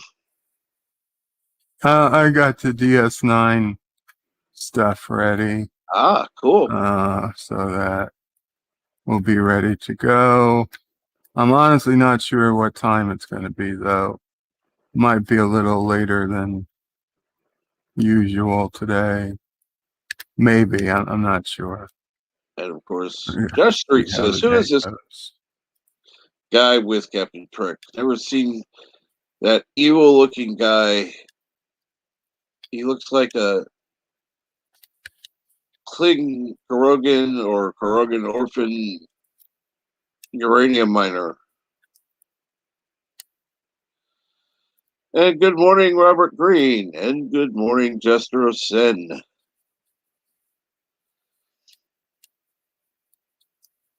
And by the way, I do like that new avatar that gets created. Yeah.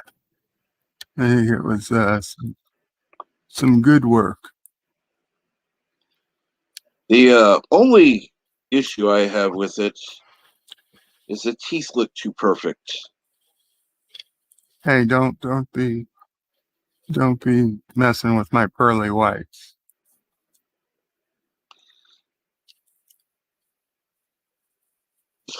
You're jealous. Well, of course I'm jealous, but hey, what can I say?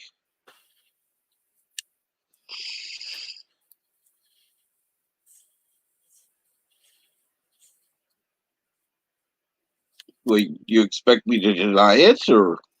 I didn't know if you were going to deny it or not, but at least we've got an answer.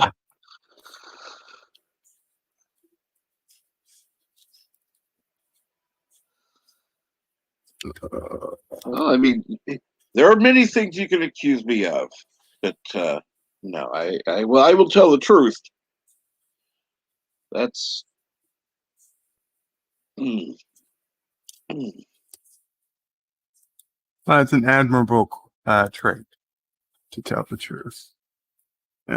Honorable and I may be a real whatnot. bastard, but I'm honest about it. Sometimes telling the truth. This is like Captain Kirk talking to Spock in Star Trek IV, where Spock's like, I can't tell a lie. Like, exaggerate, Spock. You've done it before. Sometimes honesty isn't necessarily the best policy. Don't mean lie, just don't overshare. Exactly. Not everyone needs to know everything all the time. And I apologize, Jester said. I just got on a roll and I was saying it. And I should have said good afternoon anyhow because it's not morning for you. So, yeah. No, it's not Ausiopray it's not General Ausiopray. Yeah.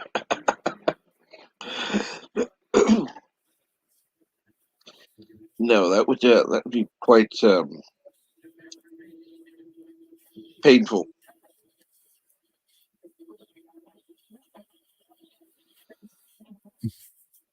Don't give Yitza any idea. I don't know. It's General Chang dressed as Steve Irvine. I don't see it. I don't see it happening. We need an Osseo Prey. Oh, dear God, I said it. Oh, dear God. Go ahead, make Poor it. man is backed up already. I didn't say when.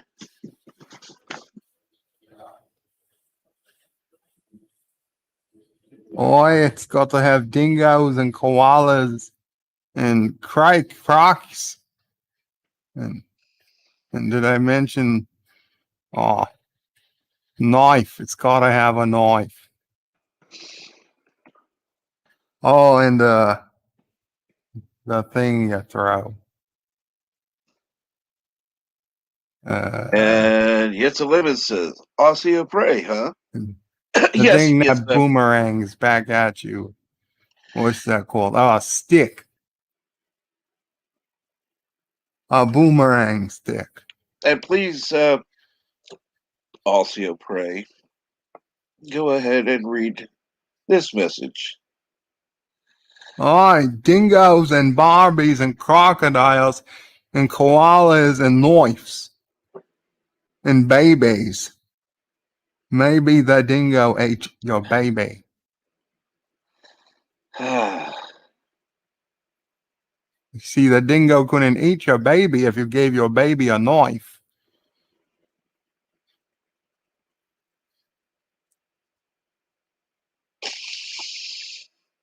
It's not a knife.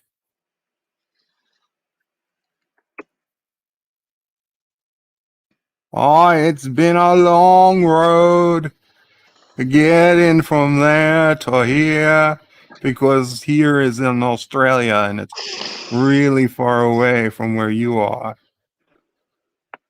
But I've got faith of the heart. The dingoes won't bend or break me.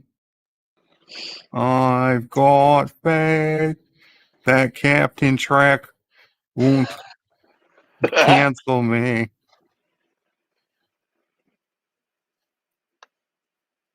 No way.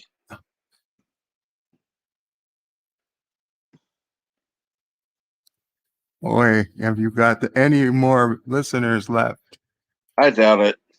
Let me look at the chat. Actually, we still had 12 people here for. Oh, I guess I need to sing louder then.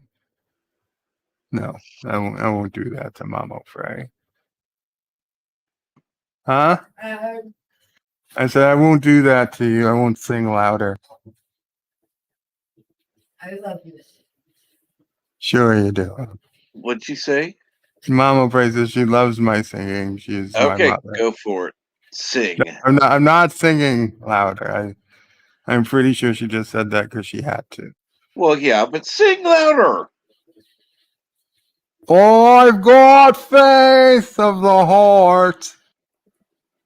No dingo's gonna bend or break me. Oh, I've got faith of the heart. Oh, yeah. I seem to have forgotten the rest of the words. Oh, Mama Frey is checking the windows. 3 for sale signs. Yes. 3 for sale signs just went up, she said. I love her sense of humor.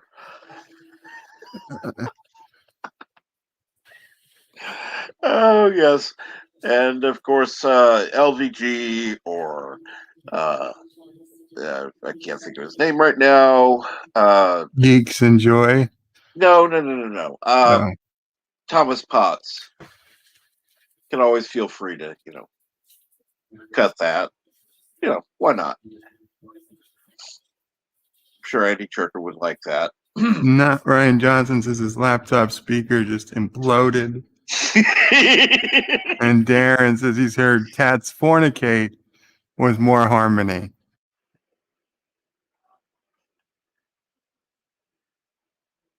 Oh, let's see here. Cats fornicate with more harmony. Average says, just came back. I think I might have to leave again. Nah, we're done with it. Robert Green, good Lord, what's that? A dying dog? Sick Rip. dingo.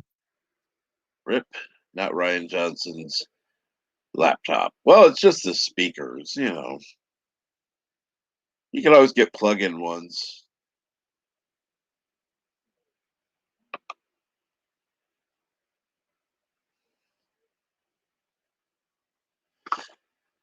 Okay, wow.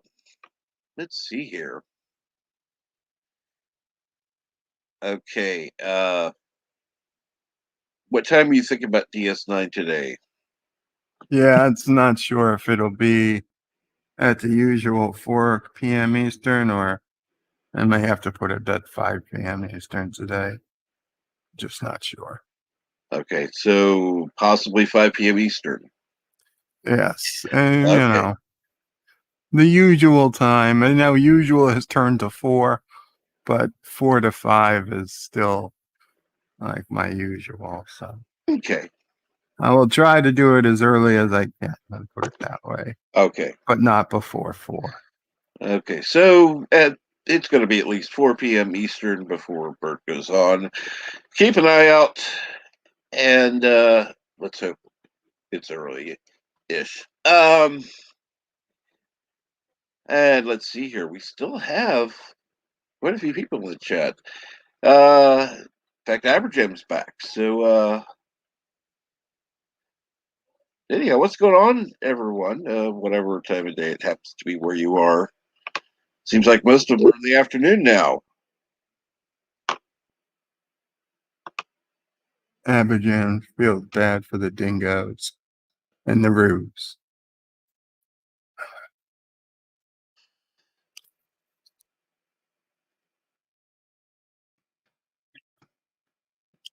Well,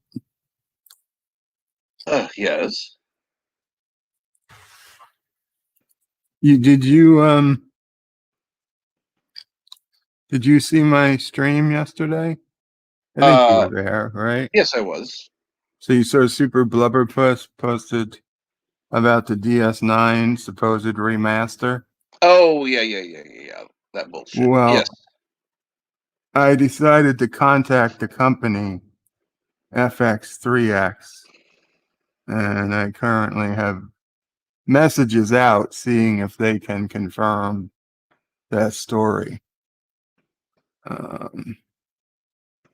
And if so, would they be willing to answer some questions?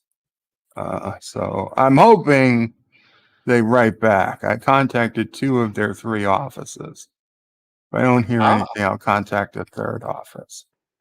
But that would be really cool if somebody could confirm it. If they're willing to confirm that they are indeed working on the project. They actually did quite a lot. They did special effects on a lot of films, including, and TV shows. Besides Discovery, there was, a lot of Marvel films, Star Wars, Sonic, Spider-Man, Men in Black, the Orville. So they're a quality place. I mean, it's not their fault that they get, that they got hit with Discovery. They did the Godzilla, they did Aquaman. And when I say they did, I mean, I'm sure they were one of many. They had parts that they did. Justice League, and yeah, so I thought it was pretty cool. So they don't have it listed as a work, but they only have past works listed on their website. They don't have any current projects. So there's half a shot, I'd say. Somebody responds. Now I'm guessing they're gonna say we can't confirm or deny, work in progress, contact, CBS or whatever. But I think there's a small chance they'll answer. And if the Vulcan reporter is completely off, maybe they'll just say, no, we're not working on any such project. but I will let people know when I hear from them.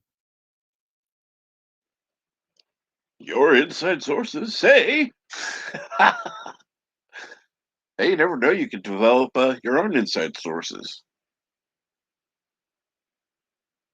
It wouldn't be it wouldn't be a secret source unless they tell it to me on the down low.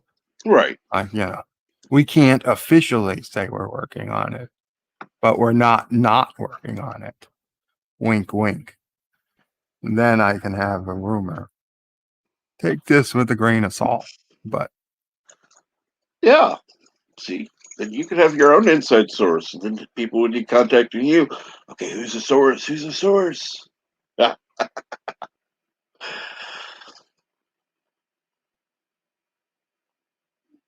Yeah, I can imagine Doomcock contacting you, say, hey, "Oh, by the way, who is your source, anyhow?"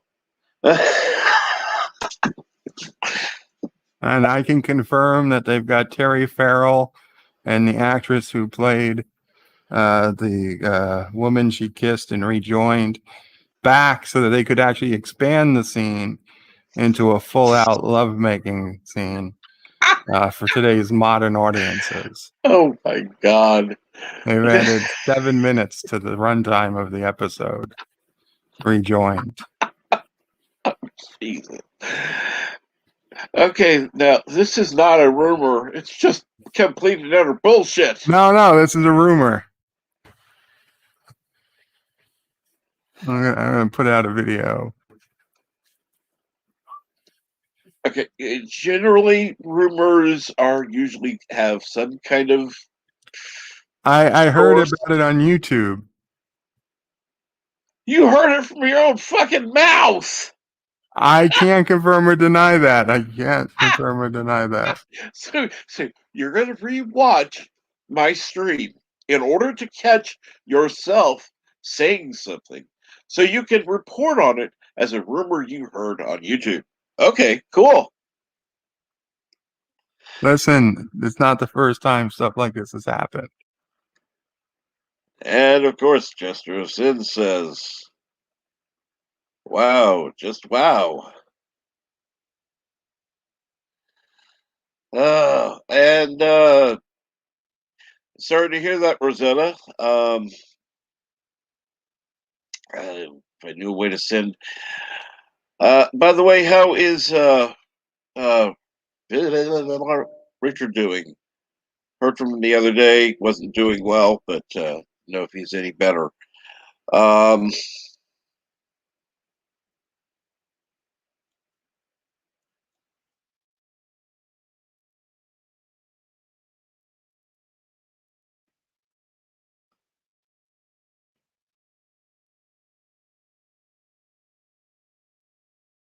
and of course, Jester says morning to Eagle Rider.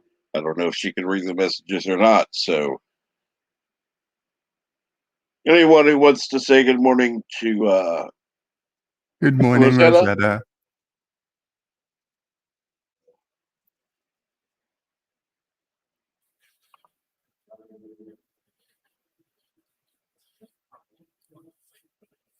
Almost hardly worth coming on with phones. It's so bad.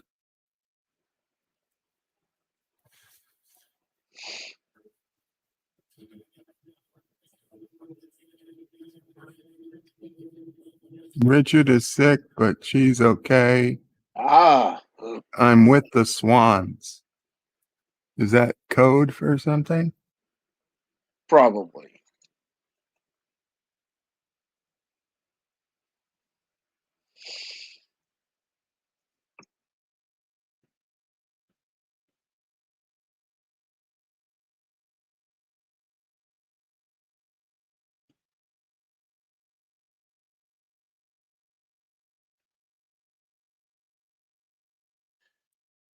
So, did you hear the latest rumor, Captain?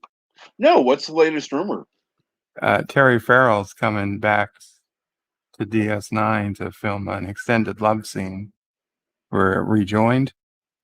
Wow. Where did you hear this? I can't divulge my sources. Okay. Wow. Well, you should definitely mention this in your live stream later. I'll probably mention it all over. I should do a video about it. Absolutely. Absolutely. Do a video about it. That would be wonderful. No, my swans visit. I visit several babies 2 days. 7. And 7 babies 2 days ago. Aw, baby swans. They're ugly. What? Oh.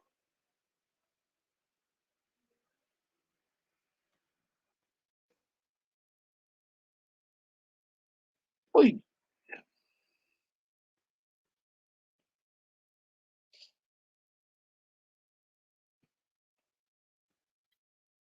uh, What if we just, you have the link pinned? the link I do have can. I could just repost it in the chat. Oh, yeah, let me do that right now. Copy Okay. and paste.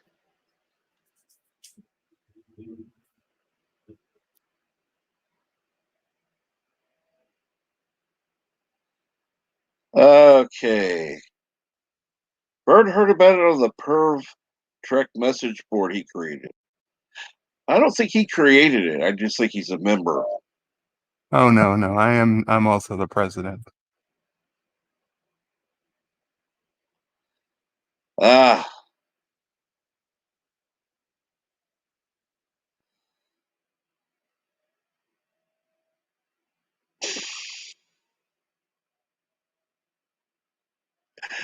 Oh Lord, let's see here. What did Joseph say? I think the unnamed producer of Star Trek will smash another TV, but not with his foot. Once the scene is shot. Oh. Oh, for fuck's sake. They won't let you click on links in chat. Okay, let me try this. Go to go and there and well, it's been a while since we messaged each other. I see that last message you sent me. That definitely cannot be shown on YouTube. It's one of her drawings. You would appreciate it, Bird. I'll have to send it to you.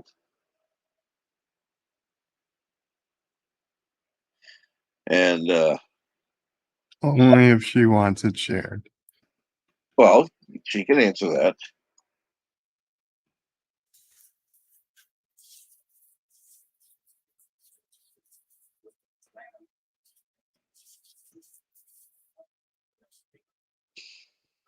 Oh, I think I see the baby swans on her Twitter.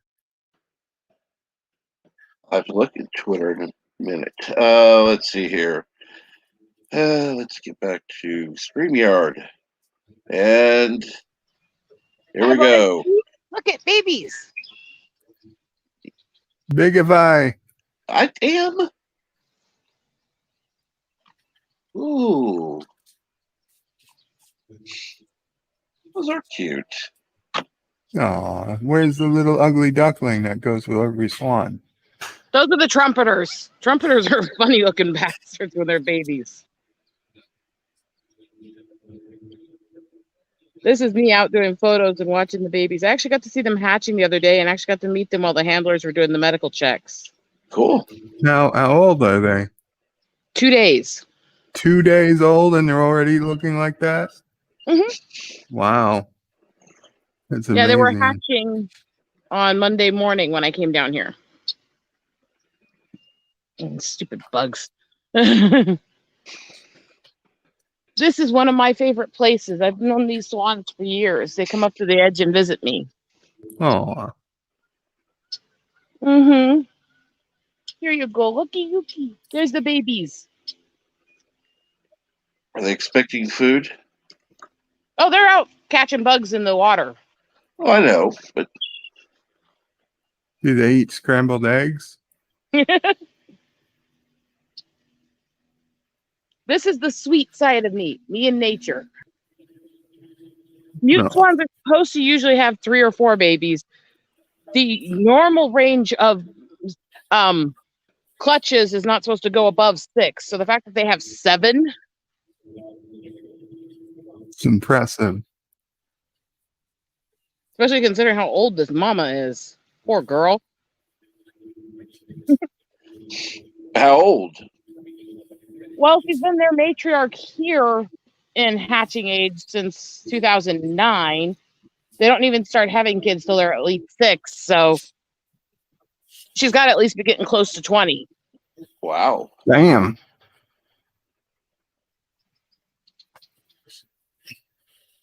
The other morning I came over here, she was still laying in the nest with them tucked inside her wing, and one of them starts moving and lets out this annoyed grunt, smacks it in the back of the head, and then pulls it in tighter. Like, shut the hell up and go the fuck to sleep.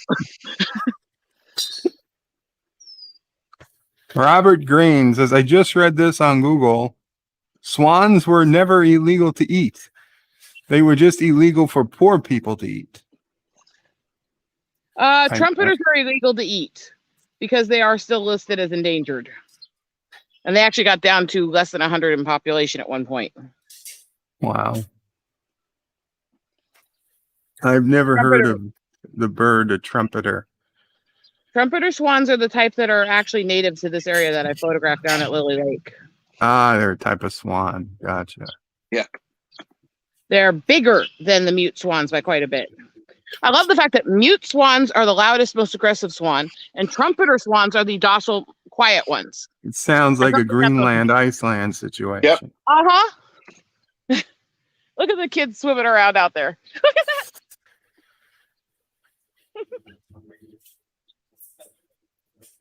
I could spend so much time happily with animals. Have you named the babies yet? Nah, but I will. As I get to know each of their distinct markings, I will. Huey, Dewey, Louie, Donald, Daffy, You are a weird bird. Scrooge, You know that, right? and Gizmo. Gizmo. What the fuck? Bird, you are a very strange man. This on the upside, this new phone has incredible clarity for videos and pictures, doesn't it? Oh, Pretty good. definitely. This thing actually goes up to about 70 megapixels, more than even most professional cameras. It is. I love it. It's so good for recording videos. That video I posted yesterday, that's so detailed to the, 2 days ago of the cygnets, was done with this little phone. Wow. And yes, not Ryan Johnson. Rosetta's on the stream. We'll be going pervy in 3, 2, 1. I'm looking at swans today. Unless Rosetta's going to go jump in and, Oh, for fuck's sake. And what? I'm in a good mood and bouncy when I'm here. do I love nature. a swim across the pond. I don't see it going perfect. So in There other we words, go.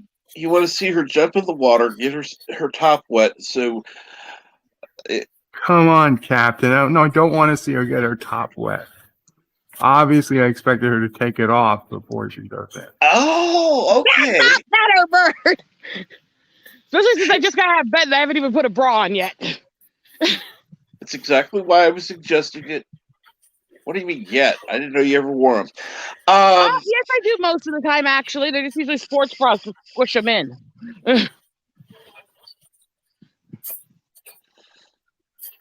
Pretty little pond, isn't it? Wow. That is a little pond. Yeah, this is in the center of a cemetery here. The pond close to my old house, was about that size, and the park decided to make it like 3 times as big, and just kind of, I don't know, wasn't the same. After a while, they had to add a fountain after that.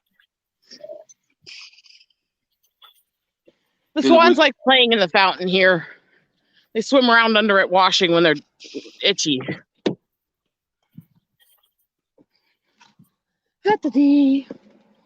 Well, they discovered after they increased the size of the pond that it was fine the way it was, but once they increased it, it added more whatever, and well, basically nature couldn't balance it out without some.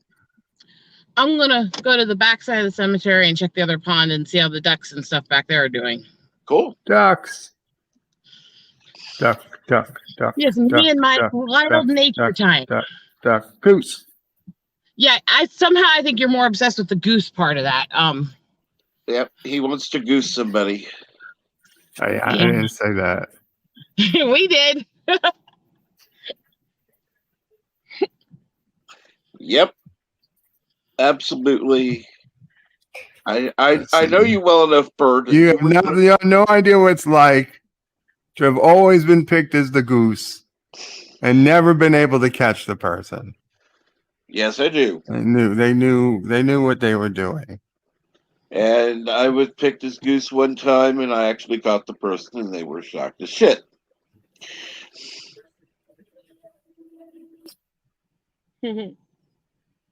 I'm just gonna sit here and be as innocent as possible. But no. Now, if I ever play musical chairs, I always have my own. So, let's see here. First, 47 Yorktown says, "Bad Bird, bad." Yes. Well, we all know that Bird's a little dirty bird, so no big deal. Seems like most of them are hiding on the backside on their little nests right now, so not very visible back here. Oh well. I got a couple more places to check before I go home today. Yeah, checking local swan and duck population. Well, if I go out to a couple of the other places, I gotta check and see if my osprey and eagles are out. Of course. Mm-hmm. And I can assume that you'll be taking pictures. Of course. Now, how often do you actually ride the eagles? Depends on if you do what a lot of people are suggesting and rename my husband Eagle. That's what I figured. The name actually was spiritually driven because of the photo work I do and the fact that eagles are used to represent thunderbirds and guardian angels in my tribe. And I still say you should rename your husband Eagle.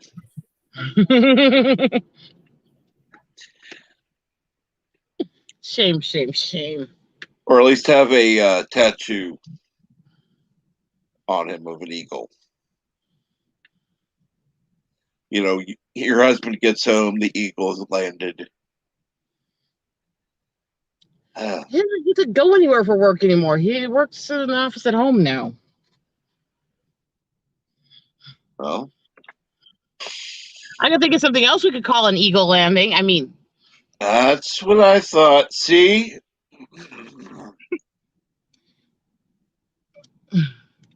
That tattooing would be quite painful. That depends on how large it was. You could actually do a smaller tattoo. It'd have to be, life size. That is not Steve's personality. He is too quiet and shy. Well, see, that's one of the things that you could put on the shoulder where nobody would see it, and have like a, little, as small as possible but realistic tattoo. Yeah. No, I meant the position of the tattoo on the body, so you could say the eagle has landed. Oh, limited my places. God. Bird. Bird, you are a terrible, terrible person. And we give you too much What? attention. You guys said it. I only Implied it. interpreted it correctly. Oh, dear Lord. Bird, you are terrible. Oh, fuck's sake. Assuming I can drive a straight freaking line now that I have the phone over there. I'll have my laptop back out in a few days. I ran out of hotspotting till the 12th. Let's see here. Yes, the limits were Eagles Dare. And yes, it's Iron Listen to the Eagle mic. 2. That's the Iron movie I Eagle think. 2. That's the movie I confused with Top Gun. And You the seem hunt you for Eagle Bird. 1. And Jedi Bill says, please come to my live stream. Watch me eat some very hot sauces and bugs for my cause this Saturday, 2 p.m. Pacific. And I wish I still had the link in the chat for his PayPal. Because Mamo Prey says Jedi Bill must have really enjoyed being in the hospital and wants to go back. I agree. Yeah. Meanwhile, Either I had that, a little bit of emotion last night because basically my and Athena's medical bills canceled our anniversary trip for this year.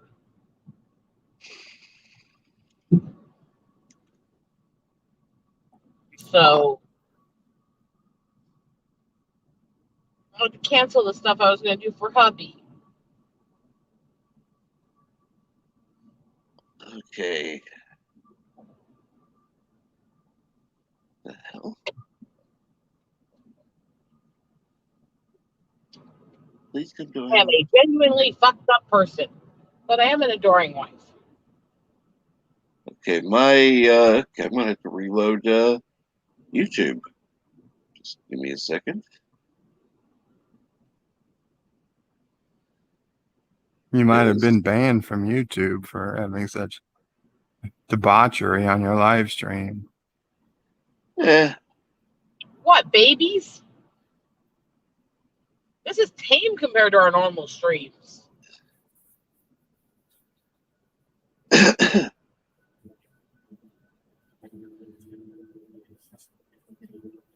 And yes. See, that's I'm trying to think. That's 5 p.m. Eastern. See, the only problem with that time is Bird's on. What? Jedi Well, Bill? No, yeah, during No, I'll be fine. I'll be That's off fine. by then. Okay. No, because that's Saturday. So we Yeah, start Saturday. at 2 or 3 p.m. Eastern. So, you know, even if we started at 3, 2 hours is generally enough for a movie. I'll make sure we don't go too long before I start talking. Now I know why everybody's driving at a snail speed. There's the cop.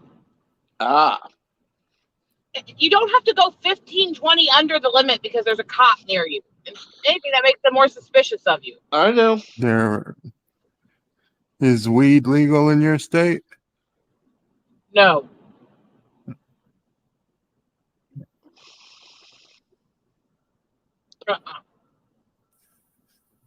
We have the insane freaking state governor who thinks because she had a bad reaction to it, it shouldn't be legal. Well, that's assuming that hers wasn't laced either. So, yeah. Well, again, there are going to always be some people who react badly to everything. Some people who end up allergic to it, end up sensitive to it. just like any other med or drug out there.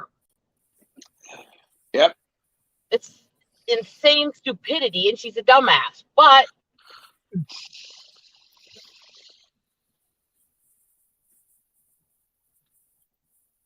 that's her viewpoint of life. What an idiot. So this Sad Days Revenge of the Nerds, it's only a 90-minute movie. Ah, okay. It will definitely be done by 5 o'clock, Awesome. even if I start at 3. Back to a tiny, abandoned, really slow road where I can actually show you guys the scenery some. Cool. I'm not going to hold the phone in any form when I'm actually in traffic. I refuse to do that. I refuse to ever be like those people.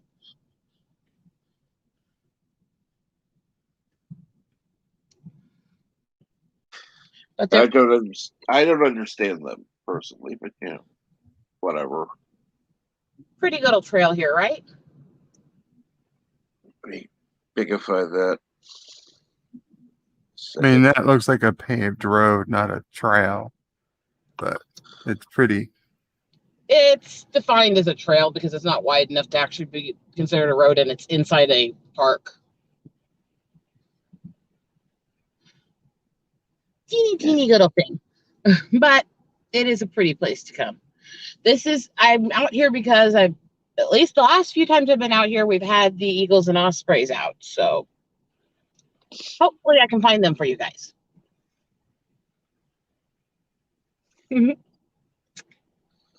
Little crazy me. I always have my places to go. And as soon as I get places and I see anything I want to get closer to, I'm hiking all over the place, getting eaten by bugs. And actually, Robert Green, that is, partially correct. But again, any medicine or herb. There's nothing in life that somebody isn't allergic to or sensitive. Exactly.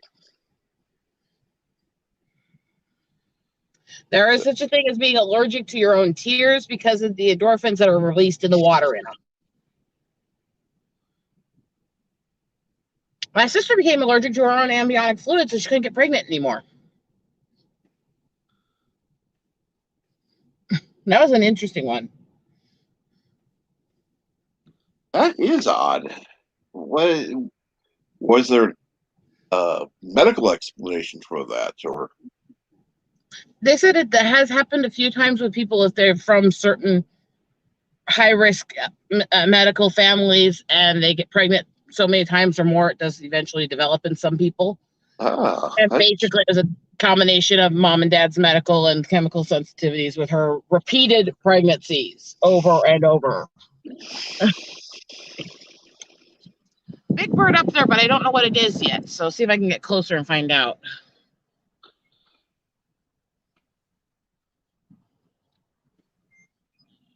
What are you? I see it out there. Looks like that's a raven this time.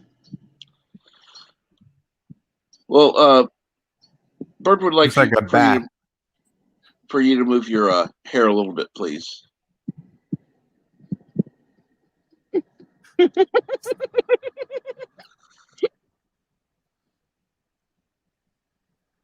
Perhaps, hold the phone out just a little bit more. No. You guys are all terrible. You know that, right? I'm only doing it for Bird. I'm only doing it for Bird. I'm looking out for the birds. Uh-huh. I have not named my boobs birds. Whether they're boobies or not, they're not that type of boobie. That's why I say I'm looking for the birds. I'm not making any type of other suggestions like Captain Trackers right now. I mean, if I was, I was going to say, you should go down a trail that's a little more rocky so we could see things jiggle. But I didn't say that. I wanted to, but I was nice. I'm looking for the birds. I'm not looking for anything else right now. Oh, that's very kind of you. I at a loss at this moment.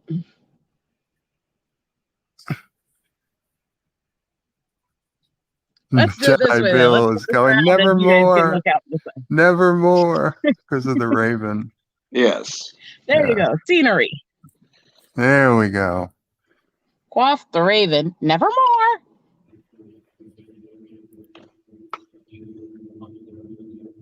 The roadway. Here, birdie, birdie, birdie. Here, birdie, birdie, birdie. Come on out. I had to figure out how I can actually flip the camera on the phone here while I'm in the stream. Because I don't want to focus on Crazy me. if a bird Look at just that. flew into the windshield right now. It would probably No, I've scare us. actually had to brake to avoid eagles and ospreys and hawks before because they'll dive on the road and take the animals that are scurrying around. You need a big I brake for Eagles bumper sticker. Bird, I think you're demented. Hey, there's a pond. Mm-hmm. That's the pond. Any no swans or ducks or No swans trumpers. here. They don't like this pond. And I don't have enough time, unfortunately, today to go down to Lily Lake. Lily Lake. What do they got at Lily Lake? Tons Magnolias? No. Well, it's Lily Lake because of all the freaking lotus lilies that are everywhere, which is why I can't go there in the fall because I'm allergic to them. But it's actually the main migration location of the trumpeter swans. So even though there's only a few thousand of them in existence, every year you get several hundred of them all grouped together on that lake for several weeks.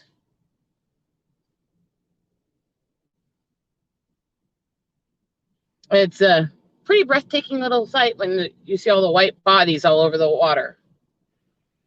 Racist.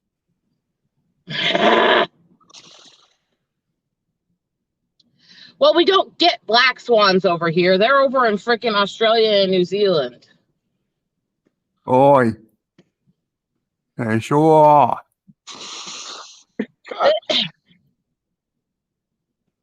That sounds like a Canadian trying to do a bad Southern and Swede accent. That does not sound Australian. Oh, I hit it right on the head there. No. Matey. No. Like, God, no. Well, I've asked Yitza to do a Aussie Prey drawing. Use his little work to work magic and make an Aussie Prey. Little. Yeah, little magic. You know, okay, it's amazing. But yes.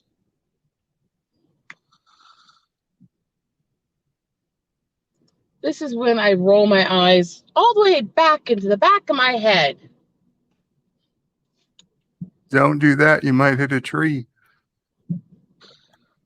Not at this speed, I won't. Well, he is correct. If you roll your eyes to the back of your head, you could statistically do that. So, yeah.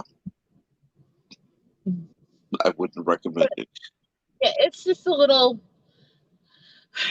There's very little in this state that isn't flat and ugly. So every place that isn't, I kind of learn where they are.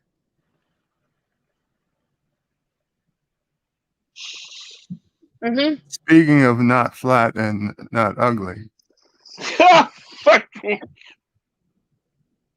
What bird? Nothing. Bullshit! Bullshit!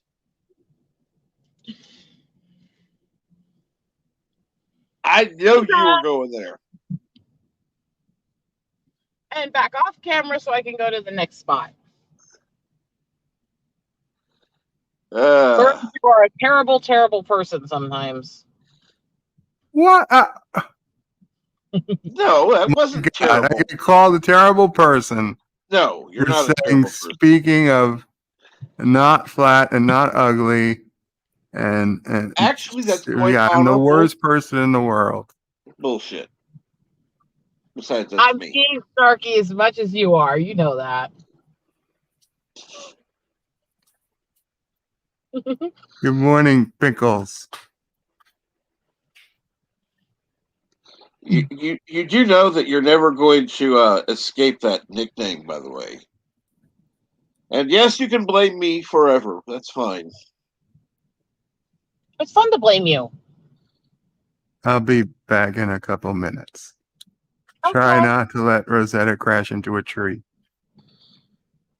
But she's not on camera, so she's not paying attention to the phone. Not just slightly hear you guys every so often.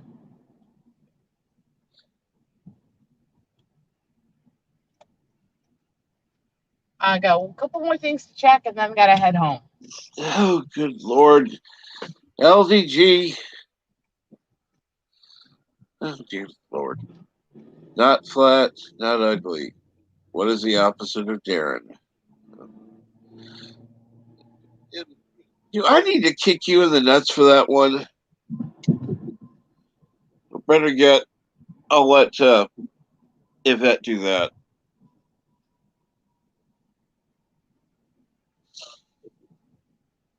I'm just gonna sit here and be as innocent and sweet as I can. Well, that's good. Notice I did put a qualifier on that. Yes.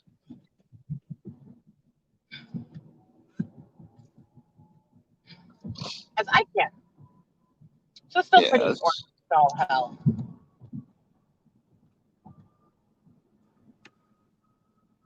So check on my Otis Eagles, go over and check Ellis Park, and then I'll head home.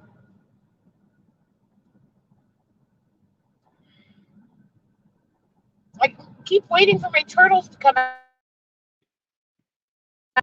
being around more. But you need several warm days in a row for them to realize it's warm around, you know? And we keep getting hot days, but they're mixed between really cold, frigid days. That's We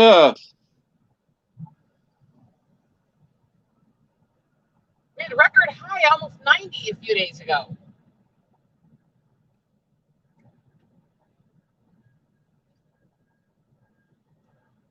And then the next day it was cold and rainy all day.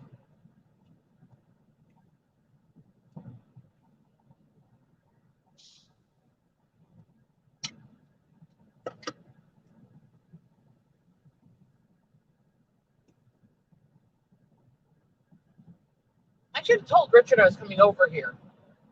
oh. Last time I talked to him was him messaging that he'd be online soon. I can't check those messages while I'm in the stream. That's true. I don't want him to think I'm ignoring him.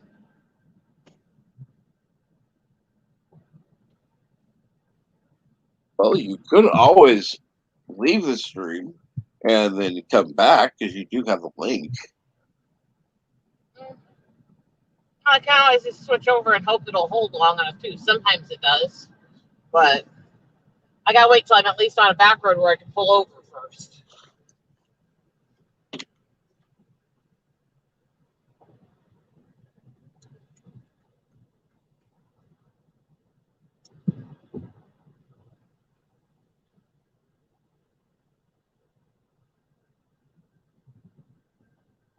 It's quite nice out today.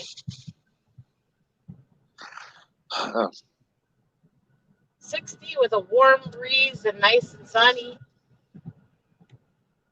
Nice, you know?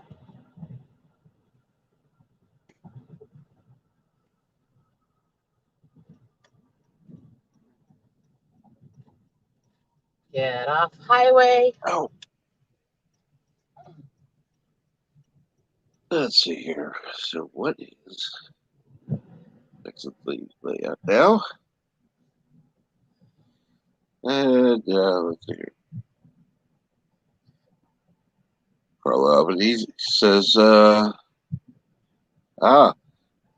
Pickles is making coffee.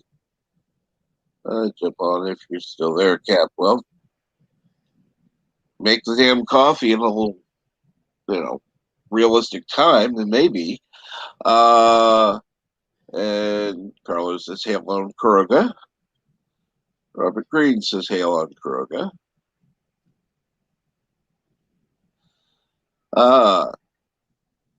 Carlos. Project Mayhem. You know, actually, that might have been a good project name for LDG.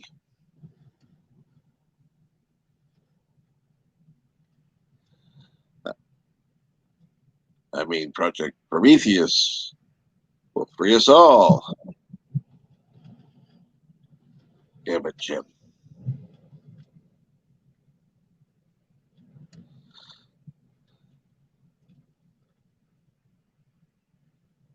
I am back to the back roads again, far from everybody. Oh, cool. It's this weird cross section of every so often this little oasis surrounded by swampy cornfields. Swampy cornfields. Yeah. Well, everything here is kind of swampy. It's high humidity. Yeah. Extremely high humidity here usually. Which is why my hair was out to freaking here this morning. Oh, and I have the picture to prove it. My husband decided to snap a photo of me while I was fighting with my hair frizzing. Cool. When will he post it? No, he didn't. He did show it to a couple of my friends and laugh at me, apparently. All right. Now, this is for Rosetta's husband. Should he ever hear this, please send me that picture. Oh, God. Considering how much he pays attention to every stream I'm on, I'm worried. I seriously doubt he's going to be watching this stream, so it's not that big a deal. Did you find any birds while I was gone? Nope. There's nothing here quite yet. I'm trying to get over to where the Otis Eagle Nest is. Good morning, Star Trek nitpickers. Good morning, Star Trek nitpickers. What's going on? Hail, Kuroga, Robert. And Carlo's back. And Bird is a troublemaker. Always remember that. I need to get another car mount. I had a car mount for my phone and then it got broken. It makes it so much easier to do this without having low angles showing my chin and not needing to hold it, you know? I think that for most people that are watching, low angles would not be bad. It makes me feel horrible because of the prednisone pudge on the chin. And Can I'm always- the one who gets yelled at. You can always wear a I'm chin strap. ignoring that. You can always wear a flesh-colored chin strap. No big deal. That wasn't the kind of low angle I meant. You're not looking up between the boobs. Well, we're not now, but we could be. Bird! I didn't say it. I didn't even think it. I was talking about I knew he angling was down. thinking it. I was talking about angling down to see them, not angling up. Well, that's what I mean by low angles is because the only place I can set the phone without the mount is in the drink holder here beside the wheel. So you get me from a little below, aimed up at the face. And it's kind of awkward. This angle, I don't care. I'm fine with this.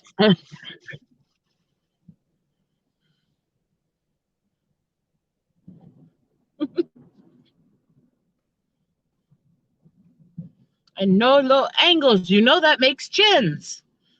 Ah. That's the problem is the roundness in my face is from prednisone. And one of the things it does is a moon face on the sides and a waddle in the chin that's almost impossible to ever get rid of. And I hate it. I hate it so much. I'm feeling very self-conscious. My face looks fatter than the rest of me does. It's terrible.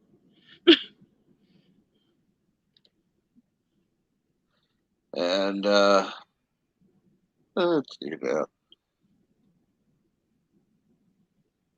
Just coffee now. Hail Garoga. I feel like I'm driving watching this. Are we there yet? No. Unfortunately, I can't smack you in the head for saying that like my mom always could do with us. Since you're not right here to smack. I gotta check on my eagles. That's how I always am. I know that the Otis eagles had eaglets. I haven't been able to quite see the babies yet. I've just been able to see them feeding them because of the angle on the nest. They need to get a little bigger so their heads start showing. Not Ryan Johnson says, well, I don't know about the bird. Well, everybody knows that the bird is a perv. Okay. Send that to Bird, please. Yeah.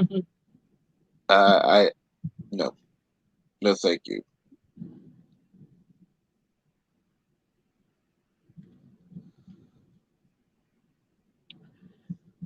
It is nice to get out of the city and be in the back roads and areas and actually just enjoy nature instead of idiotic humans. But when the idiotic humans driving down the wrong side of the road coming around the corner, then there's another issue.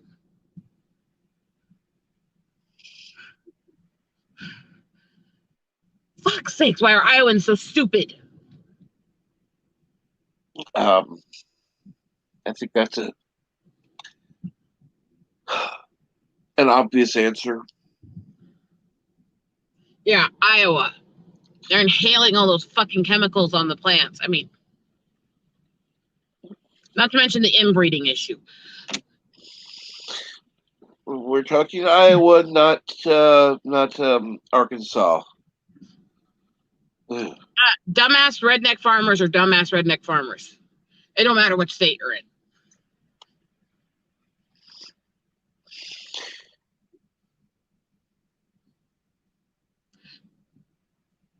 I'm not a flatlander. I don't like living in this state. I need to move home. Well, what would you do if you could? I'd be back in the Black Hills in a house out in the mountains.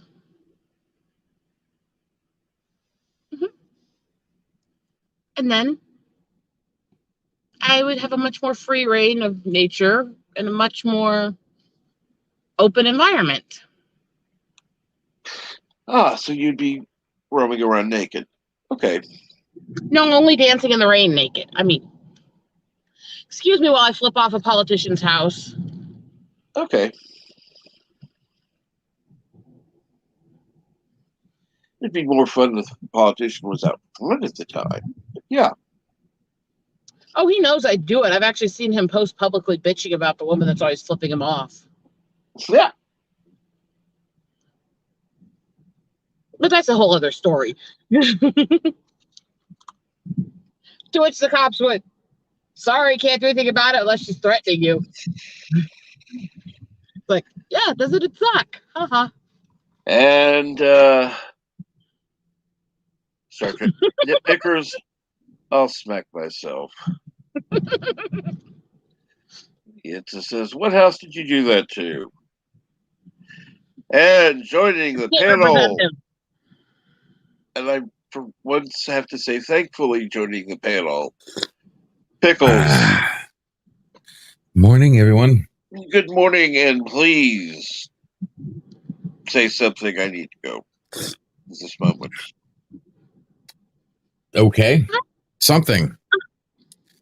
I'm being good for me. Actually, I would have to agree with that. I will agree with that. I'm also very happy and sunshiny and smiles when I'm actually out in nature, so I'm not as bitchy as normal. That's exactly what I was gonna say. You seem a little more one with nature today. I am when I'm out here. Away from humanity is my goal in life. And are they up and about on the nest today? Oh, there's one of them. Yep, over there. So I can pull over up there and get pictures. All right. I don't know how well this camera is going to be able to show it, but I'll try. Fuck's sake, one moment here. Gotta flip this around here. All right, I'm back.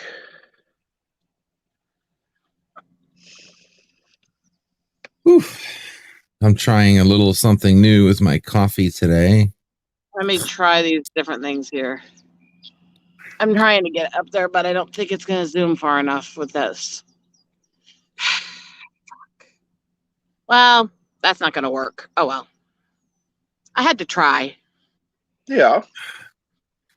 So I'm going to go off camera a sec so I can... No. There's not even an... Actually, I do like to take pictures of the plane trails and post them to chemtrail groups mocking them. But anyway, one second. I got to take pictures of the eagles. So.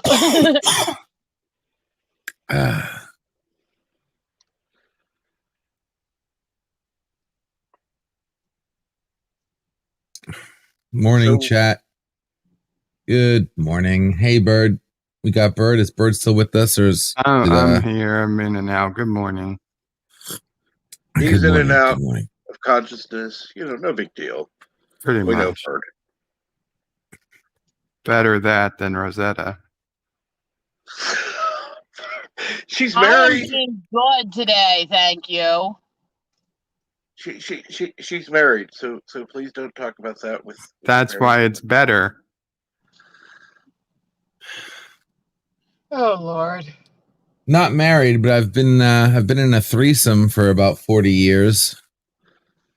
What, you and your two hands? Me, myself, and I. Close.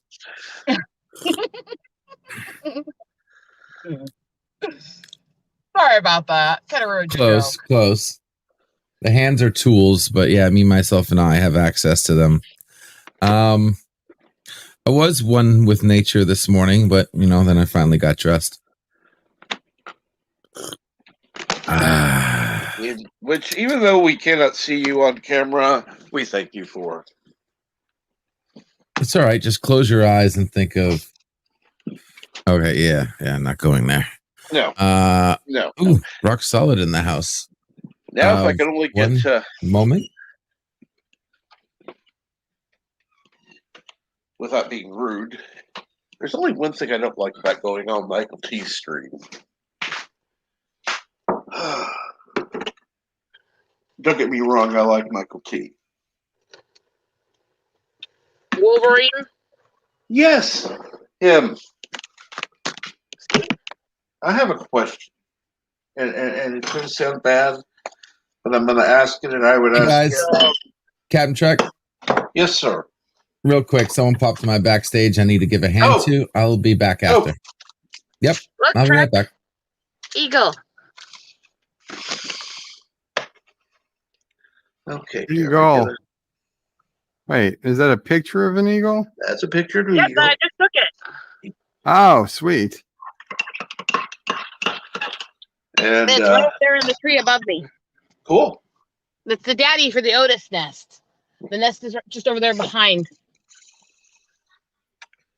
Eagles! I love my nature time. This is when people actually get to see me laughing and smiling.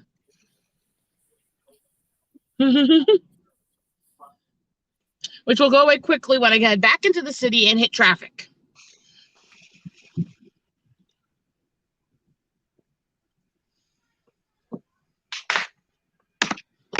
But I need to check Ellis Park and I need to get home. Or do I just go home and swing by the Swans one more time on the way? Yeah. Okay, you've already decided to see the Swans again before you go home. Because from here, I could just easily get the first and go up. Because, I'm sorry, you sound too excited about going to see them. So, yeah, I'll give in. Why not? I do have a feminine side, and it comes out when I see babies and cute things.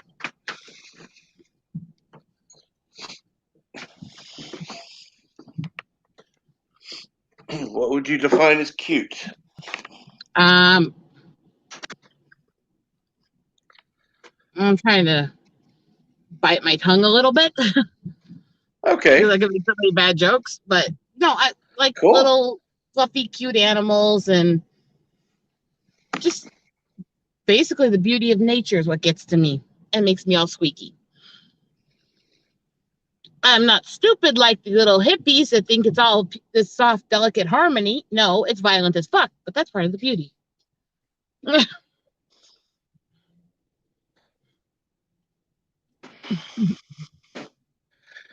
Oh, Star Trek nitpickers. Oh dear Lord. my We road is should closed. pitch in and get that eagle a toupee because the road is closed.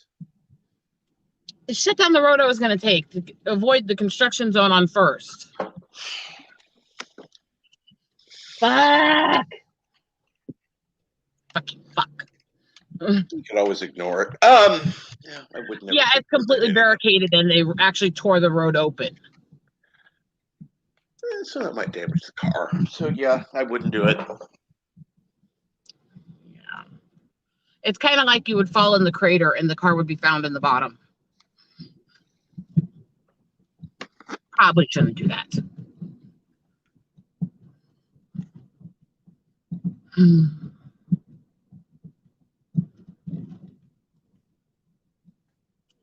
This is not going to be fun. Nope.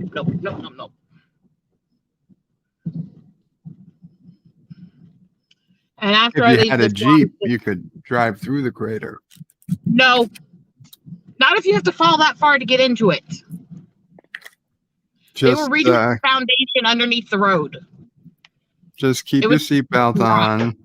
Give it I gas. can't wear seat belts because of my throat problems. Oh. So that would be a no-go too. There are seatbelt adjusters that allow for that. You can't in this car. It's not big enough to do only the lap belt, and the adjuster doesn't matter because it's the pressure backwards that does it. Because of the way the windpipes form with the vocal cord dysfunction and throat issues.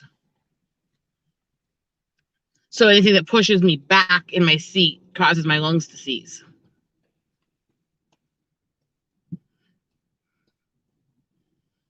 Which is annoying as fuck, honestly.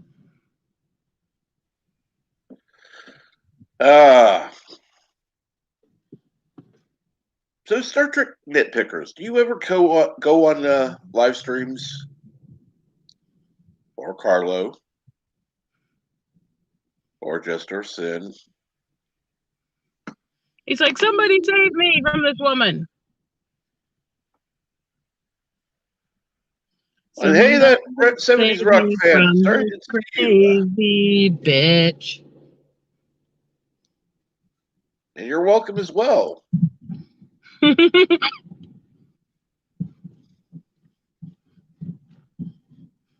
I know Yitza hops on live streams occasionally, but I don't know if he's busy or not.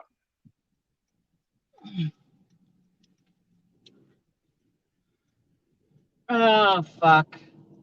Traffic. Oh, fuck, there's traffic.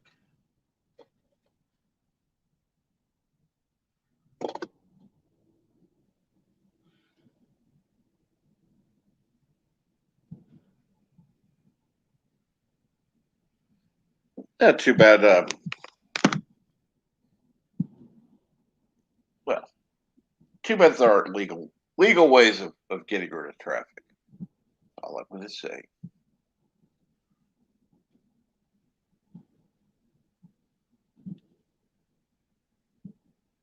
You know, like running down the road secretly and putting a detour signs, and then going back to your car and getting in, and no traffic at all.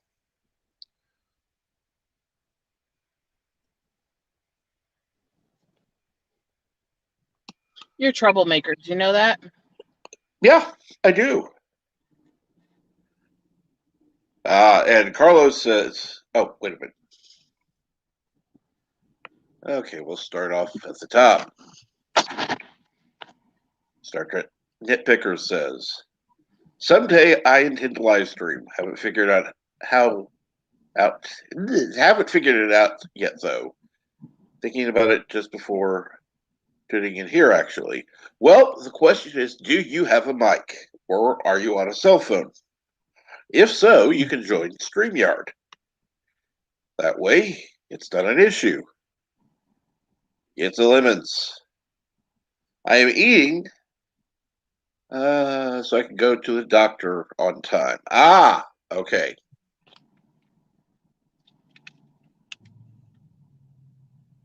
Carlos says, "Sorry, it's noisy, I'm guessing, and I have my son who's on the PC, and I'm nearly finished making fish and chips." Cool. See, you're trying so hard to get somebody else to talk to, and you're stuck with me. Just giving you crap.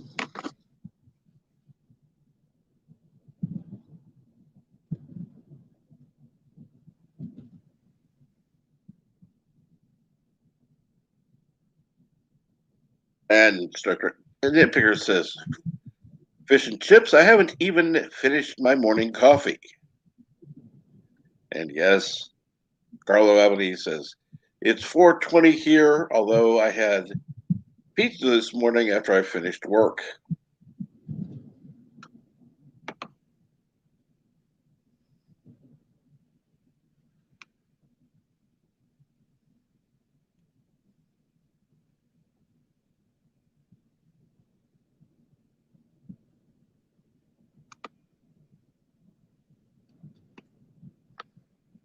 Oh, fuck's sake. Seriously? Seriously? Let What the fucking now? drive. Oh, the idiot driving half into our lane of traffic, just not looking at the road at all.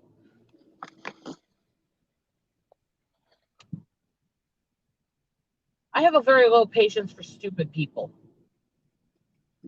You have very low patience, period. I'm patient with my art projects. Oh, that's true. I'm talking people Yeah, in general.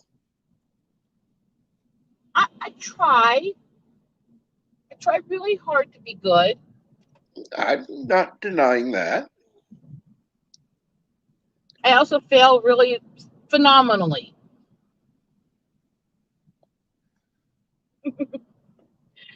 Some days, oh boy, do I fucking fail. I mean,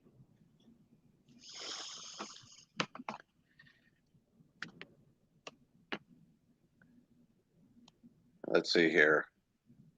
Yeah, I just saw a commercial for StreamYard saying it's easy. I do have a mic, but I don't think it's all that great. Well, it doesn't matter. A mic is a mic. That's all that matters. I have to go through Only this. one way to find out. That's right. Oh, fuck's sake. Are you people all out of your fucking minds? Yeah, yeah. Look who you're talking to and ask that again, please. Okay, were you people ever in your fucking minds? No, not since I was 7.5 months old, when part of my brain was destroyed. So, yeah, no. I was referring to the idiots in traffic. Oh, them? Yeah. Again, no. They're idiots.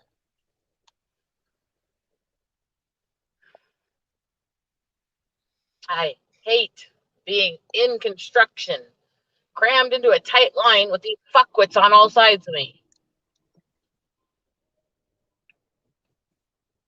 It makes me moody.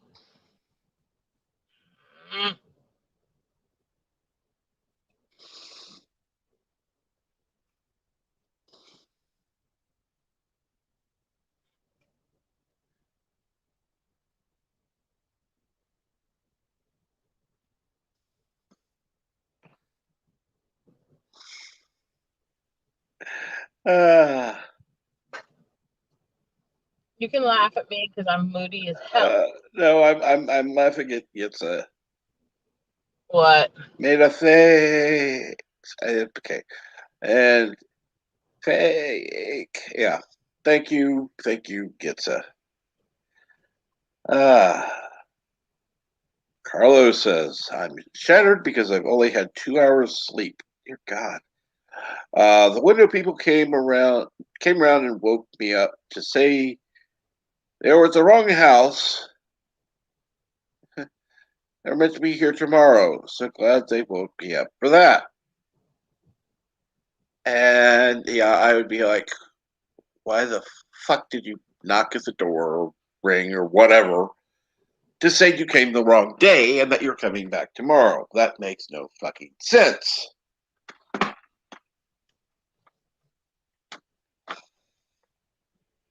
But then again, people are stupid. That seems to be a universal thing.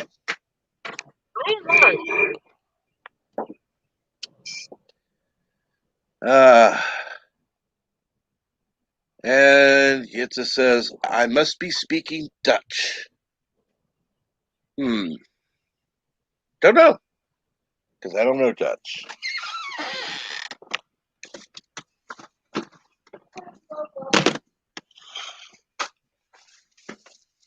Oh, okay. So let's see here now. There. Well, there's no. Got something. That's like walking through to get coffee and having this with noise.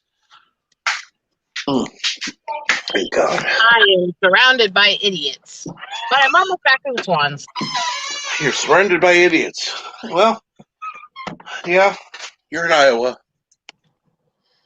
So, yeah.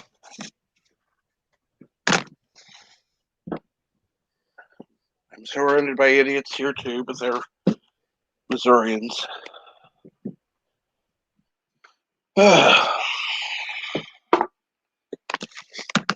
Unfortunately.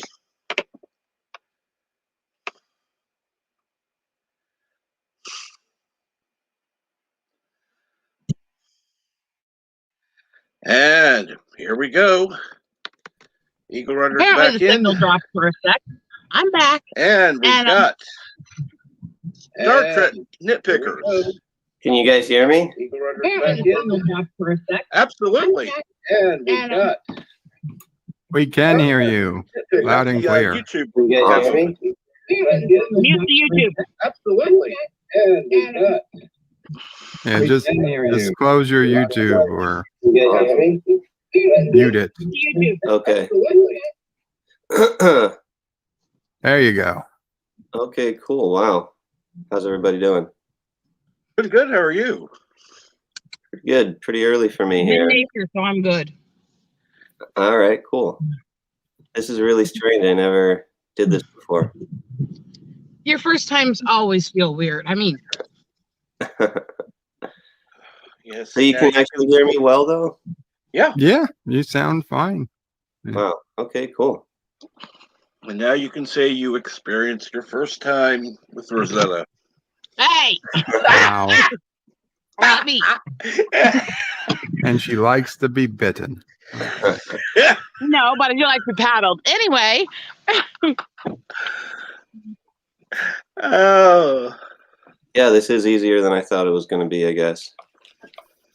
somebody don't quote that line considering what we were just saying, please. Oh, boy.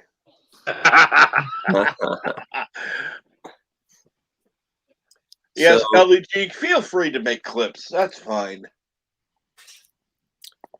So you arrived at your destination? Mm-hmm. Beautiful. Let me see here. I'll go ahead to the and swan. bigify that. Back to the Swans. Mama's right out there with the baby, but they're not close up, so zoom with the other camera. Yeah, it's gorgeous. If you can ignore the people yelling. I can't hear him. So Nope. Can you tell what type of heavy metals are in those chemtrails? You. Stop.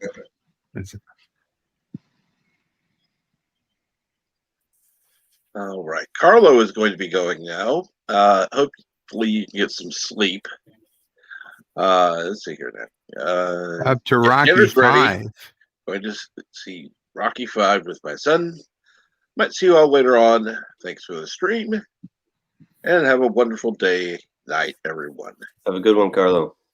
Cupla Carlo. And Carlo says, praise the soup, Jedi Bill. Enjoy a good brew, Captain Trek. And as always, hail Karoga. Hail Karoga. Hail Karoga. See, I said it correctly. You did say it correctly, Captain. I'm impressed. And thank you, Nitpickers. Of course. There are a few times. Those beautiful swans out there. Unfortunately, are not close to any of the ends of the pond.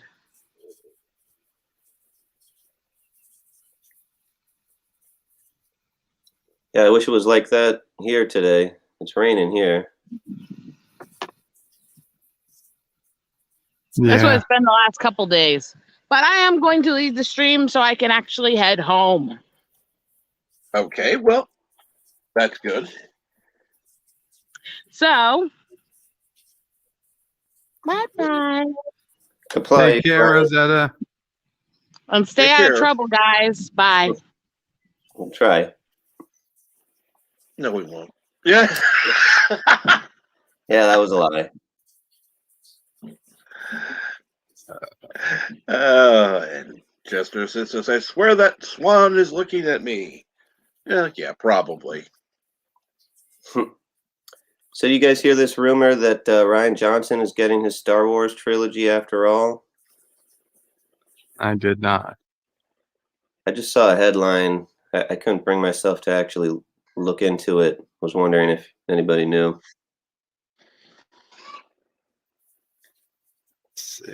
It's funny because the whole everything just rumor anymore. That's the thing. To hear something that's actually legitimate. Yes, I go on to Doomcock stream on Fridays. Why? I like to listen to the music. It actually helps me relax. I get kind of annoyed at some of the other crap. The music, comedy, that's fine. When he has, and I like Tom, so don't get me wrong, but when he has Tom on, they talk about some other stuff. And it's not quite the same experience. I see an article that says the sequel trilogy should have been just Rian Johnson's, but I don't see anything saying that he's getting a new one. Well, hopefully it was just nonsense like it should be.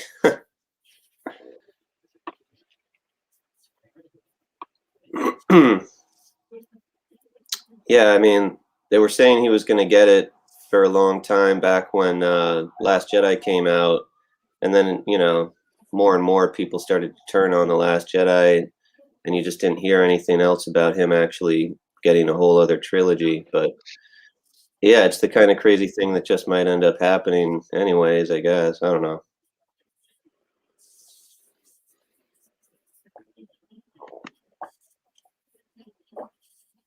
I have a hard time thinking that he's coming. Oh, let's see. Still happening. When is this dated? That was February.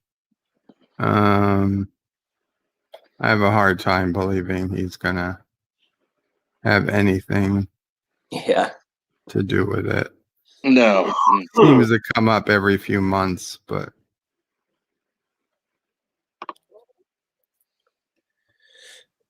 I more believe that Kathleen Kennedy is about to step down, and I don't really believe that, but no, I have more belief in that going to happen than not Rian Johnson getting not Rian Johnson. Jesus Christ. Than Rian Johnson getting a trilogy. I would rather not Rian Johnson get get the trilogy. Yeah, same here. Right, Johnson. I don't think they're doing another trilogy. I think they're going to do some one-off movies for a while. That's just my opinion. I don't think they in a position to do another trilogy. Yeah, I agree. What about this rumor that Gina Carano's coming back to Mandalorian? Yeah. I listen. Maybe they're in talks, but even if they're in talks, that would be worth noting. I just don't see it happening. No. Yeah. Who knows? Although I heard her Not Ryan contract Johnson. doesn't officially expire till October of this year. So, if they extend it, that's still quite a few months away. And Yeah. welcome back. Yellow. I'm back. All right. So are you getting a trilogy or what? Yes, and not Ryan Johnson says, I'm getting a trilogy? Woohoo! Okay, see, you heard the rumor today, not Ryan Johnson. Now somebody just needs to go with that rumor. Heard today on YouTube that not Ryan Johnson is getting a Star Wars trilogy. Yeah. Oh my God, we need to go with that. Just got to find somebody who people would actually listen to.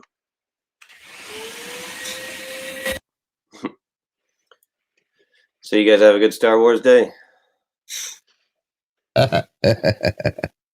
It was definitely a day, I'll put it that way. And it was all right. Just another day. Yeah, for me. For me. The fact that I had wound care and my second COVID shot, yeah, it wasn't exactly the greatest day for me. How you feeling, Captain Trek? Still have the headache. Arm still hurts. Feel a little off. So kind of fuzzy. Not as bad as I was last night, but other than that, I'm fine. Good. Well, yeah, that's something. I like the new Avatar, Birdo Prey. Thank you. It's of course all Yitz's drawing. Very cool. It's is amazing. So is the eye patch drilled into your skull? Is that what I see? Screw holes? Is that what I see? It's nailed in. Nailed in? Oh, that's raw. That's so raw. Wow. That's awesome. I thought they That's were awesome. screws, but hey. Nah. Well, I didn't know if they were like, maybe they were just like magnets, and like you got like metal implants, or those are screws, or is the clip on? Is it a clip on? Does it clip on to your eyelid? And then I don't these see are actually. stainless aluminum nails. They just go right into the bone. Every morning, right? Right. No. They just stay. Okay. Only had to get it done once. Now the leather patch, that I just beam out and beam a new replacement in every so often. Wow. Gotcha.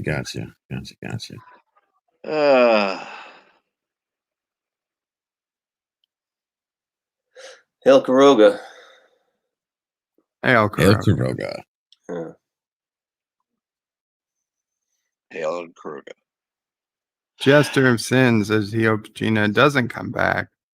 She doesn't need the rat. They need her. If she does come back, it needs to have an apology. You let it, to begin with. Like somebody's got to take responsibility that this was a mistake. So and so is not in a position to make this mistake anymore. And we welcome her back. It almost seems like maybe the plan was to have her actually come back, and it was sort of like just, to get the word out in the media that they'd gotten rid of her, but then they could just sort of wait till things smoothed over and just actually have her come back. I don't know.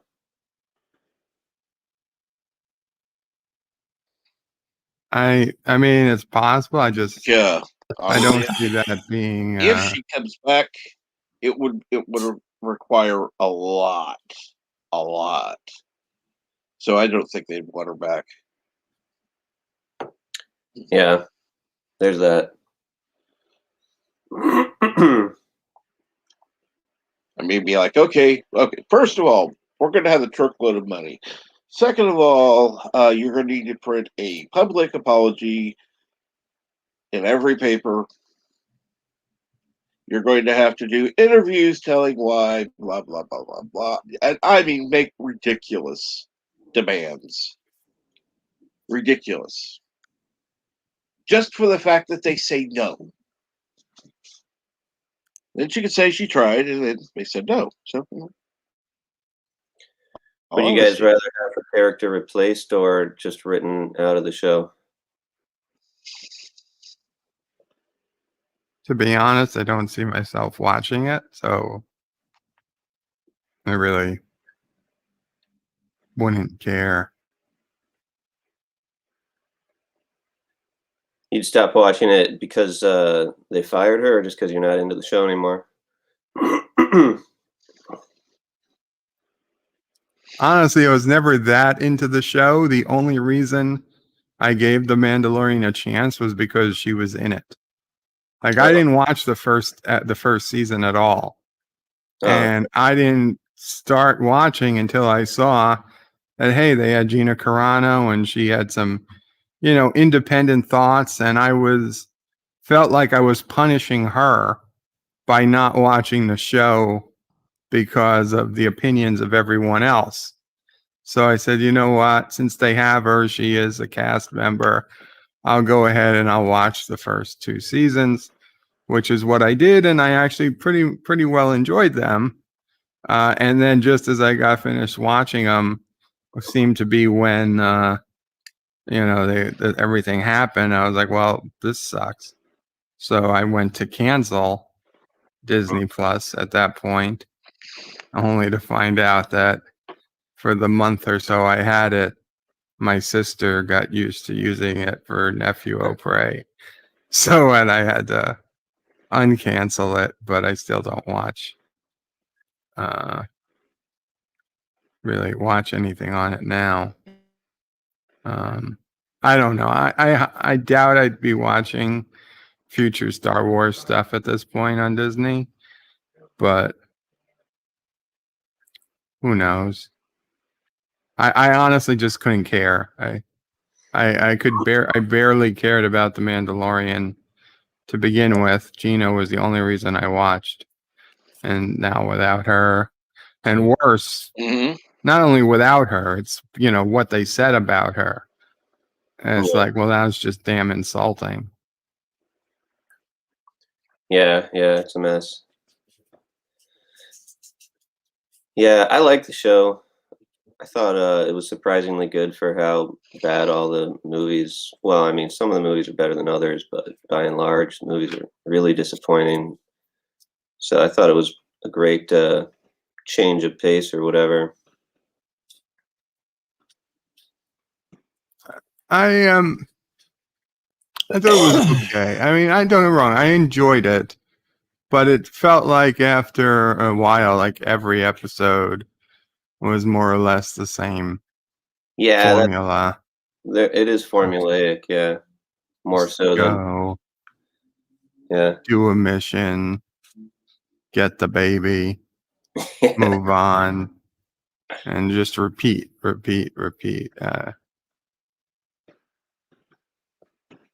Yeah, I agree with you about that.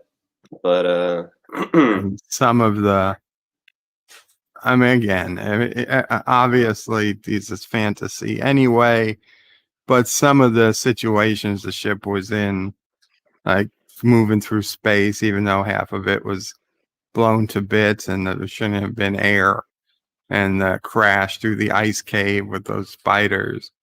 Like, no, there shouldn't have been any way out.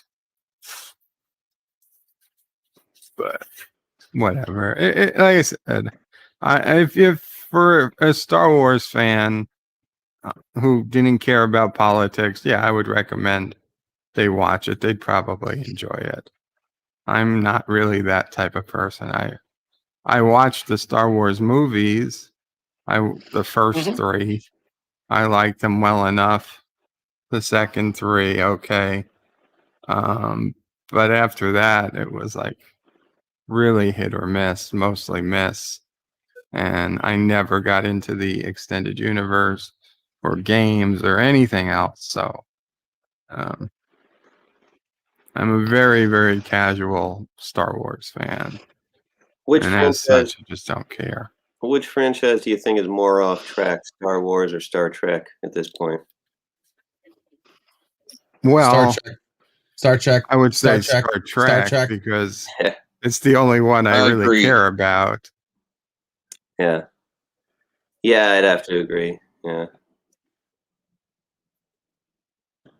Now, if you would have said Star Trek or Doctor Who, I'd have to switch gears there and say Doctor Who is completely effed.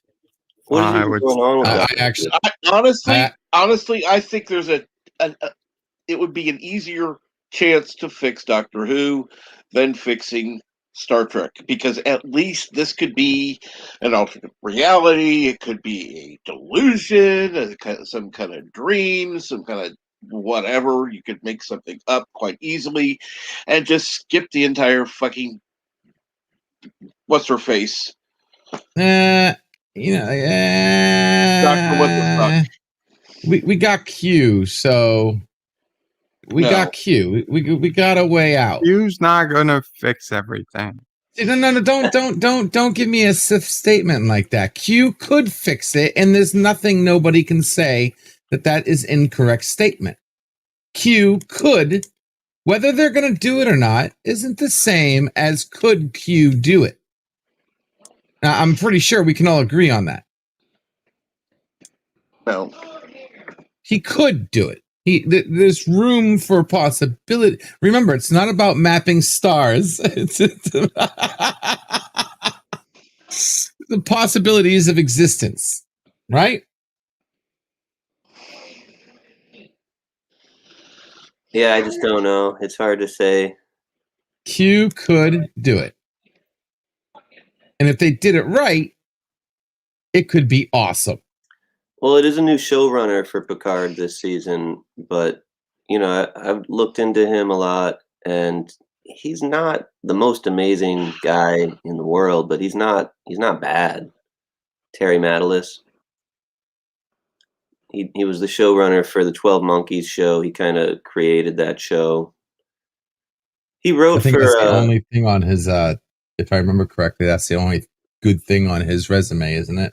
Well, he wrote Monkeys, an episode of Enterprise and an episode of Voyager, or co-wrote them. That's not helping. That's not helping. Yeah.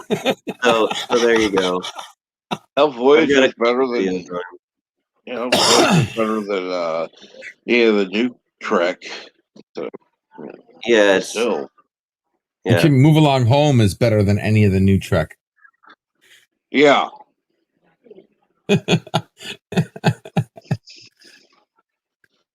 What's Move Along Home? Alan Moraine, count to 4. Right. Then 3 more. Cisco's favorite episode. I'd rather be trapped in Spock's brain forever. And I'll be right back, having some issues. So hold on. Shoot, boss. We got it. We got it. No, but like I said, if I was in charge of Trek right now, besides the fact of sending it to public domain, which I believe everything should be public domain if we really want to be as diverse as we say we are,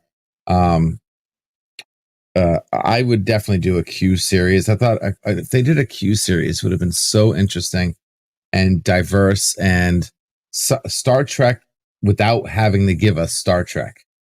Because with Q, you could have gone in so many different directions that didn't even have to do with Star Trek. I mean, we could have had episodes like the episode where Quinn saved Riker's grandfather. We could have had a Civil War episode. Really good, like a really well done one about the Civil War, and had nothing to do with phasers or beaming or whatever. You know what I mean? And showed how he saved his life, and maybe even give us a few member berries of how maybe he hints to Riker's grandfather how, one day your son, you're going to have a grandson, or you know what I mean? Like, you tie it up in a nice, pretty bow. We could have had episodes where the Q, we realized how the two universes got diverged in the first place, with the mirror universe and everything. Maybe shed some light on the origin of the mirror universe, the reasoning behind all good things, right? Because it was unmentioned, but it was not. It was mentioned, but it wasn't in detail. The Continuum's decision to test humanity in such a interstellar way, where they were willing to sacrifice an entire freaking galaxy just to test one race. You know what I mean? And we could have jumped all around all the episodes from Voyager, from DS9 to TNG, and saw the behind the scenes of all the Q's interactions. And they could have expanded upon those stories. I think really giving us something special, at the same time fixing Trek altogether. Well, you'll be happy to know we're going to have Q in the USS New York. What? What? Do you not know the USS New York? No. Oh, yeah. USS New York is a series that Star Trek Nitpickers does. Oh, okay. Yeah, it's a cartoon. One season in so far. Second season is coming. Yeah, I love How come I don't get Nitpickers? How come I don't get any notifications from you? Let me double check your name real quick. NIT Pickers. Right? NIT. Yeah. Sworn I subscribed. I said no. I'm gonna toss this up to YouTube because I've heard of you. We've talked before. I know you. I must have gotten unsubbed from YouTube. Oh, jeez. And yeah, you stream quite a bit. Holy crap. Well, no, I don't stream, but I do a lot of videos. But that's what I mean. Same thing to me. Okay. Yeah, Q's a great character. It bothers me that anything is possible with him. That, I mean, the stakes are sort of twisted when you've got Q involved, because he can just snap his fingers and undo things. But they always managed to write him in a way that sort of made sense and was meaningful. So I like the character. Every time Q, and I got my own headcanon about Q.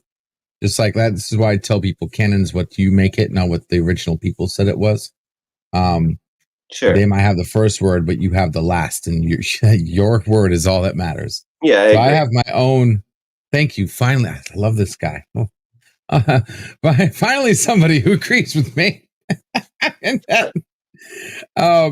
can't tell you how many arguments I got in with some people and some other people about that. Anyway, I got my own headcanon about Q, and I think he's one of the most interesting characters because every time he was on, there was always a lesson for humanity in it, or a test, or some kind of underlying C plot or B plot, whatever, moral or something involved. Every single one. And we got to see them treating the humans like absolute, like what you would do in how the military acts to new recruits. And then slowly but surely you went from being treated like savage barbarians to respecting an asylum. What is it when you ask for protection? Yes, asylum. Is that asylum? Why do they have the same Request word asylum. that means? Yeah. Why do we have the word that means ask for protection be the same word that means go to the loony bin?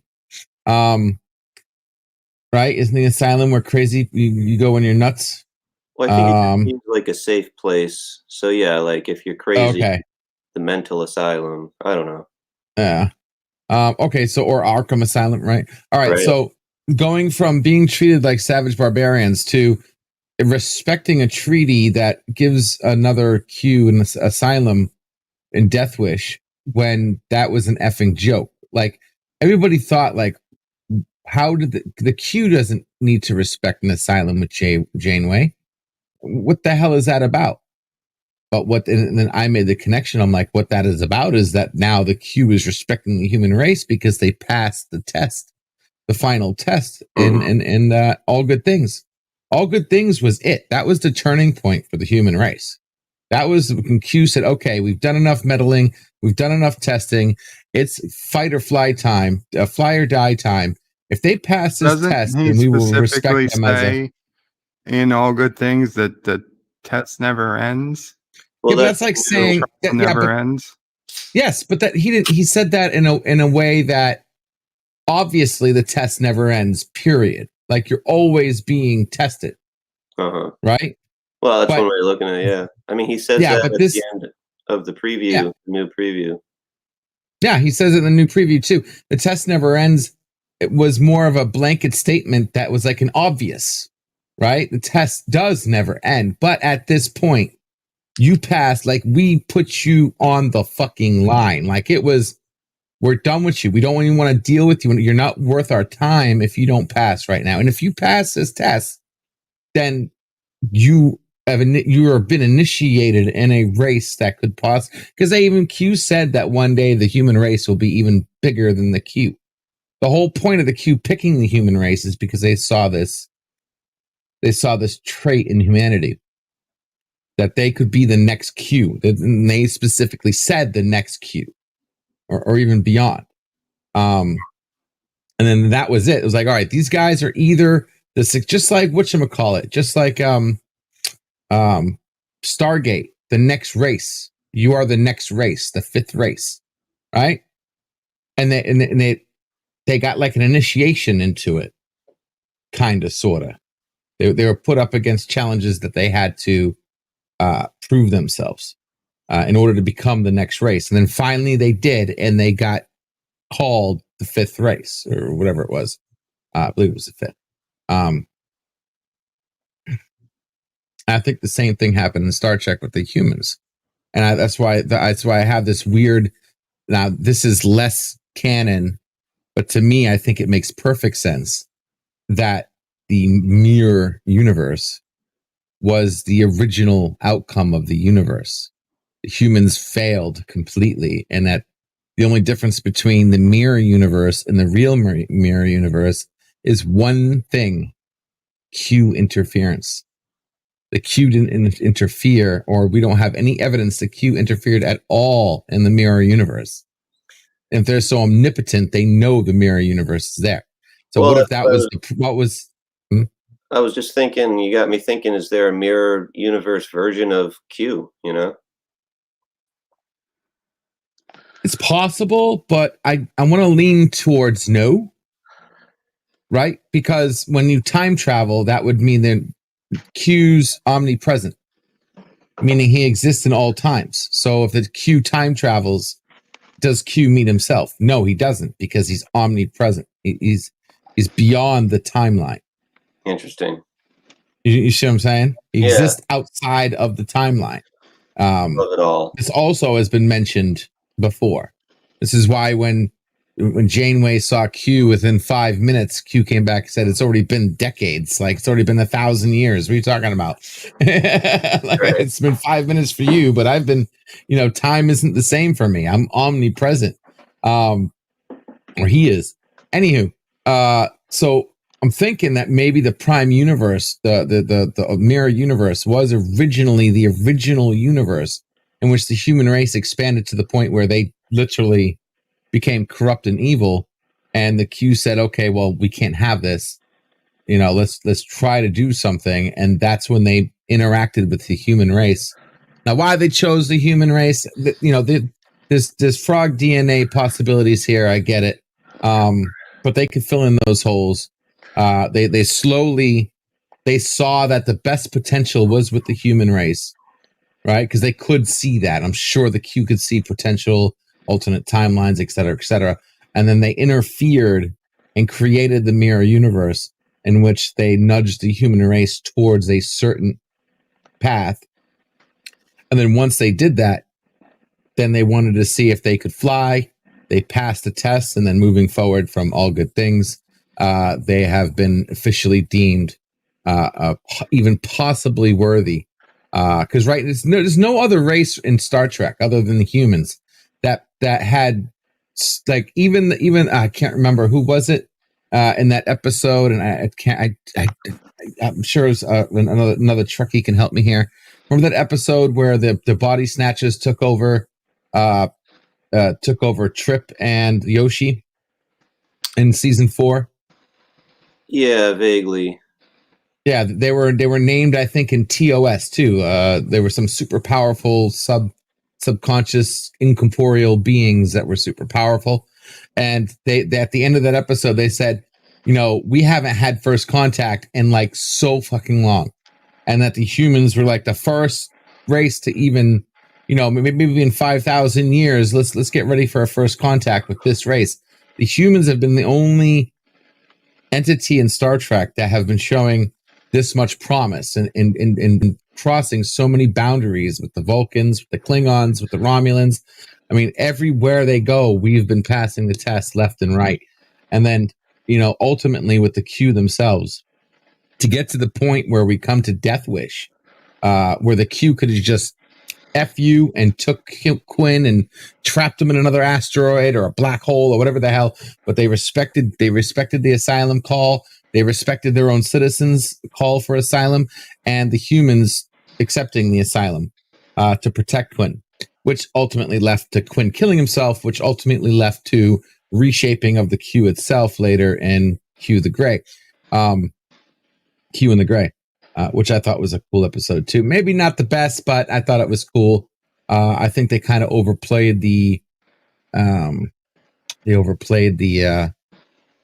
Southern Belle, the Southern War part of it. Yeah. Got to see Q bleed. That was cool. Right. Got to see Q bleed. Got to see him brag about it too. You think this will make me bleed, lady? It'll fucking evaporate your ass in a heartbeat. What do you think it'll do to you? Literally shooting supernovas. Anyway, I think a Q series would be so effing dimensional. We could really have a diverse and dynamic show that could go here, there, here, there, and tie up Trek all in one. Maybe even we could even have episodes that give us answers to JJ and Discovery and First Contact. Shoot me, please. I don't care. Even with a Veranti disruptor, it has got to be less painful than this. What? You okay, Kat? No, listening to you.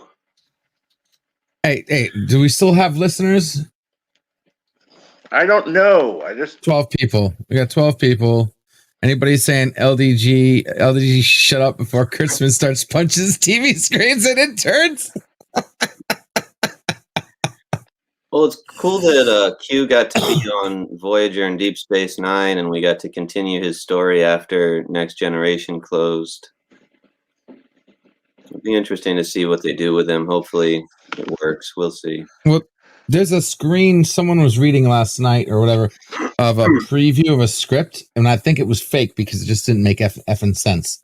Well, like Q sends Picard back, and he meets Guinan, and this is after the episode where Guinan and Picard meets, but before Guinan and Picard meets, like the second time. So in between the whole, excuse me, William Shakes, not Wakes, Martin, whatever guy. You know what I'm talking about. I can't think of his name. Before the Nexus. Malcolm McDowell. Yeah, I would say before the Nexus. Is that no? Because who is that writer? The old white guy that looked like the KFC Mark colonel. Twain. Mark Twain. Yes. So after Mark Twain, before Guinan and Picard met up, the very first, like Picard's first time to join the Enterprise, to become part of the crew and whatever, when they rejoined later. And he does something to change the future, which changes Star Trek into a fashionistic something or other, but at the same time eliminates Q from the timeline. So there's no more Q. And that doesn't make sense. Q's outside of the timeline. You can't. Why would Q create a ripple that, like, are you literally telling me Q just pulled God, man, I hate getting old. Who's the guy from Enterprise, the time traveler? Oh yeah, Daniels. So Q just pulled a Daniels and erased the future. Really? Now, I don't even get that Daniels screwed up and erased the future when he brought Archer back. But you're telling me Q made that mistake? Whatever. Time travel stuff just gets more and more confusing the more you try to go on with it. You know, it's like you got to have one little idea and do it. But if you keep trying to pull more story out of time travel, it just gets more and more convoluted. It's more crazier. Yeah. I agree, but I think when I tried coming up with time travel stories, is one thing I think a lot of people don't do, and that's they don't keep the model. They don't keep a model of what they're doing, right? They just kind of like go with the flow with what happens when they time travel, and when they come to certain cross bridges, like what happens when the time looped over, the crossing of that time, they kind of just fill in the blanks like the frog DNA in Jurassic Park. They should, any time travel plot, you should literally map it out to make sure it makes double sense. And you don't end up retconning what you already said or confusing it or completely blowing it up in the long run. Because there's like different models of time travel, right? You have linear time travel. You have omnipresent time travel. You have looping time travel. There's different grandfather time travel. There's different time travel schemes in which then you have the wormhole time travel. I cannot stand the wormhole time travel. I hate that. Like where time is like a river outside of time and you can just pop in and out. I hate that one. Well, one thing I really didn't like in the new Star Trek Discovery was, in season 3, they keep talking about these temporal wars, and then they keep saying how they're over. It's like, isn't that kind of impossible? How can how can you ever call it over? I mean, they should have explained what they meant at least. I don't know. Yeah, because you get into the paradox. You get into the infinite paradox, where it's not over. Because what if you looked in the future? If you looked in the future before you did something, and then you did something, and they counteracted it, it would change what I saw in the future, which would change what I did, which would change that, which would, you know what I mean? It'd be like an infinite thing that's ever changing. Yeah, exactly. Because if I looked into the future before crossing the road and I saw that someone stopped me, I would change that, what I was about to do. But then if they change what they're going to do, then that means I saw that change update when I first looked into the future, which means I'll change what I do again. And it's just like an automatic motor of foreverness. That's the thing. The whole idea of a temporal war is extremely complicated and sort of implies never-ending war. But the way that they treated it in Discovery, it was kind of like the way people talk about the Iraq War or something. It's like, yeah, that thing that happened a while ago that was a big deal. Like, no, a temporal war means at any moment your whole timeline might be changed. Somebody might come from the future or whatever. So, what do you mean? Oh, the one I like is the one that did in Voyager, because that was a nice one right there, with the time ship. That's how you win a time war. You erase from history whoever you're warring with.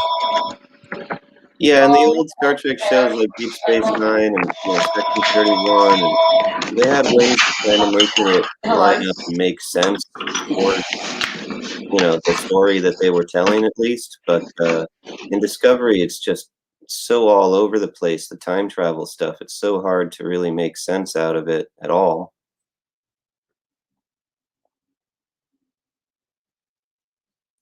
I mean, in the original series, there's that episode where they end up doing, I think, the slingshot around the sun thing or something, and they end up going back in time a few days. Oh, God. No. I want to hear about slingshotting around the sun. Who the hell thought of that? God, no. It's tagged on or tacked on to the end of an episode because it was actually supposed to be a two-parter, but then they decided to leave it like that. So they go back in time 3 days, and they're like, wow, we get to live these 3 days over again. But then they never talk about it. And then in Star Trek 4, when they go back in time, it's like, well, this has never been attempted before. Is it going to work? And it's like, well, actually, you guys did it in the TV series, but never mind. Yeah. Yeah. How you doing there, Captain?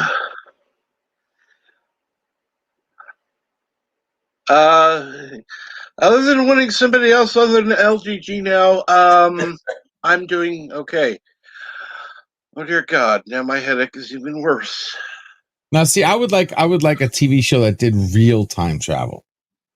That would be cool. Okay. Like actual real time travel, like what time travel actually is in the real world, like right now. You know what I mean? That would be so like a nothing show. Yeah, I don't know what you mean. A nothing show.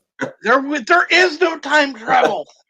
Yes, there is. There is actually time travel. It does exist. It's proven.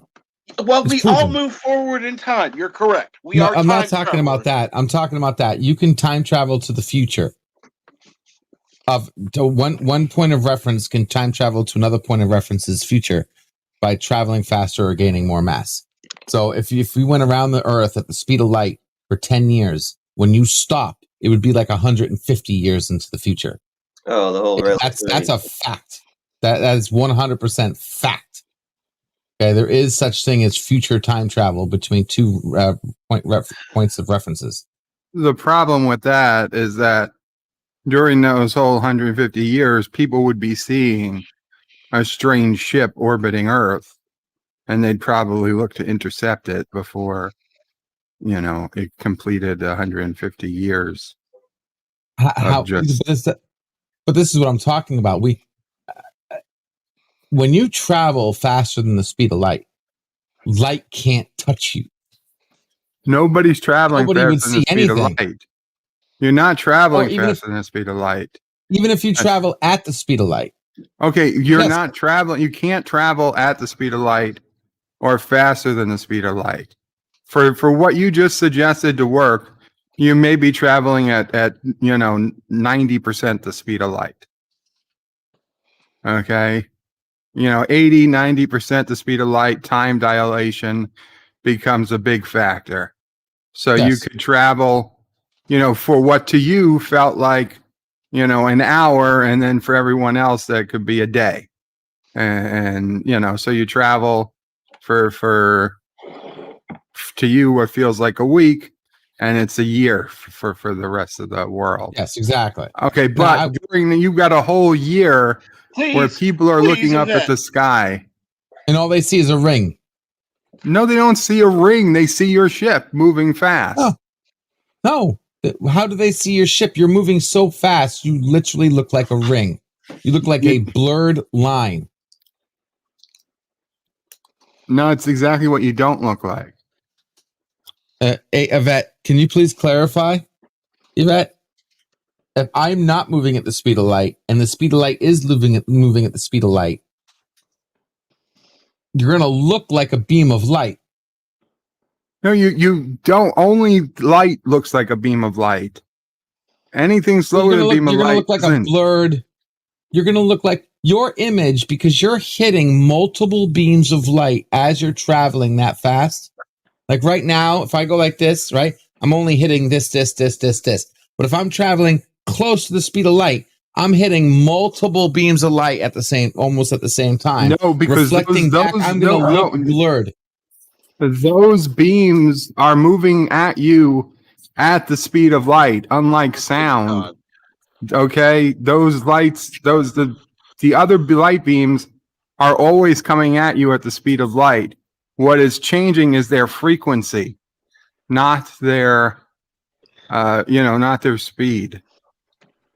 Wow, Bert, you actually have a reasonable grasp on this. Of course I do. Yeah, I'm impressed. If you go fast in a camera, you look like a blur. Look, you've only got me for 5 minutes. I'm making dinner. Right, listen. Traveling faster than the speed of light, one, is impossible because, as Bert said, the space-time slows down the nearer you get to the point of light. However, let's theoretically exclude the fact we can't do it and say we can travel at the speed of light or faster. It's irrelevant. Once you hit the speed of light, you start bending light around yourself. Now, it's like if you traveled at the speed of light and put a mirror in the ship that you were traveling at the speed of light, light would be hitting that mirror at an angle. Okay? That's the best way to describe it. Now, from Earth, if you were in that ship, you would still see the ship as a point because you're looking at it from the past at all times because you're traveling faster than the speed of light.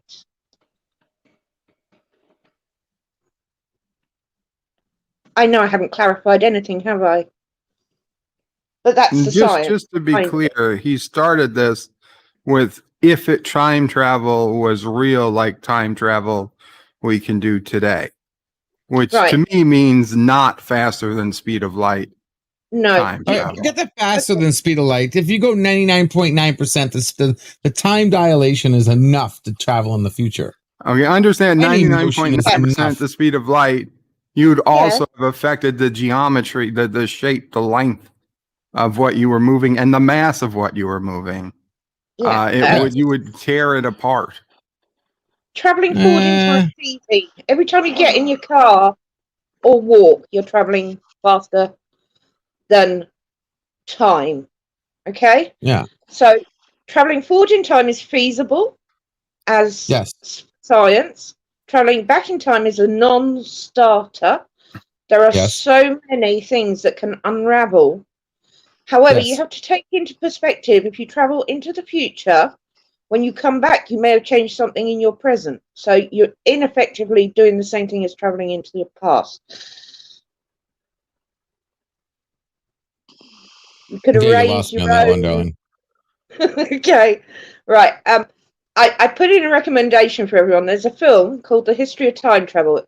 It was produced in 1996, and it is one of the best representations of time travel being created in the real world and the effects and cause. Now, I put it that way around because time traveling is an effect that is precursive of a cause.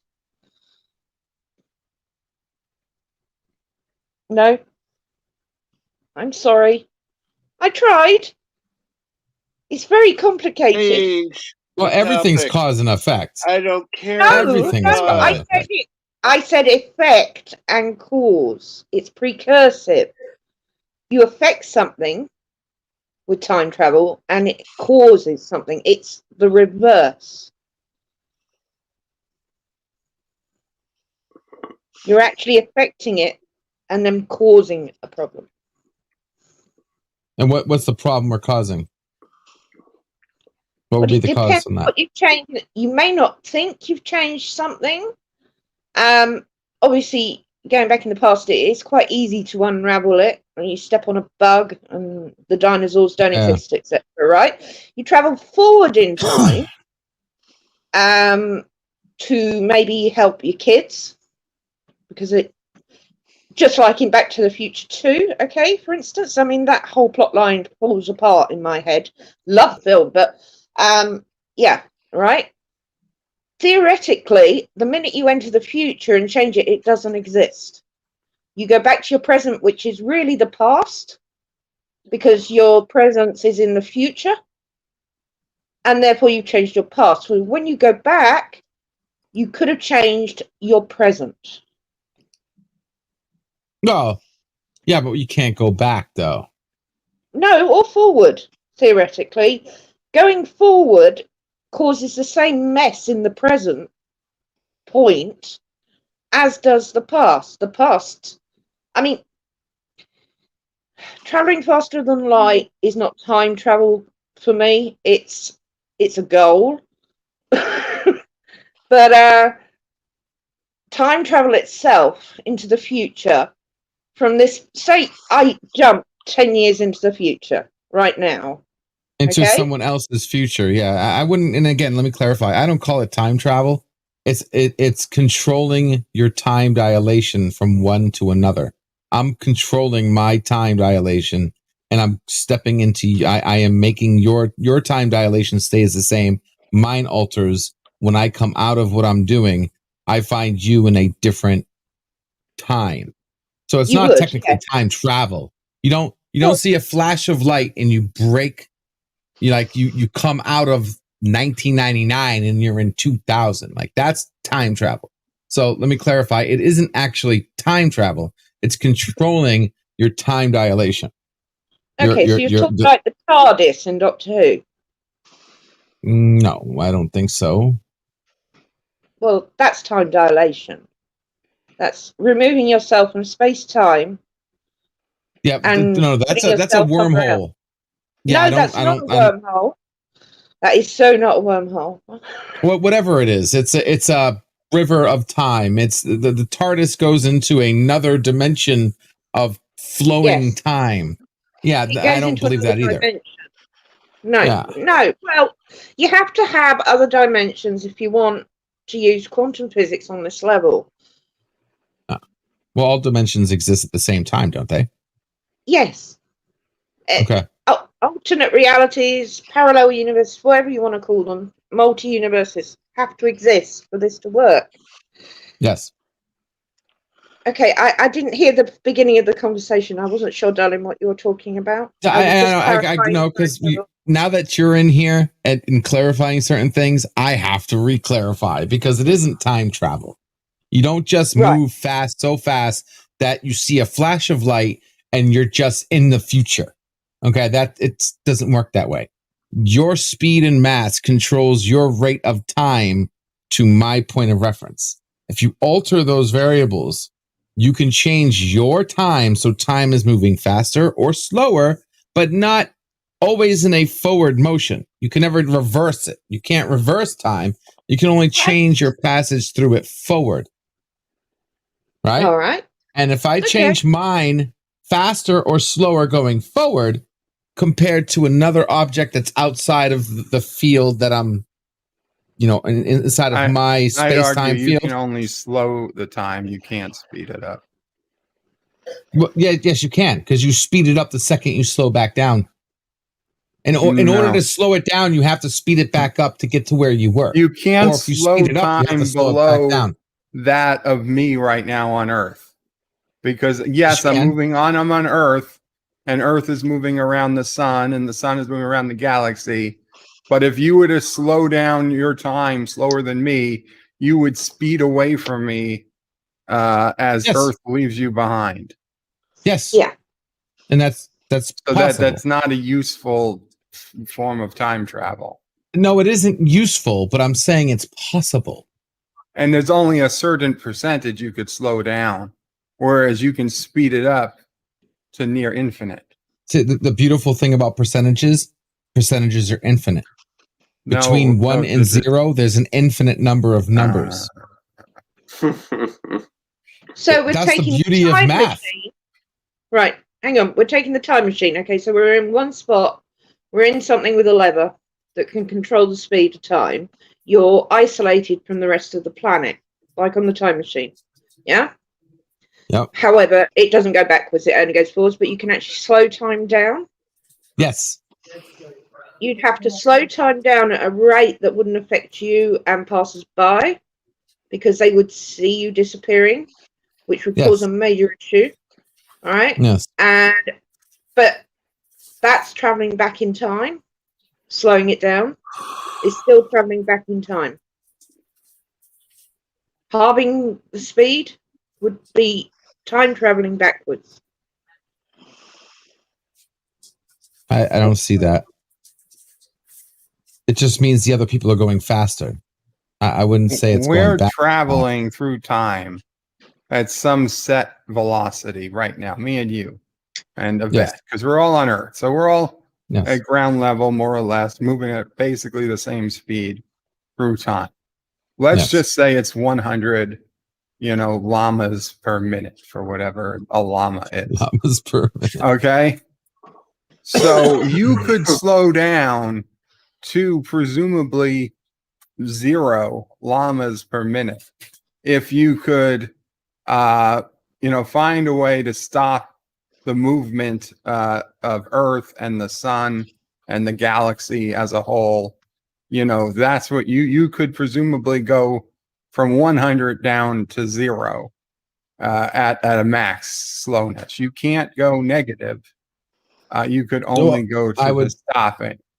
Now, I would. Sorry. And arguably, you couldn't actually hit 0. You could just get microscopically above 0. Yes. Okay, but you can go from 100 to a kajillion if you got close enough to the speed of light. That's what I'm saying. You can go a hell of a lot faster through time per the physics we know than you can slow down. So you can't slow down to I got this in my head. Same percentage as you can speed up. Bird, what you're leaving out is there's 2 numbers there. One is 0. The other is 1. No, the other. You can go the same distance left or right, because remember, what's the fastest speed? You're saying that you can only go till 0, just above 0. Incorrect. You can go infinitely towards 0 and still never hit 0. But infinitely towards 0 still is only 100. But let me finish. It's half my comment. You can go infinitely in the other direction faster until you hit 1. You can't just go infinitely faster. It's infinitely. Yes, because you can't be in 2 places at one time. It's impossible. Is you can slow down. The fastest you can move is 1 rate for one unit of space. There is a ceiling and a floor. The floor is moving 0. The floor is much closer to you than the ceiling. It's all relative. It's infinite in both directions. Relative. The ceiling is a set. The ceiling is infinitely far away. The floor is a finite amount distance. But you don't know how you're not taking into account for how. Okay, we're right now. Whether you think we're moving I'm not at moving. 1 llama or you think I'm not moving right now? Bajillion llamas. I am moving. I am moving at the speed of light. The floor is a set distance. Yvette, back me on this. We're all moving at the speed of light right now. Okay, it looks like I'm standing still, but the Earth is rotating. The Earth is revolving. The sun is moving. The galaxy is moving. The cluster is moving. The string is moving. We're moving so fast right now. Like, you don't even know how fast. So you're just trying to say we're close to 0. We're not even close to 0. You don't know where on the number line we are between 1 and 0 right now, because we are moving in so many different directions. It is infinite to the left, infinite to the right. No, it's not infinite to the left. It's finite to the left, infinite to the right. You can't be in 2 places at once, Bird. Listen, because I have to cook dinner. Right. Bird, you are describing a different theoretical pattern. LDG, you're talking about placing yourself in a bubble and moving without cause and effect within the parameters of your machine, right? So, Bird, you're correct. In the floor, you can go to 0.000000000. I can go on forever. 1 llamas, right? Same as forever. The speed of light, we can go to 0.9999999. We've done it, all right, forever. to the speed of light. Okay? Crossing over either side would have the same problem. Time would slow you down. It always does. It's part of the universe. Okay, we are spinning on this earth at over 10,000 miles an hour. 10,000. Yeah. Yeah. Okay, we are traveling around the sun at so many. Oh, I can't pull all these numbers out of my head in an instant. But we I are thought it was moving like around. 40,000 or something, I think. I can't remember off the top of my head. I hate time travel. I do too. Then I wish the fuck we would move on. Okay, pancakes or waffles? Waffles. Jacket potato. All right, Captain Chuck wants to move on. It was You're good. all It was a good wrong. discussion, It's though, French Bird. toast. It was a good I tried discussion, to Bird. come on and help, but I'm not helping. Here, I'm sorry. No, this is I'll a make blast. it Thank you. easier. I'll make it easier.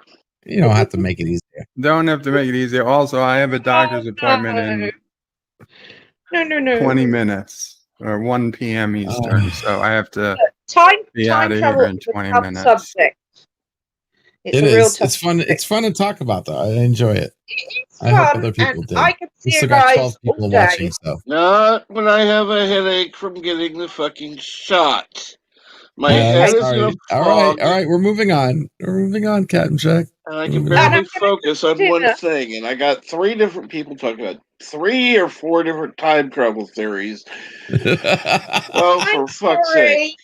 I'm sorry. I'm going. Oh, Yvette, it was good to have No, you Yvette, back. you don't have to Thank leave, you, Yvette. Yvette. Well, she said she had to She go has in to 5 leave minutes because anyway. she She has to cook. leave. I'm going to cook dinner. Yeah. All right. Love you all. Bye. Take care, darling. Enjoy. Be good. I was hoping she would And, talk about what she's cooking for dinner, but no, we had to talk about time travel more. You know what is still up for debate? What? Is the speed of smell. It's Ooh. never Yes. actually been measured. Now Yeah. that Exactly. would be something to yes. And what is smell? But just the remnants of the original. How can you smell something? Can you smell something through space? Oh, wait a second. Farnsworth figured that one out.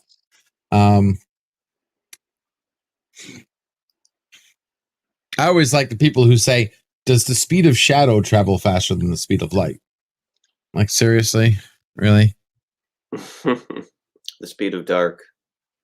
Oh, God. I think that was a book.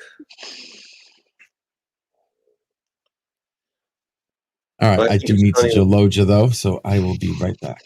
We're talking about time travel here, and Bird's got to go see the doctor. The question is, Doctor who?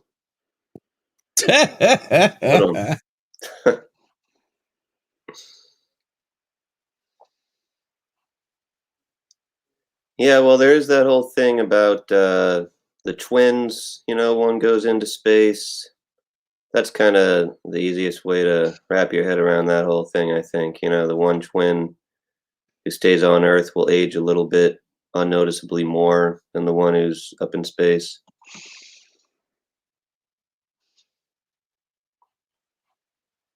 Oh, thank you, Philip Gaming. Faster than the speed of love. There you go.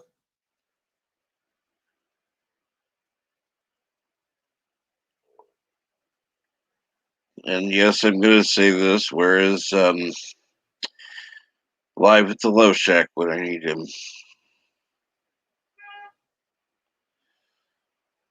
Dear God, I said that.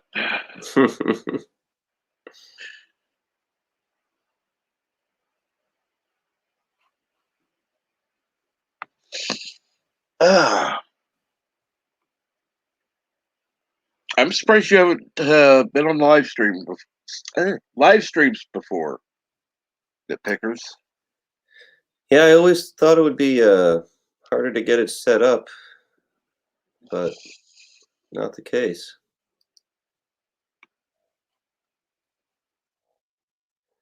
The Jester of Sin says, my brain moves faster than I can type at times at Star Trek Nitpickers. Yes, Mandela effect, or shift paradox. Are you familiar with the Mandela effect, Captain Trek? Yes, I am. But please, go on. Well, I guess there's a couple of different sort of ways of looking at it. But yeah, basically the idea is that reality is just changing up on us without warning or any real way to be sure of what's going on. But I think it's probably more people misremembering things, as the human memory is not as good as we all kind of like to think it is. I don't know. I was very, very sure that Monopoly had different rules as a kid than they have now. And I've read the Monopoly rules thoroughly multiple times as a kid, and never once did I see that you got to put properties up for auction if somebody didn't buy them. I would have loved that rule. That would have made the game for me, but it didn't exist. And now it does. And they said it's always been there. Well, So it seems usually the Monopoly Mandela effect has to do with the little man and whether or not he had like a top hat or something. You ever hear that one? Mr. Moneybags, Yeah. doesn't he have a top hat? That's the thing. I'm not sure, but that's the only. I never heard this thing about the rules changing. Whenever I heard Monopoly and Mandela effect, it was about the little man.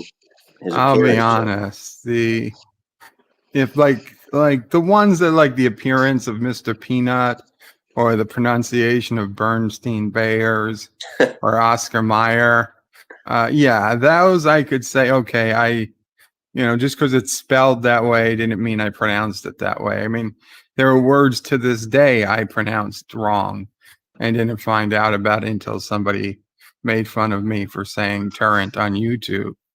So those I can buy, but the rules change for Monopoly that I can't, because I specifically remember reading the rules as a kid. I used to play Monopoly a lot. I wanted to know all the rules. I wanted to know what was going on. And yes, we had family rules about free parking and stuff that we knew were different, but I knew those weren't part of the rules. I knew those were just family rules. There was no time. I read the Monopoly rules. I had the Franklin Mint edition of Monopoly.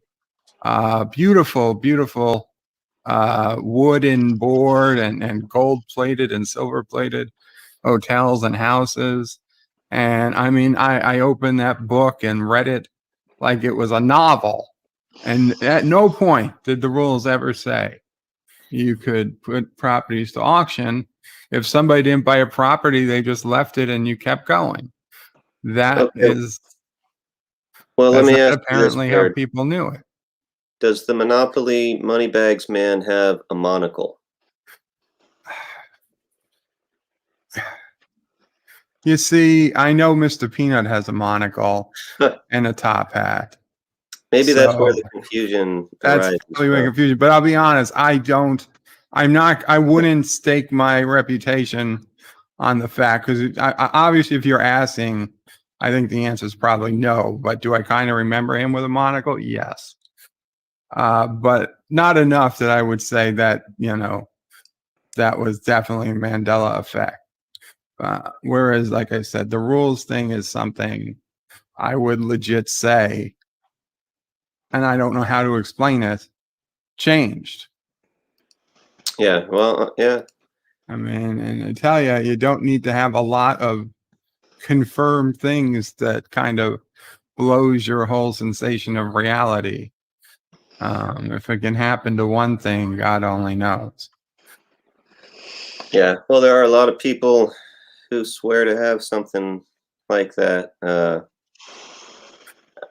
I guess myself, I don't exactly. My older brother has a weird one about the apple in Sleeping Beauty.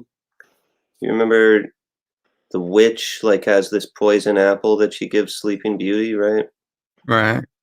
Well, some people, it's not only my brother, and I kind of remember this too. They remember that the apple, when she puts the poison in it, it goes from being all red to half green and half red. But when you watch the Disney version, that doesn't happen. But the weird thing is there's some like sort of unknown old cartoon version of the movie by another studio. You know, it's an old fairy tale, so they could do that legally. Right. And it does happen in that. But by and large, people, when they see that, are like, no, I've never seen this version. I've seen the Disney version. I remember it in the Disney version. So, whatever.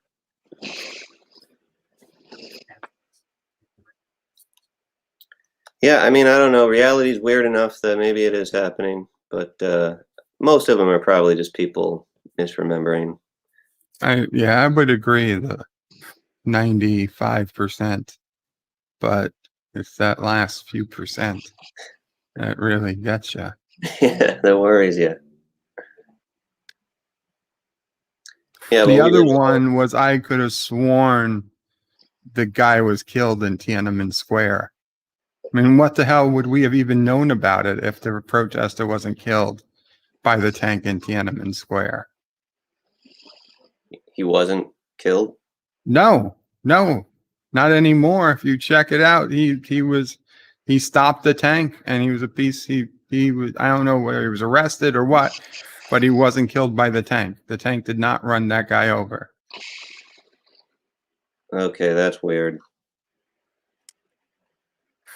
Now that I'm not sure if that's a change in reality or China just literally hacking the internet to change its history, because either is possible. That would be quite easily done. That's really weird, though. I mean, I feel like who the hell would even make a news article about some guy who stepped in front of a tank in China and didn't die? Sorry, nobody would watch. Nobody would care. Seriously, it'd be like, okay, he stopped the tank. A lie who said the man disappeared, was never seen again. No one knows who he was. Well, he didn't get run over, which is what we had heard.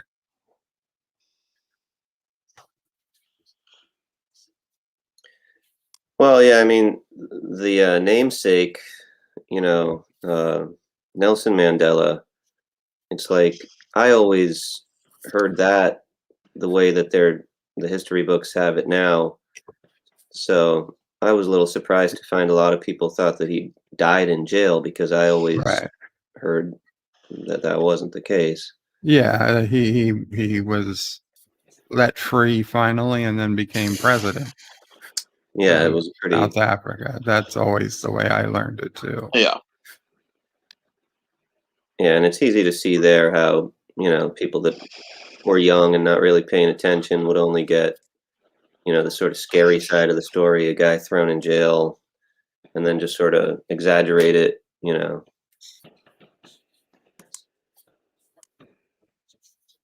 But yeah, we did a whole episode in the USS New York where they run into a strange nebula. Captain names it the Mandela Nebula, just after the president of South Africa, the freedom fighter. But then people start misremembering things, so the captain starts blaming it all on the nebula, and they start talking about the Mandela Nebula effect.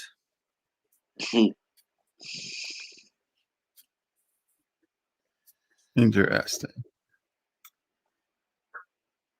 Yeah, the captain starts to worry that he's from another dimension. Maybe that's why nobody appreciates him or whatever. Wait, wasn't that the first season? Yeah. Yeah, okay. I was going to say, I think I remember that early on. Yeah, I think that was episode 3. 2 or 3, yeah. Yeah, but Captain Trek, how do you feel about doing a little voice role for season 2? Works for me. All right, very cool. I haven't written the script for that episode yet, but it's probably the next one I'll write. Ooh, script for Star Trek? Script for Star Trek. You got it. Could I be a new computer voice or a There's probably some possibilities there. Yeah. So some rogue computer AI that was taken over by a Prometheus virus. No, he needs to be some weird alien woman. A weird alien woman, very much like Loaxana Troy, but uglier. With more boobs and more arms. Yeah, well, I'm not quite sure what we have in that vein, but I'm willing to test out Mike, because I don't even know how I would sound. Maybe I could just be like do you have a shapeshifter in your story? I could just be the voice of a temporary voice that happens when a shapeshifter turns into another person. Maybe their voice changes too. Cool, yeah. That's why it's just like a temporary voice. See if I sound good or whatever, and then go from there. Yeah, that's a thought. Yeah, we do need some more people. So I'm down for anything Star Trek, man, and definitely cool. Yeah, we're having a lot of fun. Any good Trek. I am an advocate for anything good Trek, and I am definitely an advocate for fan made stuff. And oh yeah, it's the only good Trek you find today is that from fans. Yeah, it's a pretty twisted time for Star Trek. Yeah, it is. I don't know. I mean, I hope that this Strange New Worlds being more episodic can kind of steer things in a better direction. But it is kind of like, fool me once, shame on George Bush, or whatever. There's many shows that just didn't work now. It's hard to imagine. I like Yvette's idea. She would be a better computer voice. There you go. I was never a fan of episodic or serial as the only option. I was a fan of the ABC plot. A lot of people say AB, and I'm like, no, it shouldn't be ABC. It should be ABC. You have the A plot, you have the secondary B plot, and then you have the overall C plot that is supposed to be the serial part of it. Would you say that's what they did on Deep Space Nine? I would somewhat, a little bit, but you know who did it better? Stargate. Stargate had a solid ABC plot scheme. I didn't watch Stargate. I know a lot of people loved it, though. Their ABC plot was so beautiful that some of the C plots were completely not even understood. And yes, like the whole 1969 episode. I agree completely. I have the same faith in Kurtzman as I do in Disney. Yeah. Yeah, I mean, I don't know. I'm hoping that Akiva Goldsman, the guy who's basically behind Strange New Worlds, is really like an old school Trekkie at heart, and has just been kind of, not bringing his A game to Discovery because there are all these other people kind of, weighing in on everything, and that maybe since he's kind of more in charge with Strange New Worlds, maybe he'll do something really good with it. But yeah, I just don't really have faith. It's hope, but it's not faith. Yeah. Hope, definitely.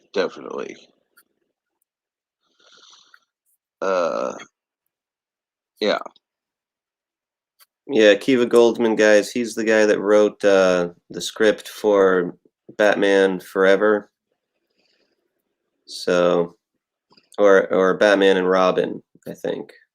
One of those Batman movies, the one with George Clooney that was really just awful.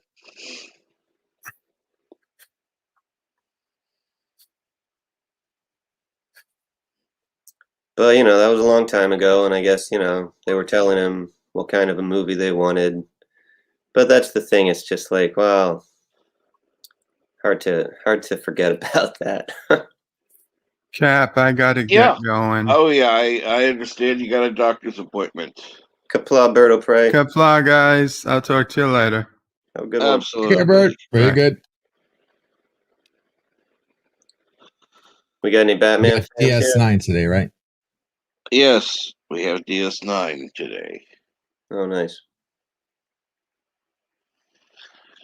What was that in the pickers? I was just saying, I'm a big Batman fan. You guys familiar with the Joel Schumacher Batman movies with Val Kilmer and George Clooney? Not a fan. Yeah. Not a fan. They just ruined the franchise pretty much, but Pretty much. I think the only thing I liked about that was the Riddler. Well, Yeah. at least they didn't.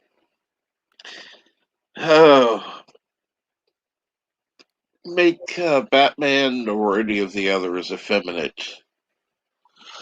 right. That Oh, was what? Wait a second. Didn't Clooney have nipples? well, yeah. That's a little effeminate, if you ask had me. nipples, but that's just that's the after effect. He wouldn't actually. I don't know if he actually had them on the set or not. I don't know. And hello, or yeah, whatever. Like you who? Dude, I was just about to mention the nipples, man. Like, please do not mention Clooney's nipples. Oh, shit. Yeah, what about Alicia Silverstone? Did they give her nipples? Nope. Kind of a contradiction. I think that's sexist. The nipples on the batsuit. Oh my gosh. Yeah, that was kind of hard to get over back then. I thought Clooney as Bruce Wayne was kind of hard to get to pass by, but when we saw the nipples close up, I'm like, what the fuck? Yeah, I mean, I thought Clooney as Bruce Wayne worked. Clooney as Batman did not work. No, Right. No. Val Kilmer's Batman, Val Kilmer's Bruce Wayne, hell no.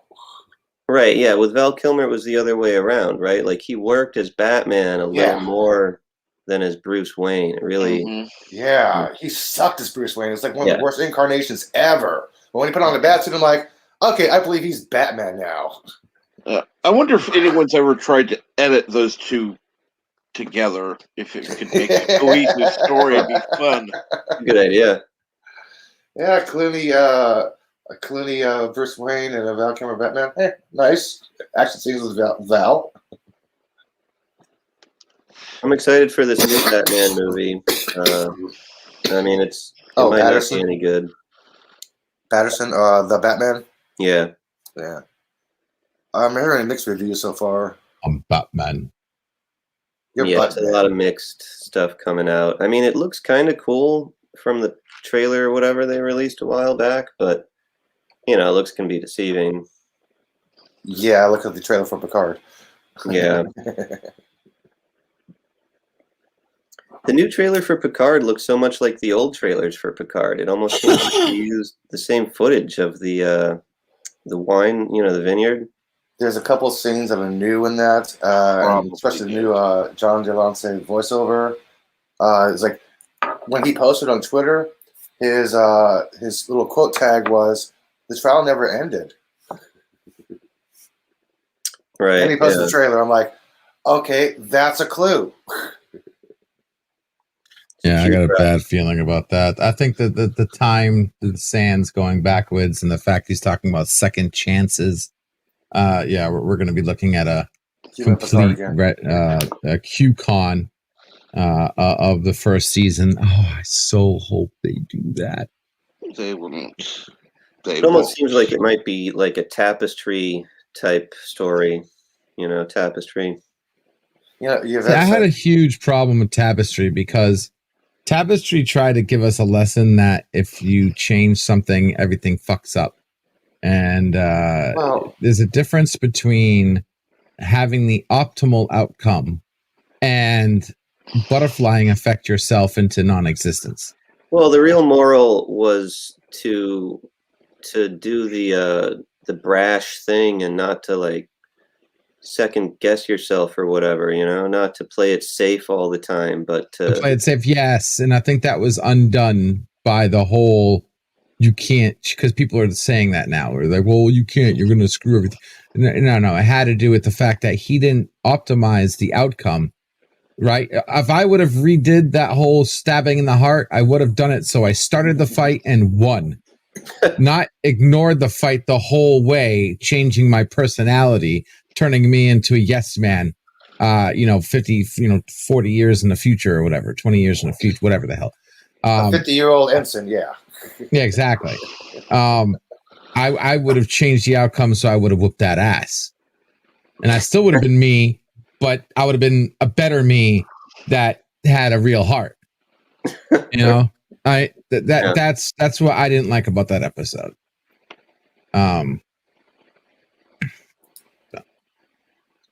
What I like about that episode is seeing all the people in the old-fashioned uniforms. That was so cool. Yeah. The call back to the TOS. Yeah.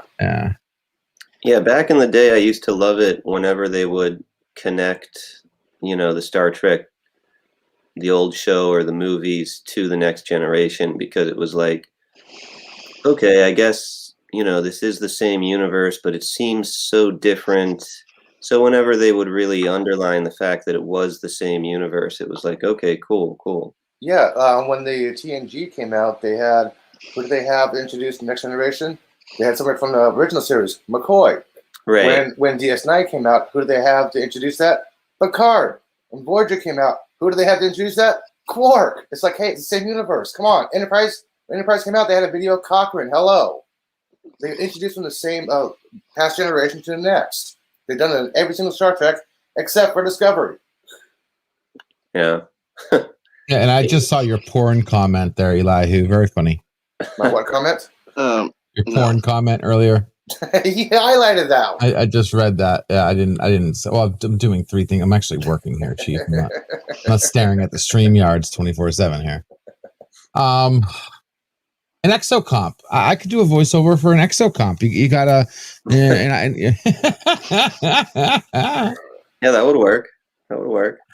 And I and do the story of a real exocomp, not the crap we got in Lower Decks, where maybe I disobey orders, but I disobey orders in order to save everyone and kill myself in the end. Self-sacrifice.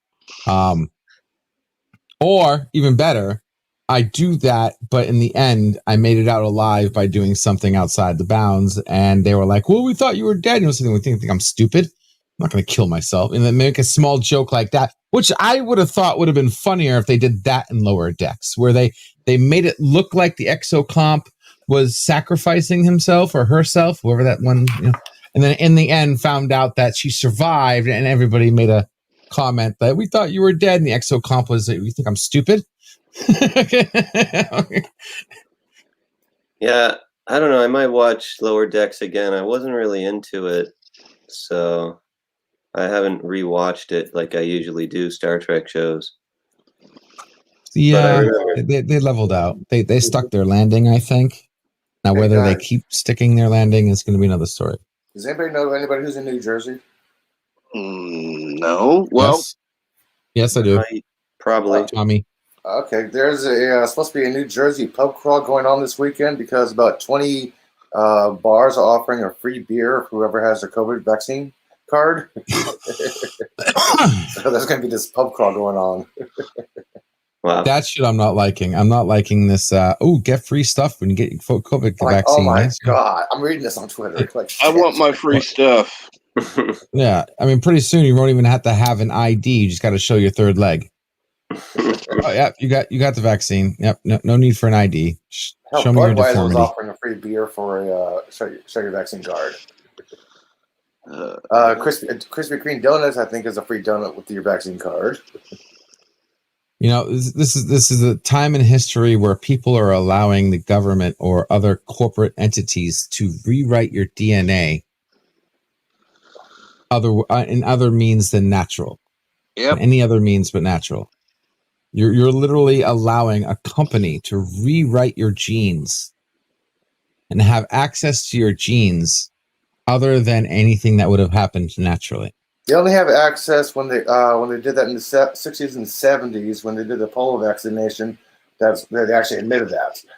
When you were getting vaccinated as a kid, every single year, you think the government was rewriting your DNA? Pharmaceuticals was rewriting your DNA? Yeah, to protect you from viruses. There's a difference, but that's not what you're totally not getting what I just said. There's a difference between making a vaccine with the actual virus than creating something that isn't the virus that rewrites your DNA. The vaccine is RNA made from scratch that tells our body how to identify something else that is natural. Mm-hmm. And they're praying that they got the math right so our body doesn't attack itself or not attack something else that could kill us later. You're taking such a freaking risk in taking the vaccine. If you get the virus naturally, at least your body is writing the antivirus for that virus. Well, I not want to know a little bit some about shortened code that could be so. I mean, do you realize that the shortened code that they're giving you for your I body only to know recognize a this? little bit about genetics, but I know If- none of if us it here is are professionals off or know by actually the slightest, know genetics. you can literally end up killing This yourself. is true. Yeah, none of us here on this panel knows genetics, guys. This is We're true. not proficient or experts in genetics. We're No. hypothesizing this. Correct. Yes, you gotta Okay, remember anything this, on okay? YouTube is hypothesizing. Okay, you Everything- might as well just put at the bottom of Unless YouTube. we actually Everything is have. entertainment. Yes. That's why this is always classified as entertainment. It's not. Yes. I just want to clarify to anybody who's listening right now. So, okay. We may have Yes. strongly held beliefs, theories that we may believe to be true, but no. But no this is all stuff scientific you can Google yourself and evidence. find out from, and find out your version from the internet and look at actual people who are certified professionals. Hey, quantum And the physicists. certified professionals that I've looked at Captain, basically said yes. everything I said. Scary here. A quantum physicist actually agreed with LDG. She says, even LDG is right. It's a fake coding. A quantum physicist agreed with LDG. Crap, Yep. the world is ending. Yeah, you guys, I get the whole make fun of me, as many I'm times just as you guessing you, can. dude. But every now and then, some actual good stuff does come out of my mouth. I'm Okay, jesting, man. wow, I can't believe I just said that. This comes out of his mouth. Wow. Somebody clip that, please.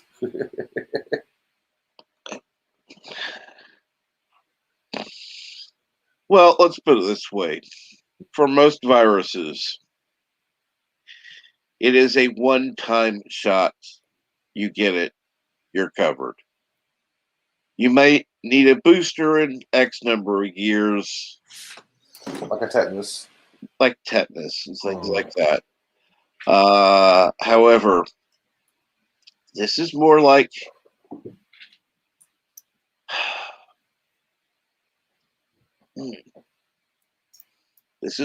the flu, which changes every year.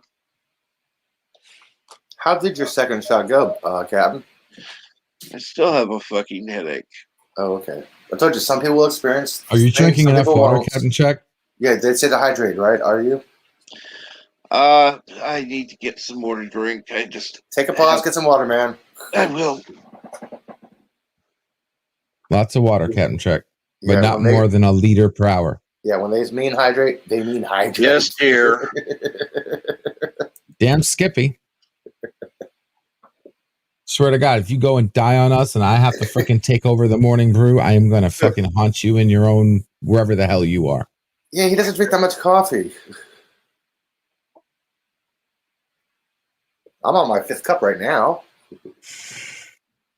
I've had to take my diet to the next level. I've had to diet my diet. Can't drink that much coffee. And I gotta stay super healthy with what I eat and drink. Yeah, me too. I'm down It's to one really, piece of chocolate. that's why a day. I felt bad. Everyone was telling me I've had more than one person come to me in the last week or not saying I've lost weight. And then I go on Life of Matthews, and Life of Matthews is like, LDG. And he blames it on the goatee. He's like, you look thinner. I'm like, you lost some weight? I'm like, yeah, but it's not the goatee there, Chief. It's because I'm starving myself. Well, I'm not starving myself. I'm just doing nothing but eating the crap nobody wants to eat every single day. Hey, I'm down to one piece of chocolate a day, okay? I'm trying to stick to a diet. One chocolate a day. That's it. Now, I kind of cheated recently with a little couple extra things of sushi, but Ooh, I haven't had sushi in a isn't while. exactly cheating per se. Like, I mean, it's rice and fish, so it's not like I have not had sushi in a cheating while. per se, but Where's the gas station again? I like sushi. I love me some sushi. Especially that real stuff too, not that fast food sushi, like the real good made stuff. I know Whole Foods has great sushi. That's a 5-minute scooter ride from my house. So yeah, you go to your local grocery store to get that freaking boxed up sushi. Yeah, good luck. No. I mean, That's not I real hate sushi. I hate Whole Foods. The only thing I get at Whole Foods is the locker for Amazon if I don't feel like packaging them into my house, or I get sushi. I love the Whole Foods sushi section. Fresh every single day. Yeah, I get fresh sushi at the grocery store. It's pretty good. I mean, it's not the best, but it's not the worst. That's for sure. Yeah, Whole Foods is called whole paychecks around here. You spend $80 on about 6 items. It's not in bulk. I just double subscribe to make sure with both there. Okay, there we go. All right. The pickers. Gotcha. Yeah, there's a sushi place a couple blocks from me. They got some nice outdoor seating. I'm thinking it'd be cool to go over there and actually get some real sushi for once. Been a long time. But I think I can splurge on a little bit of sushi. Okay. What's going on, everyone? We're talking about sushi.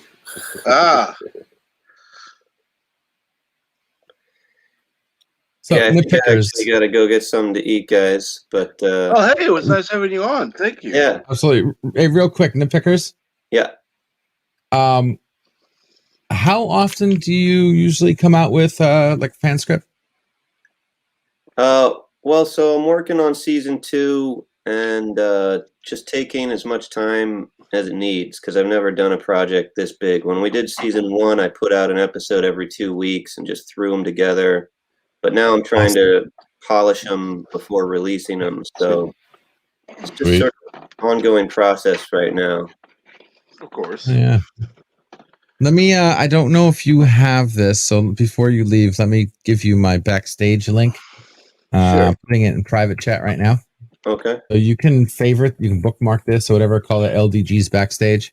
It's a 24/7 link. It's a hangout that we chill if we're not streaming and just want to. It's like a community chat room. Anyone can be in there anytime. You never know.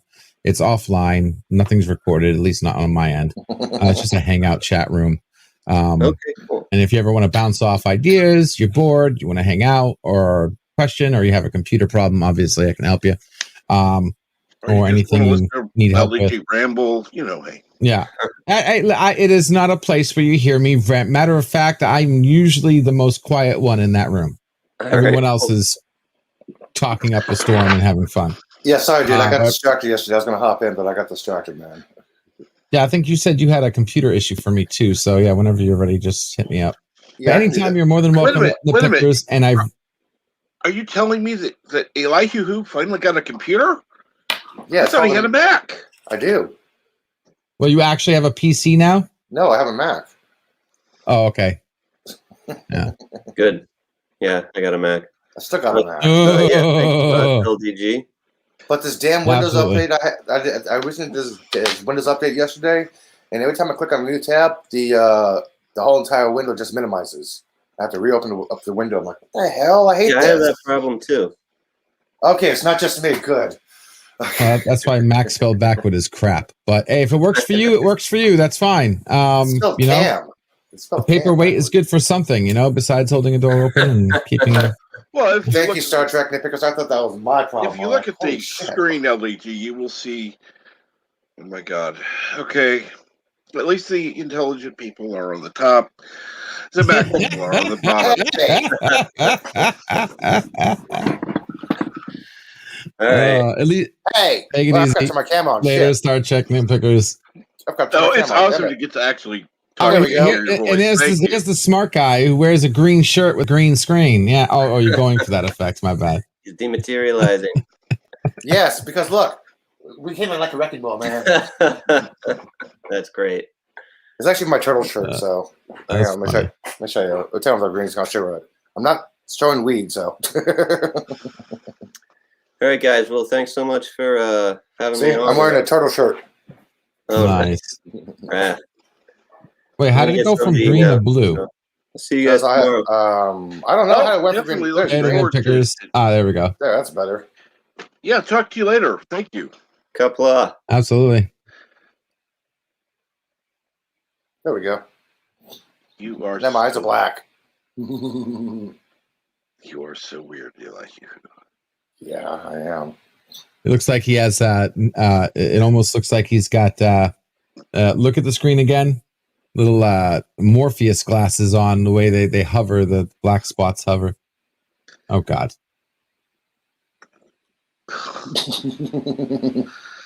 Hey, dear Lord.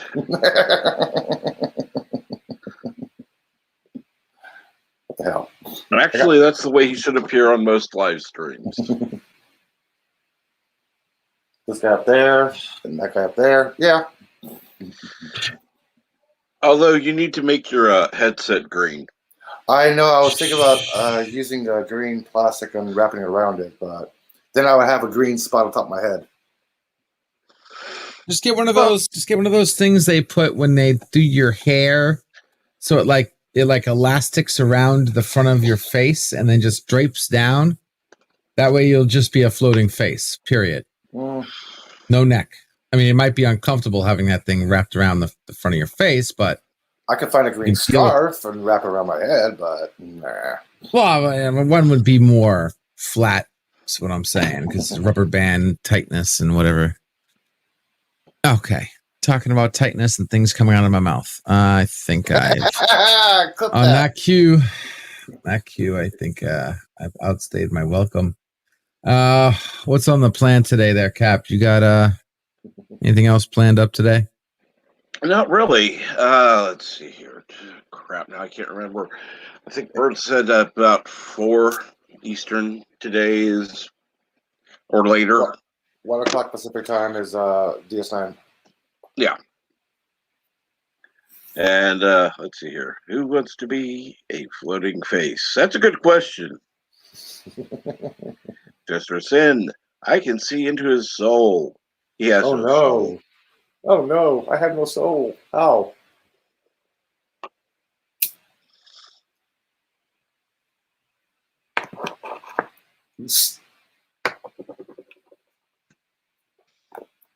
Yeah, I don't know what happened to it. I think Lucifer got it. You know, he's coming back season 5. Maybe Constantine can talk to him and get my soul back. But still, hey. At least you didn't sell your soul for a donut. Donuts. Ooh, that's a good idea. I have some donuts left. Yes, but you don't have an automatic out for that. Oh, that's true.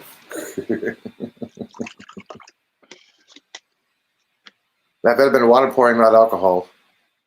It's water, yes. Okay, good. Got a good. bottle of water. I'm pouring it into a glass.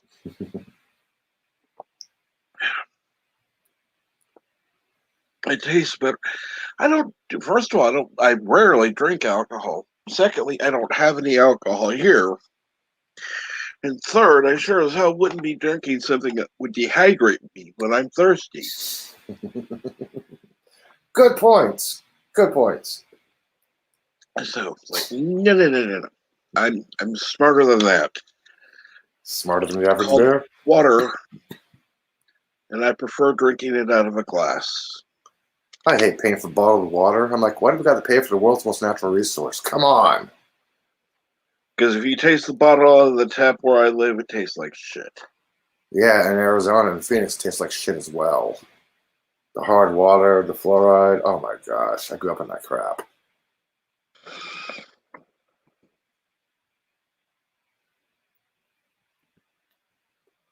Best water I had was from a natural spring in Kentucky.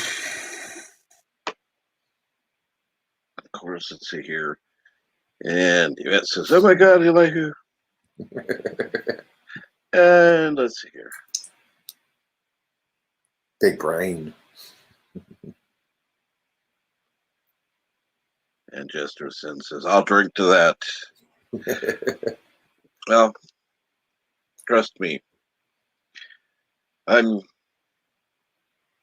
Well, if you want me to buy alcohol, hey, buy me a coffee. The link is right down below. I should say buy me a drink instead of coffee. I will buy you a new life. I wish. Dude, I saw Everclear in concert for free with Smash Mouth once. So did I. Actually, so did I. Wow. Were you in San Francisco at the time?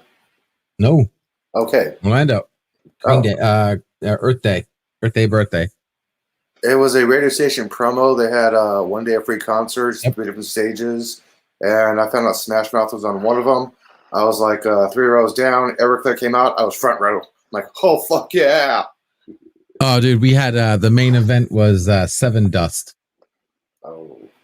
And holy crap, dude, that was fun. And I was right there in the front too, man. Like right there in the front area, and I had to like save my best friend's girlfriend because she was getting trampled. Oh. Yeah, try to get yourself out of a. Oh my God, where the hell did the mosh pit come from? It was like reverse Titanic. Like I was holding her, pulling her over people, through people. Like I must have gotten hit so many times, stepped on so many times. You know what the coolest feeling is too? If you ever get into like a concert like that, I accidentally tripped and fell. Now you don't have that much room, so I literally just fell down. Like I literally just kind of like. Yeah, if you're on the ground, you roll. Like you you're roll person away. to person. You can't even lift your arm. You're so tightly packed. It's person to person in every direction. And I kind of lost my balance and I kind of fell down. And all I saw was like it was like this, like 300. The sun will be blocked by our arrows. Like there was it was almost complete darkness, and all I saw down there was just forest of legs. It was just a forest of legs. I'm like, oh my God, where am I? I got to get back up, climb back up out of the light. I was always taught in the mosh pit, if you're on the ground, you roll because people won't step on anything rolling. You roll out of the way. You don't try to get back up because you're going to get knocked back down.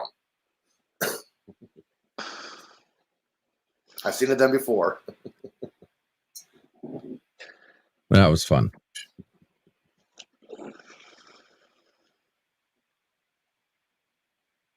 So yeah, anybody want to buy a cup of coffee? Links down below, by the way. Just go to the description, scroll down below. I will buy you a coffee. Trust me, there have been people. I took it out for over a week, and there were people who were like, "Well, what happened to the link there?" I just blah, blah, blah. Fine, I'll put it back in.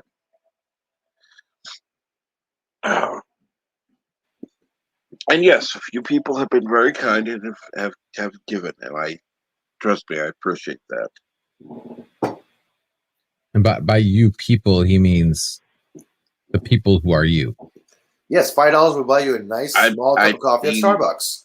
I mean the people who are listening and who have been kind enough to do that, and I'm not naming names because I don't have permission to name names, so therefore I'm not. So yes, the people who. Hey, Jester of Sin, the good thing about living in San Francisco is every once in a while, Metallica would play the national anthem. You get a free little Metallica concert every once in a while at a Giants game. It's an announcement they do it. That's the fun part about it. They're Bay Area. They do not play at the A's game, by the way. They didn't play at Giants games. But I'm still upset because I cannot find a single ticket online for sale in the box office that's still not open. Everywhere I look for a Giants game, I have to buy a minimum of 2 tickets. I'm like, come on, I just want to go by myself. And Oh, good lord. Jester Sin missing Metallica live, although I could hear them from where I was. Only what I was doing up to the imagination. Oh, you were putting Legos together. Okay. You're busy building a Probably. Lego set. Gotcha. And the Jester Sin says, I live in the UK, never been stateside. Don't. I'm sorry. Certain parts don't. And particularly San Francisco. Hey. Yeah, well, it is too hilly around here and too cold. And you'll definitely want to avoid Arizona. Yes, too hot, flat, dry. And cold at night. Oh, yes. Oh, yes. So it's got the extremes. It's hot, it's cold. Yeah, it's avoid it. And it's coming up to be Habuku season. If you're unfamiliar with that term, that means a dust storm that goes taller than the skyscrapers in downtown Phoenix. I will cover the city for an hour or so. Yeah, I think I'll miss that. I do not miss that.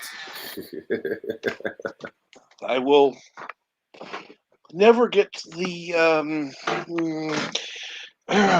whatever of experiencing that. Oh, I was on a playground one time. I think it was like a 5th or 6th grade. And the teachers were blowing their whistles, trying to get inside. Like, we just got out here. What's going on? And we see this huge wall of dust storm coming toward us. I'm like, okay, we'll go inside now.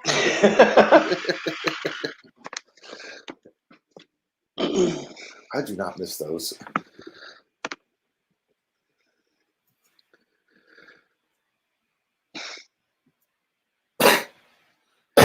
I'm sorry, I do need to step away for a moment.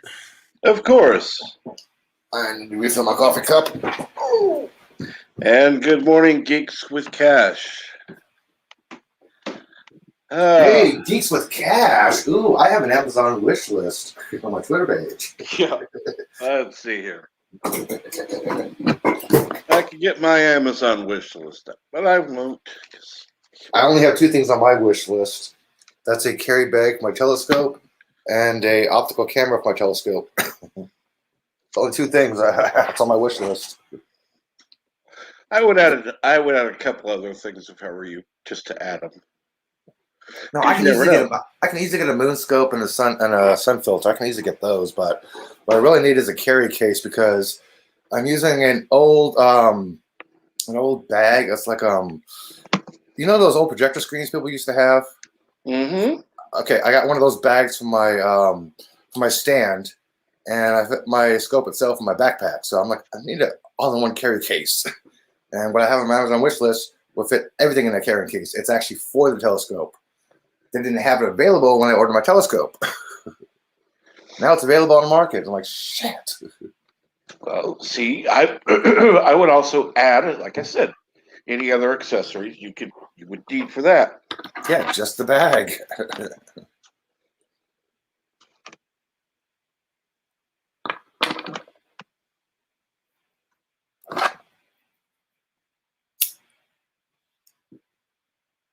Yvette says, Easton still got my scarf. Easton Burger said, I wish I had seen the Bay City Rollers. Yeah.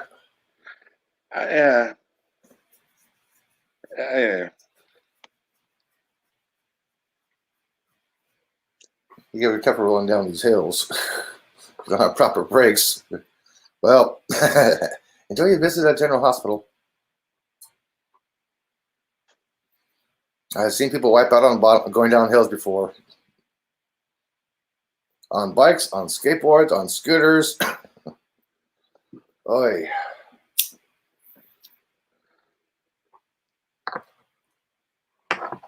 It's not pretty, by the way.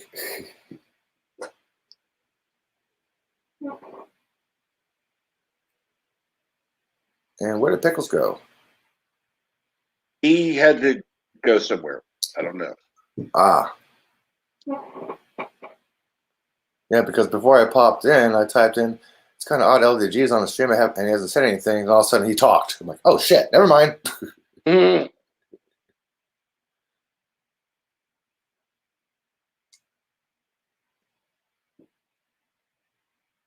Ooh, all Pelotons are recalled.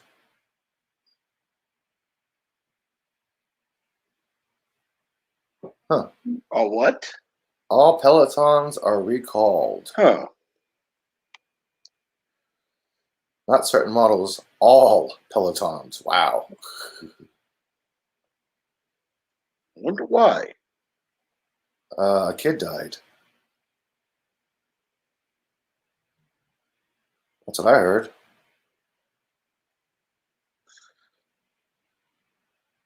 Let me see the exact reason why Peloton is. Please do.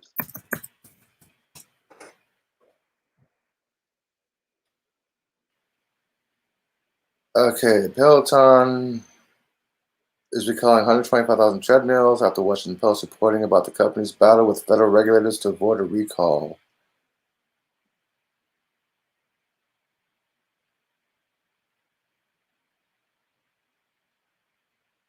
Huh.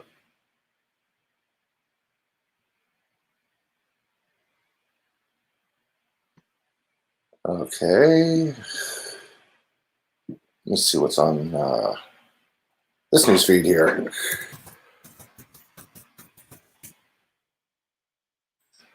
If my internet will actually open up. Shit. It's been crapping all day. And all night. Are you sure it's your internet? Yeah, because I was trying to download The Flash and Supergirl, and it took an hour to download The Flash and 2 hours to download Supergirl. I'm like, shit, I could have just watched it on TV and just muted the commercials. Peloton recalling all treadmills after reports of injuries. And a child's death. This is what's been reporting why they're being recalled. Ah, okay. Injuries and a child's death. Okay. Well, mystery solved. Well, I don't have a Peloton, so hey.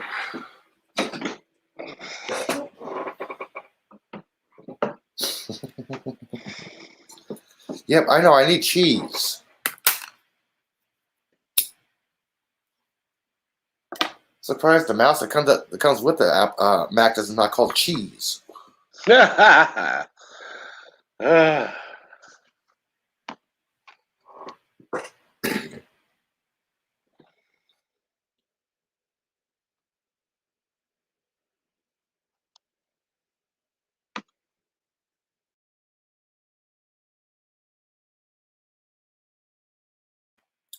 Oh, I need to clean this pipe.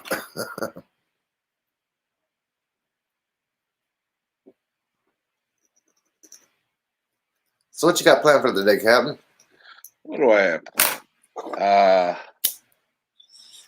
Actually, I am probably going to rest a little bit and watch some stuff online. I missed a few things already, and wait for Bird to stream.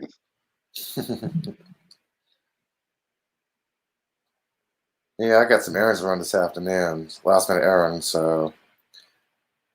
And of course, Yvette, dinner time. What'd you have for dinner, dude? What'd you eat? Huh? What'd you cook? What'd you cook? Make me hungry again.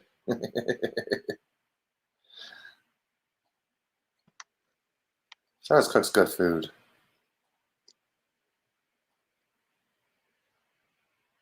I was thinking about watching The Stand. Actually, I never seen past episode 1. I know I'm behind, but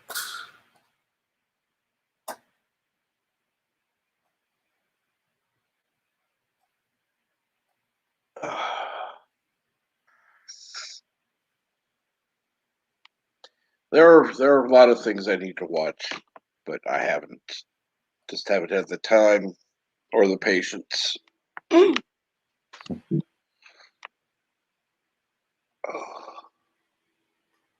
I'm not a doctor, but I got patience. Hey, sue me for malpractice. Yeah.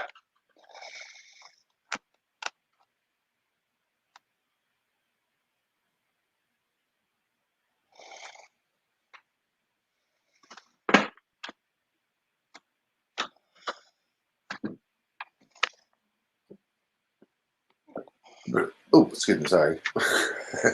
Unexpected burp. Sorry, people. Nothing wrong with that. It happens. It's life. Couldn't reach the mute button in time. Oops. And there are some people, it's like, yeah, find the mute button. But that's for other things. Ooh, out of control 21-ton Chinese 5B rocket in orbital decay could crash on Earth on Saturday. Could hit inhabited area, including New York. Exact location of impact unknown at this time. This is coming from a very credible source named Antonio Paris. He's an astrophysicist, planetary scientist. This is coming from him, so I believe this. So I'm like, holy shit. You got from New York, Rio de Janeiro, Madrid, Lagos, Delhi, Beijing, Sydney. Any of these places could be hit by this out of control rocket, but nobody knows exactly where it's going to hit yet. 41 degree north latitude and the 41 degrees south latitude. Anywhere between there. Shit.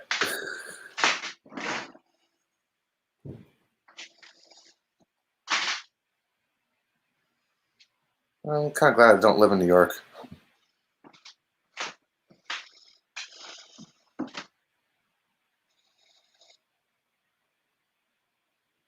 But this is what we get for having space trash. Sheesh.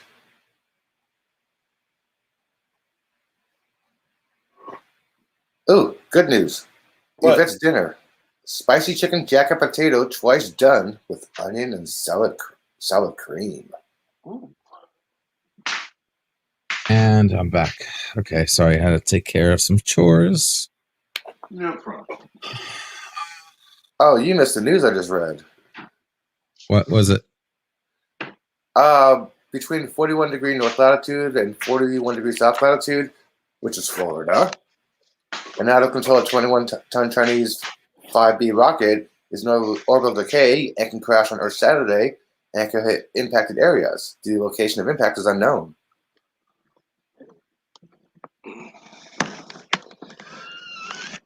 Well, just have your camera ready. What? Just have your camera ready in case something falls and hits your house. Yeah, dude. If you see a streaming thing across the sky, videotape it, record it. If it's gonna come directly towards you, it's just live stream before the camera cuts out. Okay? Yeah. Okay. What's next? Trust me, that video will go viral. You won't know about it, but it'll go viral. Oh. So when are you doing your next live stream there, Mr. Science Guy? In 27 hours. I already posted the video on Twitter. All right, I didn't see. Yeah. Yeah, that's why I got some unexpected errands due this afternoon. That's why I'm postponing it for tomorrow. That's why it's on Twitter.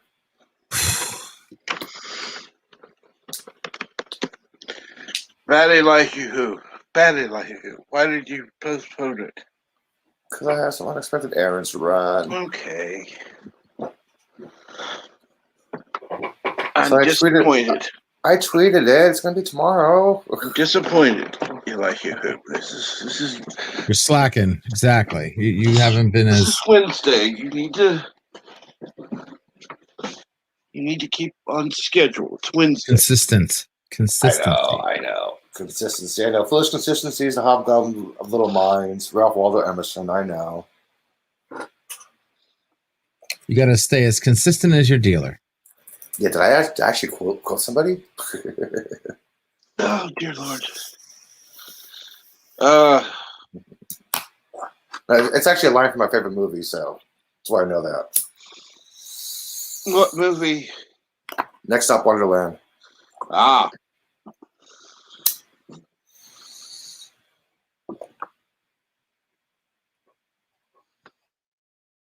Sorry, I'm making a lot of noise cleaning my screen.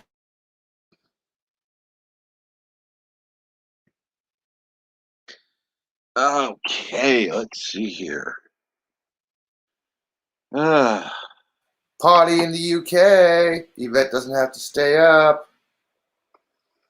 I don't have to stay up. So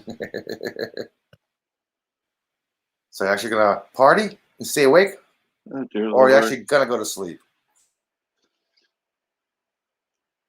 Don't have to stay up. Yay, that's good. So go to sleep. Yvette, go to sleep early. That would be a good idea. Sleep? Strange concept. What is that? Favorite sci-fi stories are often when the sun is going to kill us. 2.5 days for such stories. Will panic, kill others, steal their money. So, write poetry. Why not?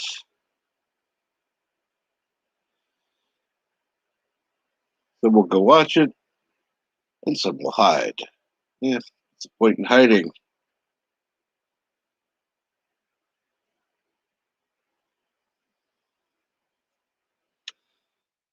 Well, the Carrington event took about 16 hours to hit us. So, sun's 7.5 minutes away. So, it takes 7.5 minutes away for light to reach us. So, if something happens to the sun, we wouldn't know for about 7.5 minutes.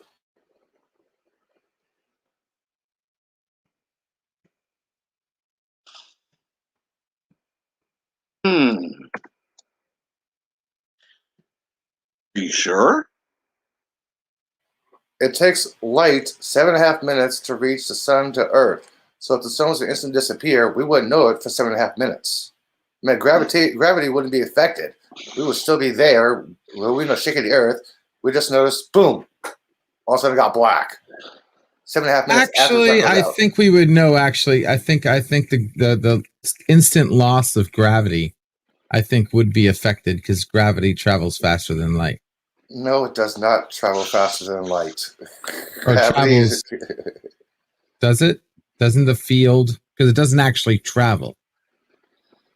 The field of gravity will hold the Earth in place along with the planets because the sun is still there. The gravitational force of the sun is still there. You said the lights. Okay, yes, I thought you meant the sun disappeared. No, the light. He Boom, did say the sun. If the sun disappeared. I thought you said if the sun disappeared, then that means the gravity is now gone. Now, the gravity from Earth is still there. We're still a planetary body that has a gravitational pull on it. It's still there. We won't know the effect of it. The only thing we'll see is instant blackness in 7.5 minutes. Yeah, but the Earth is on a gravitational track from the sun. Yes, in 7.5 minutes, we would not even notice that the sun's effect. We're moving about a couple 100,000 miles in 7 minutes itself. This is how fast the Earth is spinning right now. If the sun was to disappear, boom, instantly gone from the sky, we won't know about that. The only thing we'll notice is instant darkness.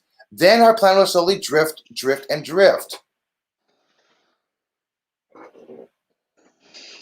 Thank you. You see, the Earth has its own gravitational force. We won't know about that. The only thing we'll see is darkness. Yeah, but it's like you're saying, okay, if you took a ball that was attached to a piece of string and you cut the string, there is an obvious force change that's going to happen the second that string is cut. Yeah, because it's affected by the Earth's gravity. The sun's gravity, not the Earth's gravity, the sun's gravity. The sun is your hand holding the string.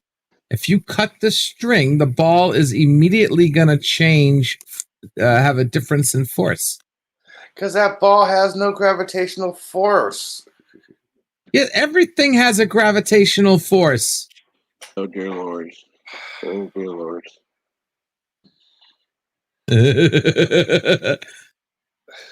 Dude. Science is math, people. Right now, your words have a gravitational force to my logic. Your logic is illogical, dude. The Earth has its own gravitational force. If it's there, it's there. The sun disappeared. Earth will not shoot outwards or shoot inwards. It will just I stay beg to there, differ. it'll stay there and go to a slowly decaying orbit around and wander off with the other planets. Around what? Around what? Around what? Finish that statement. Around what? There's no sun. The Milky Way. Our solar system orbits the Milky Way. It's not going around the Milky Way, though. It's Our solar going around the system orbits sun. the The Milky sun's Way. going around the Milky Way. Yes, the sun's going around the Milky Way. If that sun disappears, our planets will be starting to orbit the Milky Way itself. It become part of that gravitational pull. Yes, we do not have our sun. which is a complete different direction than what the Earth is traveling with the sun. Our sun takes about 98% of the mass of our solar system. Okay? First of all, if that disappears, the mass will be replaced by the actual gravitational pull of the Milky Way galaxy itself, because we have no sun to pull our planets from there. Dude. So imagine a baseball at the end of a string, and your hand is rotating the string. Now imagine a string at the end of your hand that's connected to another hand rotating that hand. You're talking about centrifugal force. That has nothing to do with this. Nope. Oh boy. Actually, Yvette, we will not be Got a phone consumed. call. The Got a planet phone would be. call. Got a phone call. Oh, good excuse. If the sun exploded, it would not turn into a Hello? red giant. We hear you, Pickles. We will be consumed. If the sun does expand to a red giant, Earth will not be consumed. It'd actually be melted before it reaches the actual surface of the sun, because Corona is 1,000,000 degrees hotter than the surface. So it'll actually melt before it hits. I'm actually going to talk about that on my show tomorrow. Imagine, I have a nice if you will, I have a nice door. animation for that. I like this. It's the limits. Imagine, if you will, a door. In my hand, punching you in the face through that door. It's itsy.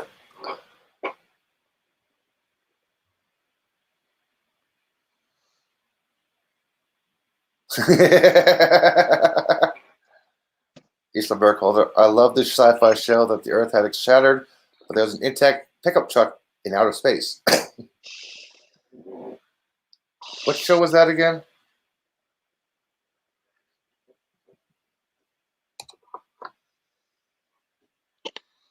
Oh boy.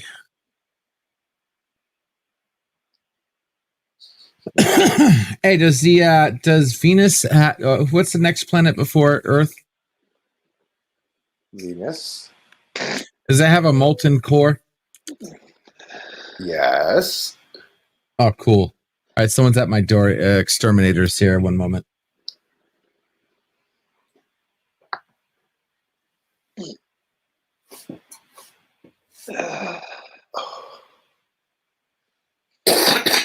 All the rocket planets have a molten core. Damn it, my battery on my mouse is finally dying. So, how do we know it's molten and not gone solid? Because if it's gone solid, there wouldn't be volcanoes. True.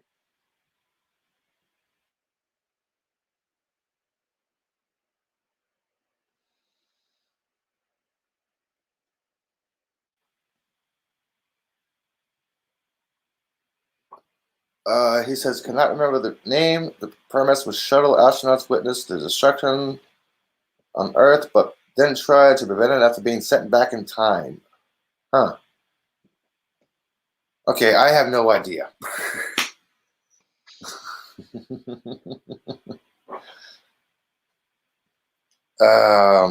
Shit.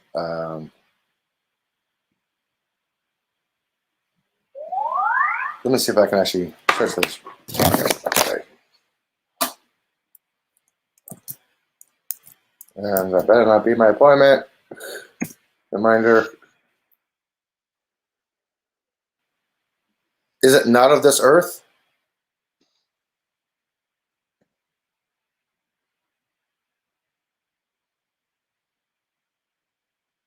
I'm getting not of this earth when I search for the description of the show. That's all that's coming up.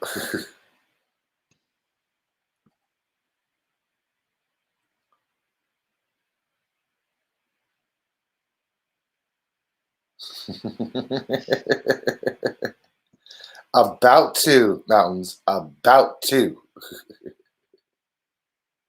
Okay. My mask. Shit.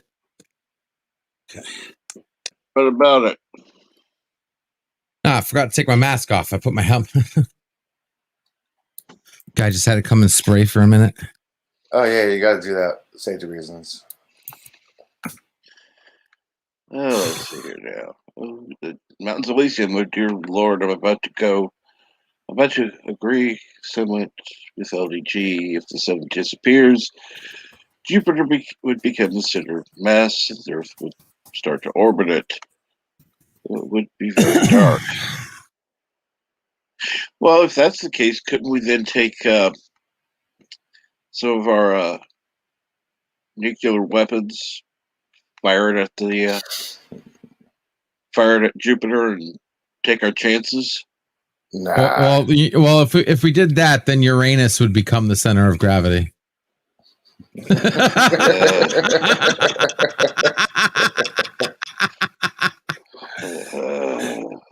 You were asking for that one. No. Because believe it or not, Saturn, it doesn't have enough mass, even though it's the second biggest planet. It's mostly gas. I know, but still, if there was a way to have a reaction to cause it to be more, whatever. Yeah, we wouldn't know for a couple days. You know. We wouldn't feel the effects for a couple days. I mean, it started getting colder.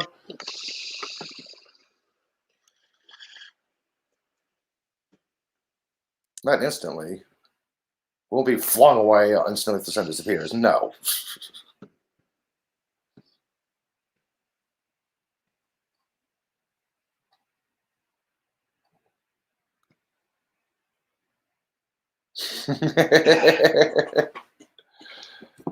Let's get closer to black hole than I could, Itzy. Good God, not more time travel. No. Yeah, no black hole talk, no time travel talk, please.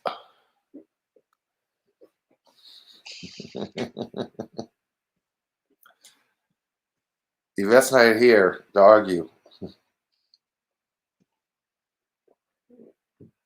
We both have a different take on it. And of course, LG has a whole entire his take on it. Oh, yeah. My take is only the take that actually is. See what I mean?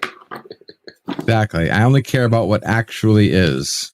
Your own ideas. No. Gotcha. My idea is based on what I think actually is. The second something else is, that's my take on it. Kind of like WandaVision. Okay, you know what? It's proven that my theories were actually correct until they written out freaking Feige actually admitted for writing out Doctor Strange from WandaVision. New Rockstars came up with that before you did. Rockstars didn't come out with my. No one had my. New Rockstars even came out with the idea that the commercials was a subliminal message from Doctor Strange. I'm not even talking about the messages from Doctor Strange. I'm not even talking about that. Eric was a little ahead of you, dude. Again, not talking about that. So you want to repeat it one more time?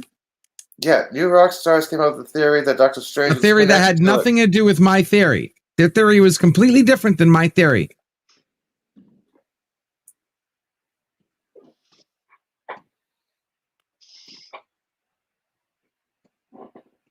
I don't know the differences between the theories, so I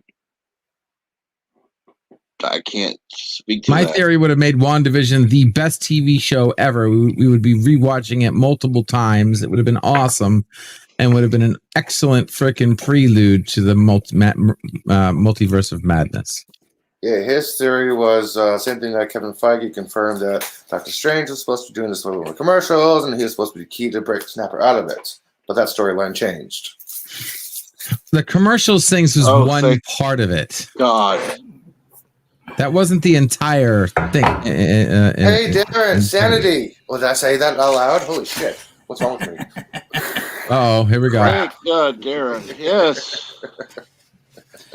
Oh yeah, you know it's something special when you're saying "oh yes" for Darren. No offense. So we still No talking about offense. Are we still talking about WandaVision? I wasn't. It was. I didn't even bring it up. I am not the one who brought it up. A year from now, people are going to still be talking about that whenever LD is on. Yeah. Okay, I've paid my dues with that show. Oh, Yvette's back. She had to drug her mom. Okay, cool. Your dues. Yeah. I paid my dues on Life with Matthews. Oh God.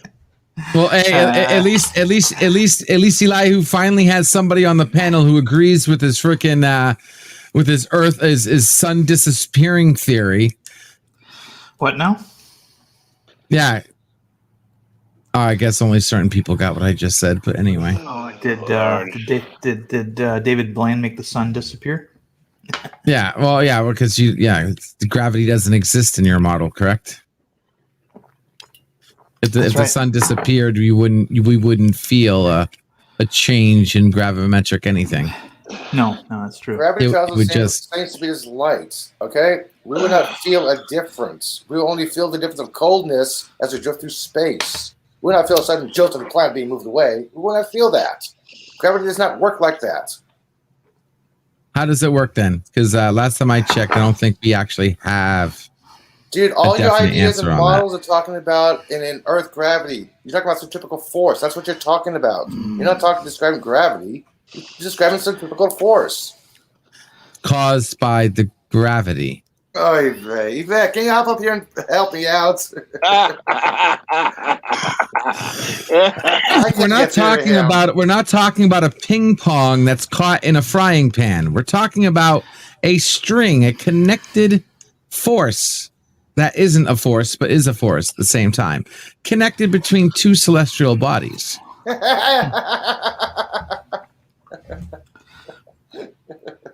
You don't want to get stuck like the make believe that connects your words to your meaning. I agree, Itzy. Yes, it's I agree. I'm gonna drag my face across concrete again. Well, I took my computer apart, or at least the case, to blow out any dust that was in it, and I was very surprised, and pleasantly so, that there was almost no dust in it. So awesome! First time I've done that in almost a year. It won't take 7.5 minutes for you to feel that. Light travels the same speed as gravity. Okay. I don't think fields travel. Assuming the same. We're going to get onto the same page.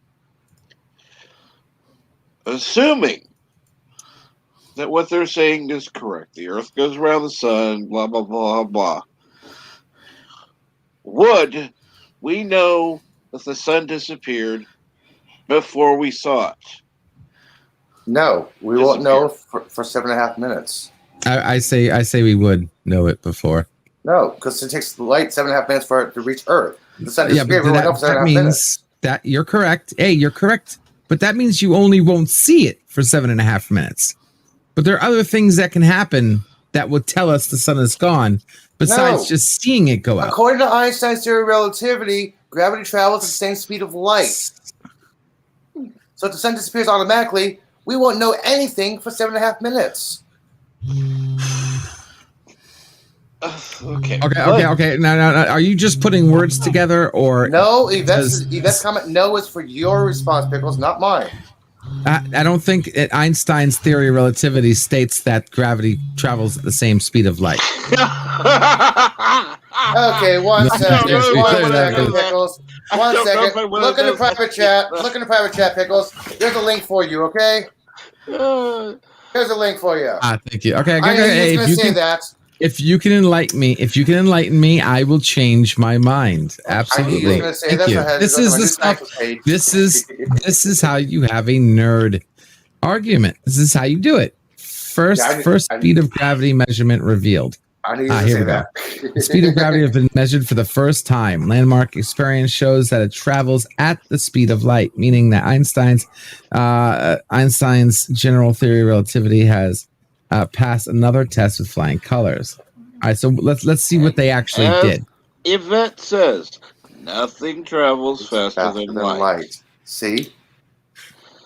Yeah, but there's a different speed. Okay, that's incorrect. I will put this in the public chat but that's incorrect. Nothing travels at the speed of light in relative to standing still. But we know for a fact that there are galaxies moving faster than the speed of light. Yvette, this is no, it's That's not. Yvette, been this is proven. the page I gave Pickles to look at. Okay, check this out. Basic explanation of Einstein's theory of relativity.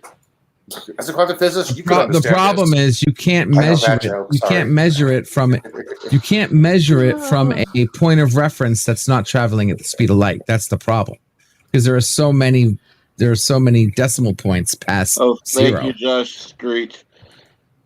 If we go off what they say about the light we see, which is made 20 million years ago, we will not know for 20 million years unless it goes Bird of Prey 5 and crashes into the Earth.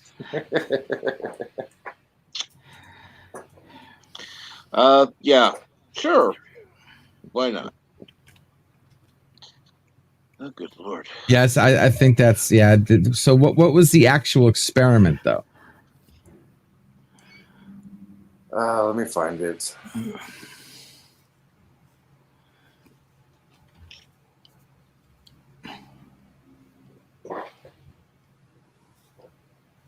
So going back to a more...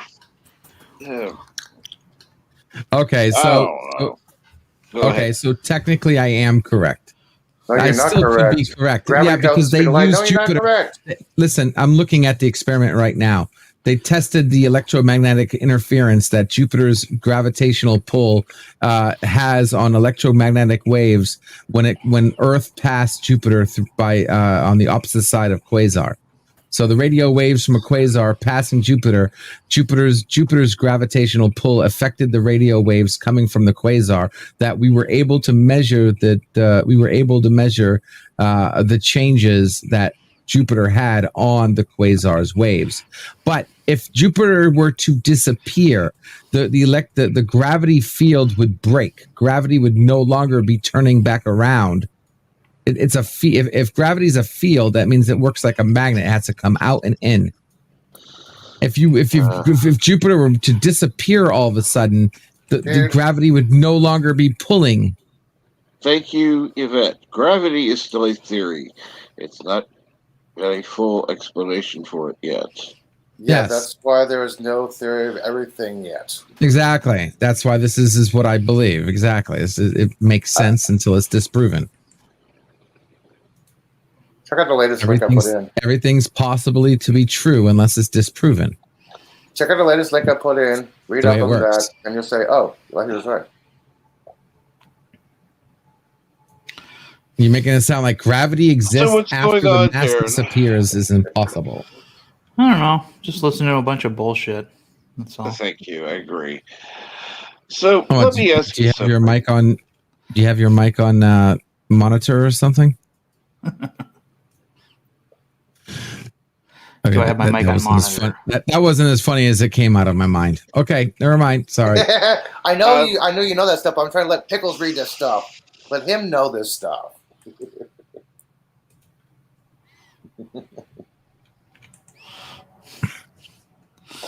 Trying to get him an education.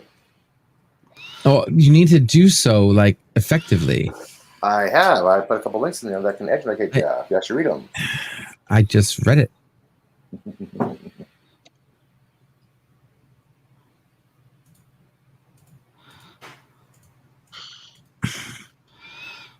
So what else is new? I don't know. I don't know. Let me ask you something. Uh-oh. If you were to make a starship, if you were talking about writing something before, would you make it like a submarine? Well, that would be the thing that I would most closely know about. So I mean, I wouldn't make it like an aircraft. No, I'd make it more like a ship. Spaceship? Well, if it's traveling through space, yeah. Yeah, and make it like box. It doesn't have to be aerodynamic. There's no drag. It doesn't matter what Yeah. shape it is. Yeah, but again, and I tend to think of space as a fantasy environment. So Right. you know, it's I can play fast and loose with those rules. You know, for example, I had a concept, you know, years ago about, you know, based off of Mississippi River boats, paddle wheelers, and having those in space. And they just ride particle currents like rivers. You mean like solar panels, or a solar sail? Well, it's kind of like the Solar Sailor on Deep Space Nine, sure, but a little bit different. Obviously, you can't be exactly that, but you know, it uses a paddle wheel like thing behind it to propel itself through a particle river. Ah, because I wanted that visual. I wanted a spaceship with a paddle wheel behind it.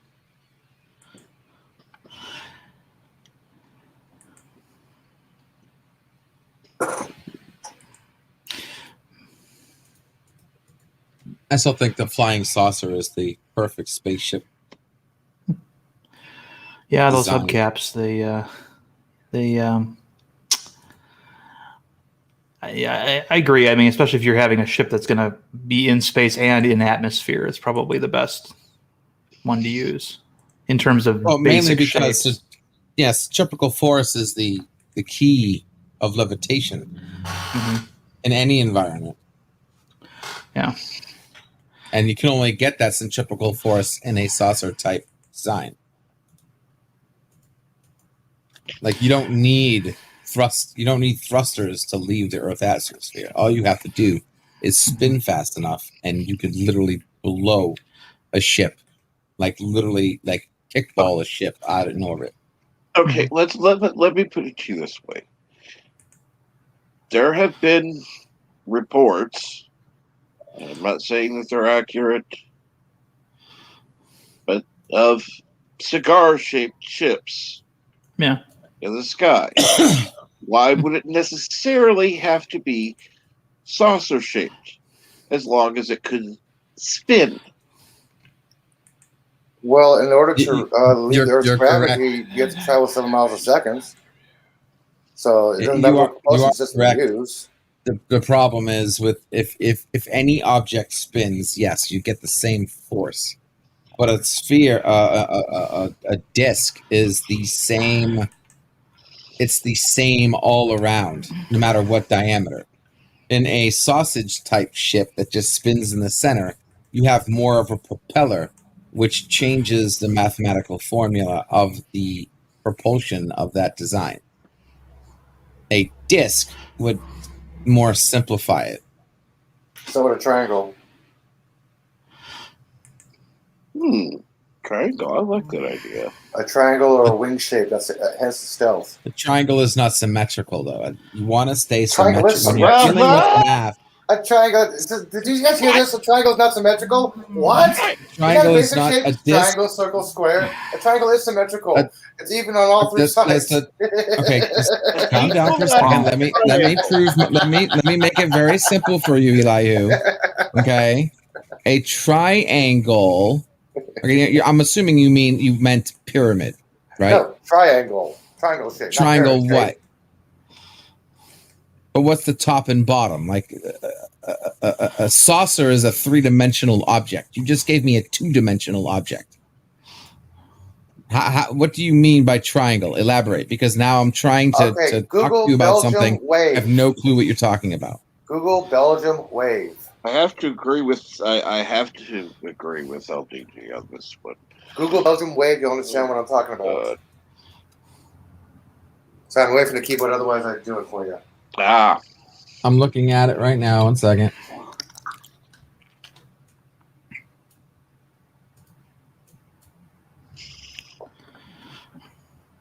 Okay, can we get a picture of this thing on its side?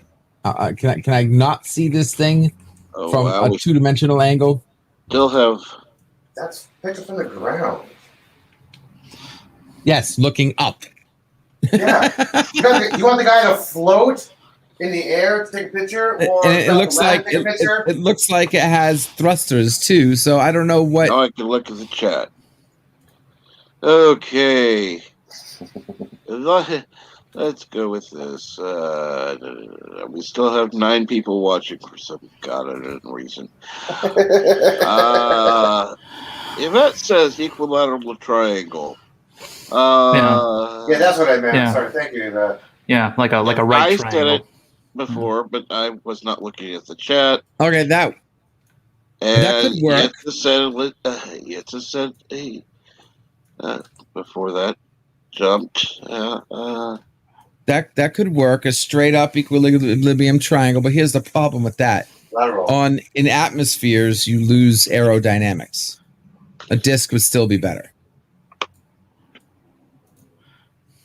Like 2 plates, one on top of each other, perfectly symmetrical, better aerodynamics than a triangle. But a triangle would work. Anything spinning fast enough. Not necessarily have to have sharp edges. You could round them out. Yeah, but you still have flat sides though. And if you're talking about spinning, those flat sides are coming straight up against atmosphere. A disc, you have 0 of that. All you have is the friction across the corners, the rounded edges. Yes, the corners of a disc. Please edit that out, please. Yeah, I'd love you know what I'm talking about. The friction between the atmosphere and the disc's surface compared to flat triangular walls that are pushing through air, where a disc is not pushing through air, it's just spinning, and you just have the outer friction layer. You know, if you tilt the nose down a few degrees, you don't have that drag from the box, you have drag from the tip of the cone of the triangle, so that reduces drag. Did you know if you cracked Eli's head open, you'd find an apple? I got nothing up there. What are you talking about, man? The little worm that comes out and says, "Shut off the lights." I got nothing up there, dude. I don't know what you're talking about. Wow. Wow, this is so yeah. Oh, that note, I gotta take off, Cats. I gotta get ready. I absolutely need to take off myself. We've gone for over 7 hours. 6 minutes and 35 good seconds. stream, Wow. guys. Good stream, good stream. Quite the marathon. It wasn't intended. Yeah, Yes. 7 hours, man. Good stuff. 7 hours, 27 likes. No, Cool. 30 likes. You got 30 likes. Oh my God, it's beautiful. Absolutely. And again, I do want to thank everyone who's been on the panel, especially Yvette, Bird of Prey 5, Darren Wagner, Who, Pickles, and I don't know if I forgot anybody else, but if I did, thank you. And I do want to thank everyone who's been in chat. I know, dear God, I could not remember everybody who's been here. So thank you, everyone, for coming. It has been an absolute pleasure. And have a great day.